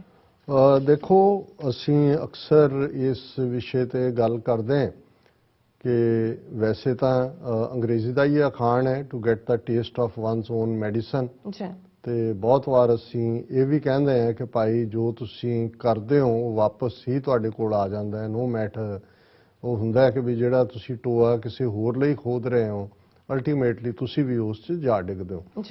ਭਾਰਤੀ ਹਕੂਮਤ ਨੇ ਇੱਕ ਬੜੀ ਸਾਜ਼ਿਸ਼ ਦੇ ਤਹਿਤ ਕਿਵੇਂ ਸ਼ੇਖ ਮੁਜੀਬੁਰ ਰਹਿਮਾਨ ਨੂੰ ਬਿਲਟ ਕੀਤਾ, ਪਾਲਿਆ ਔਰ ਪਾਕਿਸਤਾਨ ਦਾ ਜਿਹੜਾ ਅੰਦਰੂਨੀ ਕ੍ਰਾਈਸਿਸ ਸੀ 70ਵਿਆਂ ਦਾ, ਜਦੋਂ ਕਿ ਯਹੀਆ ਖਾਨ ਨੇ ਇਲੈਕਸ਼ਨ ਆਰਡਰ ਕੀਤੀ, ਮੁਜੀਬੁਰ ਰਹਿਮਾਨ ਦੀ ਮੈਜੋਰਟੀ ਸੀ ਪਾਰਟੀ ਕੋਲ, ਜ਼ੁਲਫਿਕਾਰ ਅਲੀ ਭੁੱਟੋ ਰੁਕਾਵਟ ਬਣੇ ਔਰ ਜ਼ਾਹਰ ਹੈ ਇੱਕ ਵੱਖਰੀ ਡਿਬੇਟ ਹੈ ਵੀ ਉਹਦੇ ਲਈ ਕੌਣ ਜ਼ਿੰਮੇਵਾਰ ਹੈ। ਔਰ ਇਹਨਾਂ ਨੇ ਬਹਾਨਾ ਇਸ ਤੋਂ ਬਹੁਤ ਪਹਿਲਾਂ ਇਹਨਾਂ ਨੇ ਮੁਕਤੀ ਵਾਹਿਨੀ ਬਣਾ ਕੇ ਜਿਹੜੇ ਗੁਰਿਲੇ ਜਿਹੜੇ ਇਹਨਾਂ ਦੀ ਆਪਣੀ ਫੌਜ ਦੇ ਹੀ ਗੁਰਿਲੇ ਸੀ, ਥੋੜੇ ਬਹੁਤ ਬੰਗਾਲੀ ਨਾਲ ਲਾਏ ਪਾਕਿਸਤਾਨ ਦੇ ਉਸ ਈਸਟਰਨ ਪਾਕਿਸਤਾਨ, ਮਸ਼ਰਕੀ ਪਾਕਿਸਤਾਨ ਜਿਸ ਦੇ ਵਿੱਚ ਗੜਬੜਾਂ ਕਰਾਈਆਂ ਔਰ ਬਾਅਦ ਦੇ ਵਿੱਚ ਫੌਜ ਭੇਜ ਕੇ ਉਸ ਕਹਾਣੀ ਤੋਂ ਅਸੀਂ ਵਾਕਿਫ ਹਾਂ ਕਿ ਕਿਵੇਂ 14 ਦਿਨ ਦੇ ਅੰਦਰ ਉਸ ਵੱਡੇ ਖਿੱਤੇ ਨੂੰ ਜਿਹੜੀ ਜ਼ਿਆਦਾ ਪੋਪੂਲੇਸ਼ਨ ਸਗੋਂ ਪਾਕਿਸਤਾਨ ਦੀ ਸੀ ਉਹਨੂੰ ਇੱਕ ਅੱਡ ਦੇਸ਼ ਬੰਗਲਾਦੇਸ਼ ਬਣਾ ਦਿੱਤਾ ਹੈ। ਉਸ ਨੂੰ ਰੈਕਗਨਾਈਜ਼ ਵੀ ਕੀਤਾ ਔਰ ਇਵੈਂਚੁਅਲੀ ਉਹਨਾਂ ਨੂੰ ਇਹ ਸਮਝਦੇ ਸੀ ਕਿ ਅਸੀਂ ਪਾਕਿਸਤਾਨ ਦਾ ਲੱਕ ਤੋੜ ਦਿੱਤਾ। ਇੰਦਰਾ ਗਾਂਧੀ ਨੇ ਵੀ ਦਿੱਲੀ 'ਚ ਖਲੋ ਕੇ ਇਹ ਕਿਹਾ ਸੀ ਕਿ ਹਮਨੇ 1000 ਸਾਲ की गुलामी का ਬਦਲਾ ਲੈ ਲਿਆ ਹੈ। ਸੋ ਜ਼ਾਹਰ ਹੈ ਉਹਨਾਂ ਨੂੰ ਸੀ ਕਿ ਵੀ ਬੰਗਲਾਦੇਸ਼ ਨੂੰ ਅਸੀਂ ਇਵੇਂ ਹੀ ਬਣਾ ਕੇ ਰੱਖਾਂਗੇ ਜਿਵੇਂ ਭੂਟਾਨ ਨੂੰ ਬਣਾਇਆ ਹੋਇਆ ਕਿ ਵੀ ਸਾਡੀ ਇੱਕ ਕਾਲੋਨੀ ਵਾਂਗ ਹੋਏਗਾ। ਲੇਕਿਨ ਜਿਵੇਂ ਅਸੀਂ ਕਿਹਾ ਵੀ ਬਹੁਤ ਵਾਰ ਜੋ ਤੁਸੀਂ ਹਰਕਤ ਕਰਦੇ ਹੋ ਤੁਹਾਡਾ ਨਜ਼ਰੀਆ ਭਾਵੇਂ ਉਸ 'ਚੋਂ ਕੁਛ ਕੱਢਣ ਦਾ ਹੁੰਦਾ ਹੈ ਪਰ ਕੁਦਰਤ ਨੇ ਉਸ ਨਿਜ਼ਾਮ ਨੂੰ ਜਿਹੜਾ ਕਿਸੇ ਹੋਰ ਰੰਗ 'ਚ ਦੇਣਾ ਹੁੰਦਾ ਹੈ। ਬਹੁਤ ਜਲਦੀ ਸ਼ੇਖ ਮੁਜੀਬੁਰ ਰਹਿਮਾਨ ਜਿਹੜਾ ਭਾਰਤੀ ਏਜੰਸੀਆਂ ਦੀ ਸ਼ਹਿ ਦੇ ਉੱਤੇ ਜੋ ਕਰ ਰਿਹਾ ਸੀ, ਫੌਜ ਦੇ ਵਿੱਚ ਬਗਾਵਤ ਹੋਈ, ਉਹਦਾ ਆਲਮੋਸਟ ਸਾਰਾ ਟੱਬਰ ਮਾਰਤਾ, ਫੌਜ ਨੇ ਟੇਕ ਓਵਰ ਕੀਤਾ। ਜਿਹੜੀ ਅੱਜ ਬੰਗਲਾਦੇਸ਼ ਦੀ ਪ੍ਰਾਈਮ ਮਿਨਿਸਟਰ ਸ਼ੇਖ ਹਸੀਨਾ ਤੇ ਸ਼ਾਇਦ ਇਹਦੀ ਇੱਕ ਅੱਧੀ ਭੈਣ ਜਾਂ ਕੋਈ ਬਚੇ ਕਿਉਂਕਿ ਮੌਕੇ ਤੇ ਨਹੀਂ ਸੀ, ਬਾਕੀ ਉਹਨਾਂ ਨੇ ਸਾਰਾ ਟੱਬਰ ਮਾਰ ਦਿੱਤਾ। ਔਰ ਫਿਰ ਉੱਥੇ ਇੱਕ ਫੀਅਰਸ ਪਾਵਰ ਸਟਰਗਲ ਜਿਹਦੇ ਜ਼ਿਆਉਰ ਰਹਿਮਾਨ ਦੀ ਬੇਗਮ ਜਿਹੜੀ ਹੈ ਉਹ ਔਰ ਇਹਨਾਂ ਦੇ ਵਿੱਚ ਰਹੀ ਟੱਕਰ। ਹੁਣ ਜਦੋਂ ਮੈਂ ਅੱਜ ਇਹ ਖਬਰ ਵੀ ਦੇਖੀ ਔਰ ਇਸ ਗੱਲ ਦਾ ਵੀ ਧਿਆਨ ਰਿਹਾ ਕਿ ਈਵਨ ਪਾਕਿਸਤਾਨ ਦੇ ਇਸਲਾਮਿਕ ਮੁਲਕ ਵਜੋਂ ਐਲਾਨੇ ਜਾਣ ਤੋਂ ਪਹਿਲਾਂ ਉਹੀ ਬੰਗਲਾਦੇਸ਼ ਜਿਹਨੂੰ ਇੰਡੀਆ ਨੇ ਇੱਕ ਭੂਟਾਨ ਬਣਾਉਣ ਲਈ ਪਾਕਿਸਤਾਨ ਤੋਂ ਤੋੜਿਆ ਸੀ, ਉਹਨੇ ਆਪਣੇ ਆਪ ਨੂੰ ਇਸਲਾਮਿਕ ਦੇਸ਼ ਡਿਕਲੇਅਰ ਕਰ ਦਿੱਤਾ ਔਰ ਬੰਗਲਾਦੇਸ਼ ਐਵਰੀ ਇੰਚ ਇਸਲਾਮਿਕ ਹੈ। ਔਰ ਇਸ ਦਾ ਅਸੀਂ ਦੇਖਦੇ ਹਾਂ ਕਿ ਭਾਈ ਆ ਮੋਦੀ ਜਦੋਂ ਪਿੱਛੇ ਜੇ ਬੰਗਾਲ ਦੀਆਂ ਚੋਣਾਂ ਦੇ ਵੇਲੇ ਕੁਛ ਉਹਨਾਂ ਇਲਾਕਿਆਂ 'ਚ ਗਿਆ ਜਿੰਨੇ ਪ੍ਰੋਟੈਸਟ ਇਹਦੇ ਖਿਲਾਫ ਬੰਗਲਾਦੇਸ਼ 'ਚ ਹੋਏ, ਇਹੋ ਜਿਹੇ ਕਦੇ ਵੀ ਕਿਸੇ ਹੈੱਡ ਆਫ ਦਾ ਸਟੇਟ ਦੂਸਰੇ 'ਚ ਗਵਾਂਢੀ 'ਚ ਜਾਏ ਤਾਂ ਇਵੇਂ ਨਹੀਂ ਹੁੰਦਾ। ਈਵਨ ਅਟਲ ਬਿਹਾਰੀ ਵਾਜਪਾਈ ਵੀ ਜਦੋਂ ਲਾਹੌਰ ਗਿਆ ਪੂਰੀ ਉਹ ਬੱਸ ਡਿਪਲੋਮੇਸੀ ਦੇ ਥੱਲੇ ਪ੍ਰੋਟੈਸਟ ਨਹੀਂ ਹੋਏ ਕੋਈ ਵੀ, ਕਿਉਂਕਿ ਇਹ ਇੱਕ ਹੁੰਦਾ ਹੈ ਕਿ ਭਾਈ ਚਲੋ ਜਿਸ ਪਾਕਿਸਤਾਨ ਨੂੰ ਤੋੜਨ ਦੇ ਲਈ ਜਿਹੜਾ ਇਹ ਬੰਗਲਾਦੇਸ਼ ਬਣਾਇਆ ਸੀ, ਉਹਨਾਂ ਨੇ ਤਾਂ ਮੋਦੀ ਦਾ ਉੱਥੇ ਗੋਲੀ ਵੀ ਚੱਲੀ, ਕਿੰਨੇ ਲੋਕ ਮਰੇ ਪ੍ਰੋਟੈਸਟ ਦੇ ਉੱਤੇ। ਹੁਣ ਗੱਲ ਉਹੀ ਸ਼ੇਖ ਹਸੀਨਾ, ਸ਼ੇਖ ਮੁਜੀਬੁਰ ਰਹਿਮਾਨ ਦੀ ਡਾਟਰ, ਜਿਹੜੀ ਅੱਜ ਉੱਥੇ ਪਾਵਰ ਦੇ ਵਿੱਚ ਹੈ, ਜਿਹੜੀ ਬਿਲਕੁਲ ਉਹਨੂੰ ਜਿਤਾਉਣ ਦੇ ਲਈ ਵੀ ਇਹਨਾਂ ਦੀ ਰਾਹ ਦਾ ਹੀ ਆਪਰੇਸ਼ਨ ਹੁੰਦਾ, ਉਹਨੂੰ ਬੇਗਮ ਜ਼ਿਆਉਰ ਰਹਿਮਾਨ ਨੂੰ ਉਹਨੂੰ ਜਿਹੜਾ ਖੂੰਜੇ ਲਾਇਆ ਹੋਇਆ। ਲੇਕਿਨ ਇਨ ਦਾ ਐਂਡ ਬੰਗਲਾਦੇਸ਼ ਇਹੀ ਨਹੀਂ ਕਿ ਵੀ ਉਹ ਨਿਕਲ ਗਿਆ ਇੰਡੀਆ ਦੇ ਪ੍ਰਭਾਵ ਥੱਲੇ, ਅਜੇ ਵੀ ਹੈ ਕਾਫੀ ਹੱਦ ਤੱਕ, ਪਰ ਅਸੀਂ ਦੇਖ ਰਹੇ ਹਾਂ ਕਿ ਉਹਨੇ ਅਲਟੀਮੇਟਲੀ ਬੰਗਾਲੀ ਸਿਆਣੇ ਲੋਕ, ਉਹਨਾਂ ਨੇ ਵੀ ਦੇਖਣਾ ਹੈ ਕਿ ਭਾਈ ਕਿੱਥੋਂ ਉਹਨਾਂ ਦੀ ਜਿਹੜੀ ਹੈ ਉਹ ਰੋਟੀ ਰੋਜ਼ੀ ਹੈ, ਉਹਨਾਂ ਦੀ ਪ੍ਰੋਸਪੈਰਿਟੀ ਹੈ। ਬੰਗਲਾਦੇਸ਼ ਦੀ ਇਕਨੋਮੀ ਵੀ ਫਾਸਟ ਗਰੋਇੰਗ ਹੈ, ਉਹਨਾਂ ਨੇ ਦੁਨੀਆ 'ਚ ਆਪਣੀ ਥਾਂ ਵੀ ਬਣਾਈ ਹੈ, ਪਰ ਉਹਨਾਂ ਨੇ ਦੇਖ ਲਿਆ ਵੀ ਸਾਡੀ ਚੀਨ ਦੇ ਨਾਲ ਕੁਰਬਤ ਜਿਹੜੀ ਹੈ ਉਹੀ ਅਲਟੀਮੇਟਲੀ ਸਾਡੇ ਲਈ ਇੱਕ ਬੂਨ ਹੋਏਗੀ। ਔਰ ਇਹਨਾਂ ਦੀ ਆਪਣੀ ਖਬਰ ਹੈ ਕਿ China to set up missile repair base in Bangladesh. Bangladesh is China's second largest arms customer. ਜੀ ਹੁਣ ਚੀਨ 'ਚ ਜਿਹੜੇ ਹਥਿਆਰ ਬਣਦੇ ਨੇ, ਸਭ ਤੋਂ ਜ਼ਿਆਦਾ ਹਥਿਆਰ ਚੀਨ ਦੇ ਪਾਕਿਸਤਾਨ ਖਰੀਦਦਾ ਹੈ। ਆਲਮੋਸਟ 38% ਜਿਹੜੀ ਆਰਮਸ ਐਕਸਪੋਰਟ ਹੈ ਚਾਈਨਾ ਦੀ, ਉਹ ਪਾਕਿਸਤਾਨ ਨੂੰ ਹੈ। ਹੁਣ ਜਿਸ ਪਾਕਿਸਤਾਨ ਤੋਂ ਜਿਹੜਾ ਮੁਲਕ ਇੰਡੀਆ ਨੇ ਆਪਣੀ ਕਾਲੋਨੀ ਬਣਾਉਣ ਲਈ ਤੋੜਿਆ ਹੈ, ਇਹਨਾਂ ਦੀ ਰਿਪੋਰਟਿੰਗ ਹੈ ਕਿ ਚਾਈਨਾ ਤੋਂ ਹਥਿਆਰ ਲੈਣ ਵਾਲਾ ਬੰਗਲਾਦੇਸ਼ ਦੂਸਰਾ ਵੱਡਾ ਮੁਲਕ ਹੈ। 17% ਜਿੰਨੇ ਚਾਈਨੀਜ਼ ਮਿਲਟਰੀ ਐਕਸਪੋਰਟ ਹੈ ਉਹ ਬੰਗਲਾਦੇਸ਼ ਨੂੰ ਹੈ। ਜੀ 38% ਪਾਕਿਸਤਾਨ ਨੂੰ, 17% ਬੰਗਲਾਦੇਸ਼ ਨੂੰ। ਔਰ ਇਹ ਕਿਸੇ ਐਵੇਂ ਜਰਨਲਿਸਟ ਨੇ ਆਪਣੇ ਤੌਰ ਤੇ ਨਹੀਂ ਕਢਿਆ, Stockholm international peace research institute ਦਾ ਇਹ ਡਾਟਾ ਹੈ।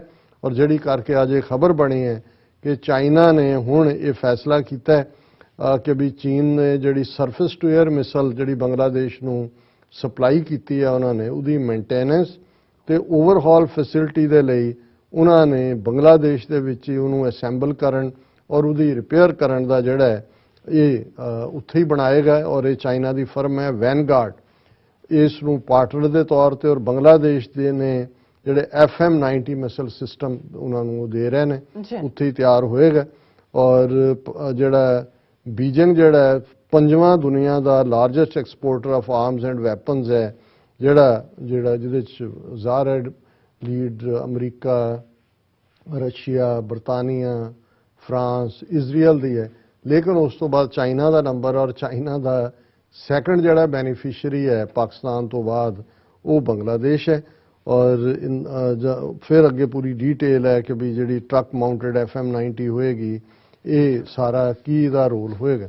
ਸੋ ਅਸੀਂ ਇਹੀ ਕਹਿਣਾ ਚਾਹੁੰਦੇ ਹਾਂ ਕਿ ਭਾਈ ਇਨ ਦਾ ਐਂਡ ਜੇ ਅੱਜ ਬੰਗਲਾਦੇਸ਼ ਨੇ ਜਿਹੜਾ ਕਿ ਬਿਲਕੁਲ ਉਹਦਾ, ਜੇ ਤੁਸੀਂ ਬੰਗਲਾਦੇਸ਼ ਦਾ ਮੈਪ ਦੇਖੋ ਤੇ ਸਾਹਲ ਹੈ, ਸਮੁੰਦਰ ਦਾ ਕੰਢਾ ਹੈ, ਜਿੱਥੇ ਫਲੱਡ ਆਏ ਹੀ ਰਹਿੰਦੇ ਨੇ। ਕਦੇ ਬੰਗਾਲੀਆਂ ਬਾਰੇ ਹੈ ਹੀ ਹੈ ਕਿ ਝੁੱਗੀਆਂ ਝੌਂਪੜੀਆਂ ਇਹ, ਲੇਕਿਨ ਜਿਉਂ ਹੀ ਉਹਨਾਂ ਨੇ ਆਜ਼ਾਦੀ ਲਈ, ਅੱਜ ਉਹਨਾਂ ਦੀ ਜਿਹੜੀ ਗਰੋਥ ਰੇਟ ਹੈ ਇਕਨੋਮਿਕਲੀ, ਉਹ ਇੰਡੀਆ ਪਾਕਿਸਤਾਨ ਤੋਂ ਵੀ ਜ਼ਿਆਦਾ ਹੈ, ਮੱਚ ਸੌਟ ਆਫਟਰ ਉਹਨਾਂ ਦੇ ਦੁਨੀਆ 'ਚ। ਔਰ ਮੈਂ ਪਿਛਲੇ ਦਿਨਾਂ 'ਚ ਟਰੈਵਲ ਕਰ ਰਿਹਾ ਸੀ 에ਅਰਪੋਰਟ ਤੇ ਜਾਣ ਲਈ, ਊਬਰ ਲਈ, ਤੇ ਬੰਗਾਲੀ ਜਿਹੜਾ ਉਸ ਦਾ ਬੰਗਲਾਦੇਸ਼ੀ ਡਰਾਈਵਰ ਸੀ ਕੈਬ ਦਾ, ਔਰ ਗੱਲ ਚੱਲੀ, ਉਹਨੂੰ ਮੈਂ ਕਿਹਾ ਜੀ ਕਿ ਵੀ ਕੀ ਆ, ਉਹ ਕਹਿੰਦਾ ਜੀ ਵੀ ਇੱਕ ਜ਼ਮਾਨਾ ਸੀ ਕਿ ਵੀ ਇਹੀ ਜਾਣਿਆ ਜਾਂਦਾ ਸੀ ਕਿ ਜੀ ਪਟਸਨ ਜਿਹੜੀ ਹੈ ਉਹ ਹੁੰਦੀ ਹੈ ਬੰਗਲਾਦੇਸ਼, ਔਰ ਜਦੋਂ ਪਾਕਿਸਤਾਨ ਦਾ ਹਿੱਸਾ ਸੀ, ਸਭ ਤੋਂ ਜ਼ਿਆਦਾ ਜਿਹੜੀ ਉਹਨਾਂ ਦੀ ਫੋਰਨ ਐਕਸਚੇਂਜ ਹੁੰਦੀ ਸੀ ਉਹ ਪਟਸਨ ਤੋਂ ਹੁੰਦੀ ਸੀ, ਬਾਹਰ ਭੇਜੀ ਜਾਂਦੀ ਸੀ ਬੋਰੀਆਂ ਬਾਰੀਆਂ ਬਣਾਉਣ ਲਈ, ਜੂਟ ਕਹਿੰਦੇ ਨੇ ਪਟਸਨ ਨੂੰ,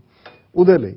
ਉਹਨੇ ਕਿਹਾ ਜੀ ਮਤਲਬ ਹੁਣ ਤਾਂ ਉਹ ਬੋਰੀਆਂ ਬਾਰੀਆਂ ਦਾ ਤਾਂ ਕੰਮ ਹੈ ਨਹੀਂ। ਦੂਜਾ ਉਹਨੂੰ ਕਿਹਾ ਜੀ ਸਾਡੇ ਨਾਲ ਫਲਾਣੇ ਮੁਲਕ ਨੇ, ਕਿਸੇ ਯੂਰਪੀਅਨ ਮੁਲਕ ਦਾ ਉਹਨੇ ਨਾਂ ਲਿਆ, ਵੱਡੀ ਡੀਲ ਕੀਤੀ ਹੈ ਕਿ ਉਹ ਟੈਕਨੀਕ ਡਿਵੈਲਪ ਕਰ ਲਈ ਗਈ ਹੈ ਜਿਹਦੇ 'ਚ ਕਿ ਜੂਟ ਹਾਲਾਂ ਰਫ ਜਿਹੀ ਹੁੰਦੀ ਹੈ ਕਿ ਉਹਨੂੰ ਇੰਨਾ ਫਾਈਨ ਕਿ ਜਿਹਦੇ ਨਾਲ ਛੋਟੇ ਬੈਗ, ਪਰਸ, ਕਲੋਥਸ ਵੀ ਬੰਗਲਾਦੇਸ਼ ਜਿਹੜੀ ਹੁਣ ਯੂਜੂਅਲੀ ਜਿਹੜੇ ਕੱਪੜੇ ਨੇ ਕਾਟਨ ਦੇ ਹੁੰਦੇ ਨੇ, ਔਰ ਜਿਹੜੀ ਜੇ ਤੁਸੀਂ ਕਦੇ ਸ਼ਰਟਸ ਲੈਣ ਜਾਓ ਤੇ ਮੋਸਟਲੀ ਤੁਹਾਨੂੰ ਸ਼ਰਟਸ ਜਿਹੜੀਆਂ ਨੇ ਉਹ ਬੰਗਲਾਦੇਸ਼ ਦੀਆਂ ਹੋਣਗੀਆਂ ਜਾਂ ਹੋਏਗਾ ਕਿ ਵੀ ਕਾਟਨ ਸ਼ਰਟ।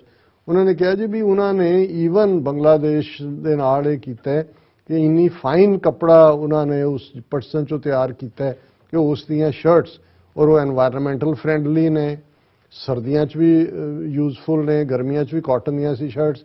ਇਸ ਲਈ ਪਾਉਂਦੇ ਆ ਜੀ, ਪਸੀਨਾ ਜਿਹੜਾ ਉਹਦੇ 'ਚੋਂ ਆਰ ਪਾਰ ਹੁੰਦਾ ਹੈ, ਟੈਰੀਕॉर्ड ਜਾਂ ਟੈਰੀਲੀਨ ਔਰ ਦੂਸਰੇ ਜਿਹੜੇ ਕੱਪੜੇ ਨੇ ਇਹ ਤਾਂ ਤੁਹਾਡੇ ਅੰਦਰ ਹੀ ਉਹਨੂੰ ਸੁਕਾ ਦਿੰਦੇ ਨੇ। ਜੀ। ਸੋ ਕਹਿਣ ਦਾ ਮਤਲਬ ਇਹ ਹੈ ਕਿ 50 ਸਾਲ ਚ 1971 ਚ ਬੰਗਲਾਦੇਸ਼ ਬਣਦਾ ਹੈ।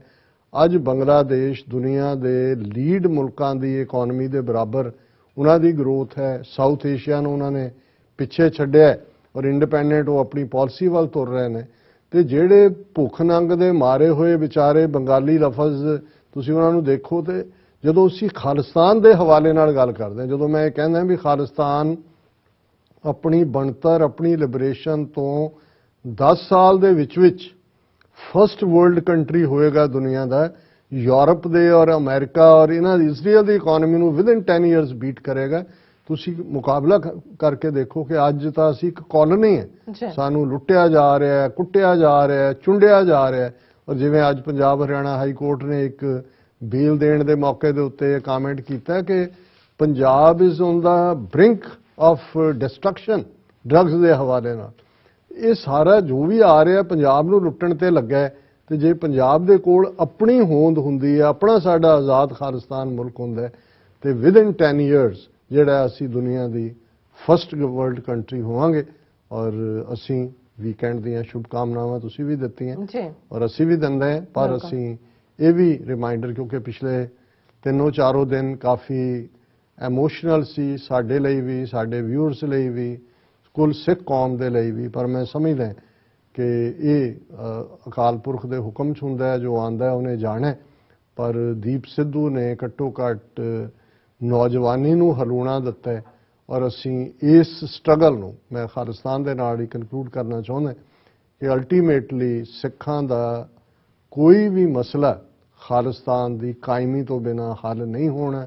ਜੇ ਅਸੀਂ ਲਗਾਤਾਰਤਾ ਨਾਲ ਇੱਕ ਤੋਂ ਬਾਅਦ ਇੱਕ ਘਟਨਾ ਦੇ ਉੱਤੇ ਸਿਰਫ ਰਿਐਕਟ ਕਰਨ ਦੇ ਉੱਤੇ ਹੀ ਰਵਾਂਗੇ ਤੇ ਫਿਰ ਜਿੰਨੀ ਮਰਜ਼ੀ ਦੇਰ ਬੈਠੇ ਰਹੀਏ। ਪਰ ਜੇ ਅਸੀਂ ਇਹ ਤਈਆ ਕਰ ਲਾਂਗੇ ਡਿਟਰਮੀਨੇਸ਼ਨ ਦੇ ਨਾਲ ਕਿ ਅਸੀਂ ਦਰਿਆਏ ਜਮਨਾ ਤੋਂ ਵਾਘਾ ਤੱਕ ਆਪਣੀ ਫਾਦਰਲੈਂਡ, ਆਪਣੀ ਹੋਮਲੈਂਡ ਖਾਲਿਸਤਾਨ ਨੂੰ ਇੰਡੀਅਨ ਆਰਮੀ ਜੈਕ ਬੂਟ ਤੋਂ ਲਿਬਰੇਟ ਕਰਾਣਾ, ਤੇ ਕੋਈ ਤਾਕਤ ਦੁਨੀਆ ਦੀ ਸਾਨੂੰ ਆਪਣੇ ਆਦਰਸ਼ ਨੂੰ, ਆਪਣੇ ਨਿਸ਼ਾਨੇ ਨੂੰ ਹਾਸਲ ਕਰਨ ਤੋਂ ਰੋਕ ਨਹੀਂ ਸਕਦੀ। ਖਾਲਿਸਤਾਨ ਜ਼ਿੰਦਾਬਾਦ। ਜੀ ਡਾਕਟਰ ਸਾਹਿਬ, ਤੁਹਾਡਾ ਬਹੁਤ ਬਹੁਤ ਸ਼ੁਕਰੀਆ, ਤੁਸੀਂ ਆਪਣੇ ਵਿਚਾਰ ਸਾਡੇ ਦਰਸ਼ਕਾਂ ਨਾਲ ਸਾਂਝੇ ਕੀਤੇ ਨੇ। ਸੋ ਇਸ ਤਰ੍ਹਾਂ ਆਪਣੇ ਵਿਊਜ਼ ਲੈਣੀ ਇਜਾਜ਼ਤ। ਵਿਊਅਰਸ, ਸਾਡੇ ਪ੍ਰੋਗਰਾਮ ਦਾ ਸਮਾਂ ਇੱਥੇ ਸਮਾਪਤ ਹੁੰਦਾ। ਤੁਸੀਂ ਆਪਣੀ ਰਾਏ ਤੇ ਸੁਝਾਅ ਸਾਨੂੰ ਭੇਜਣਾ ਭੁੱਲਣਾ ਸਾਡੇ ਇਸ ਪਤੇ ਤੇ sos@tv4.tv ਤੇ ਅਸੀਂ ਆਪਣਾ ਪ੍ਰੋਗਰਾਮ ਲੈ ਕੇ ਫਿਰ ਦੁਬਾਰਾ ਤੁਹਾਡੇ ਸਾਹਮਣੇ ਹੋਵਾਂਗੇ। ਤਦ ਤੱਕ ਲਈ ਮੈਨੂੰ ਤੇ ਆਪਣਾ ਸੁਣਾ ਗਿਆ ਦੋ ਦੇਖਦੇ ਰਹੋ TV4। ਬੁਲਾ ਦਿਓ ਫਤਿਹ। ਵਾਹਿਗੁਰੂ ਜੀ ਕਾ ਖਾਲਸਾ, ਵਾਹਿਗੁਰੂ ਜੀ ਕੀ ਫਤਿਹ। ਰੱਬ ਰਾਖਾ।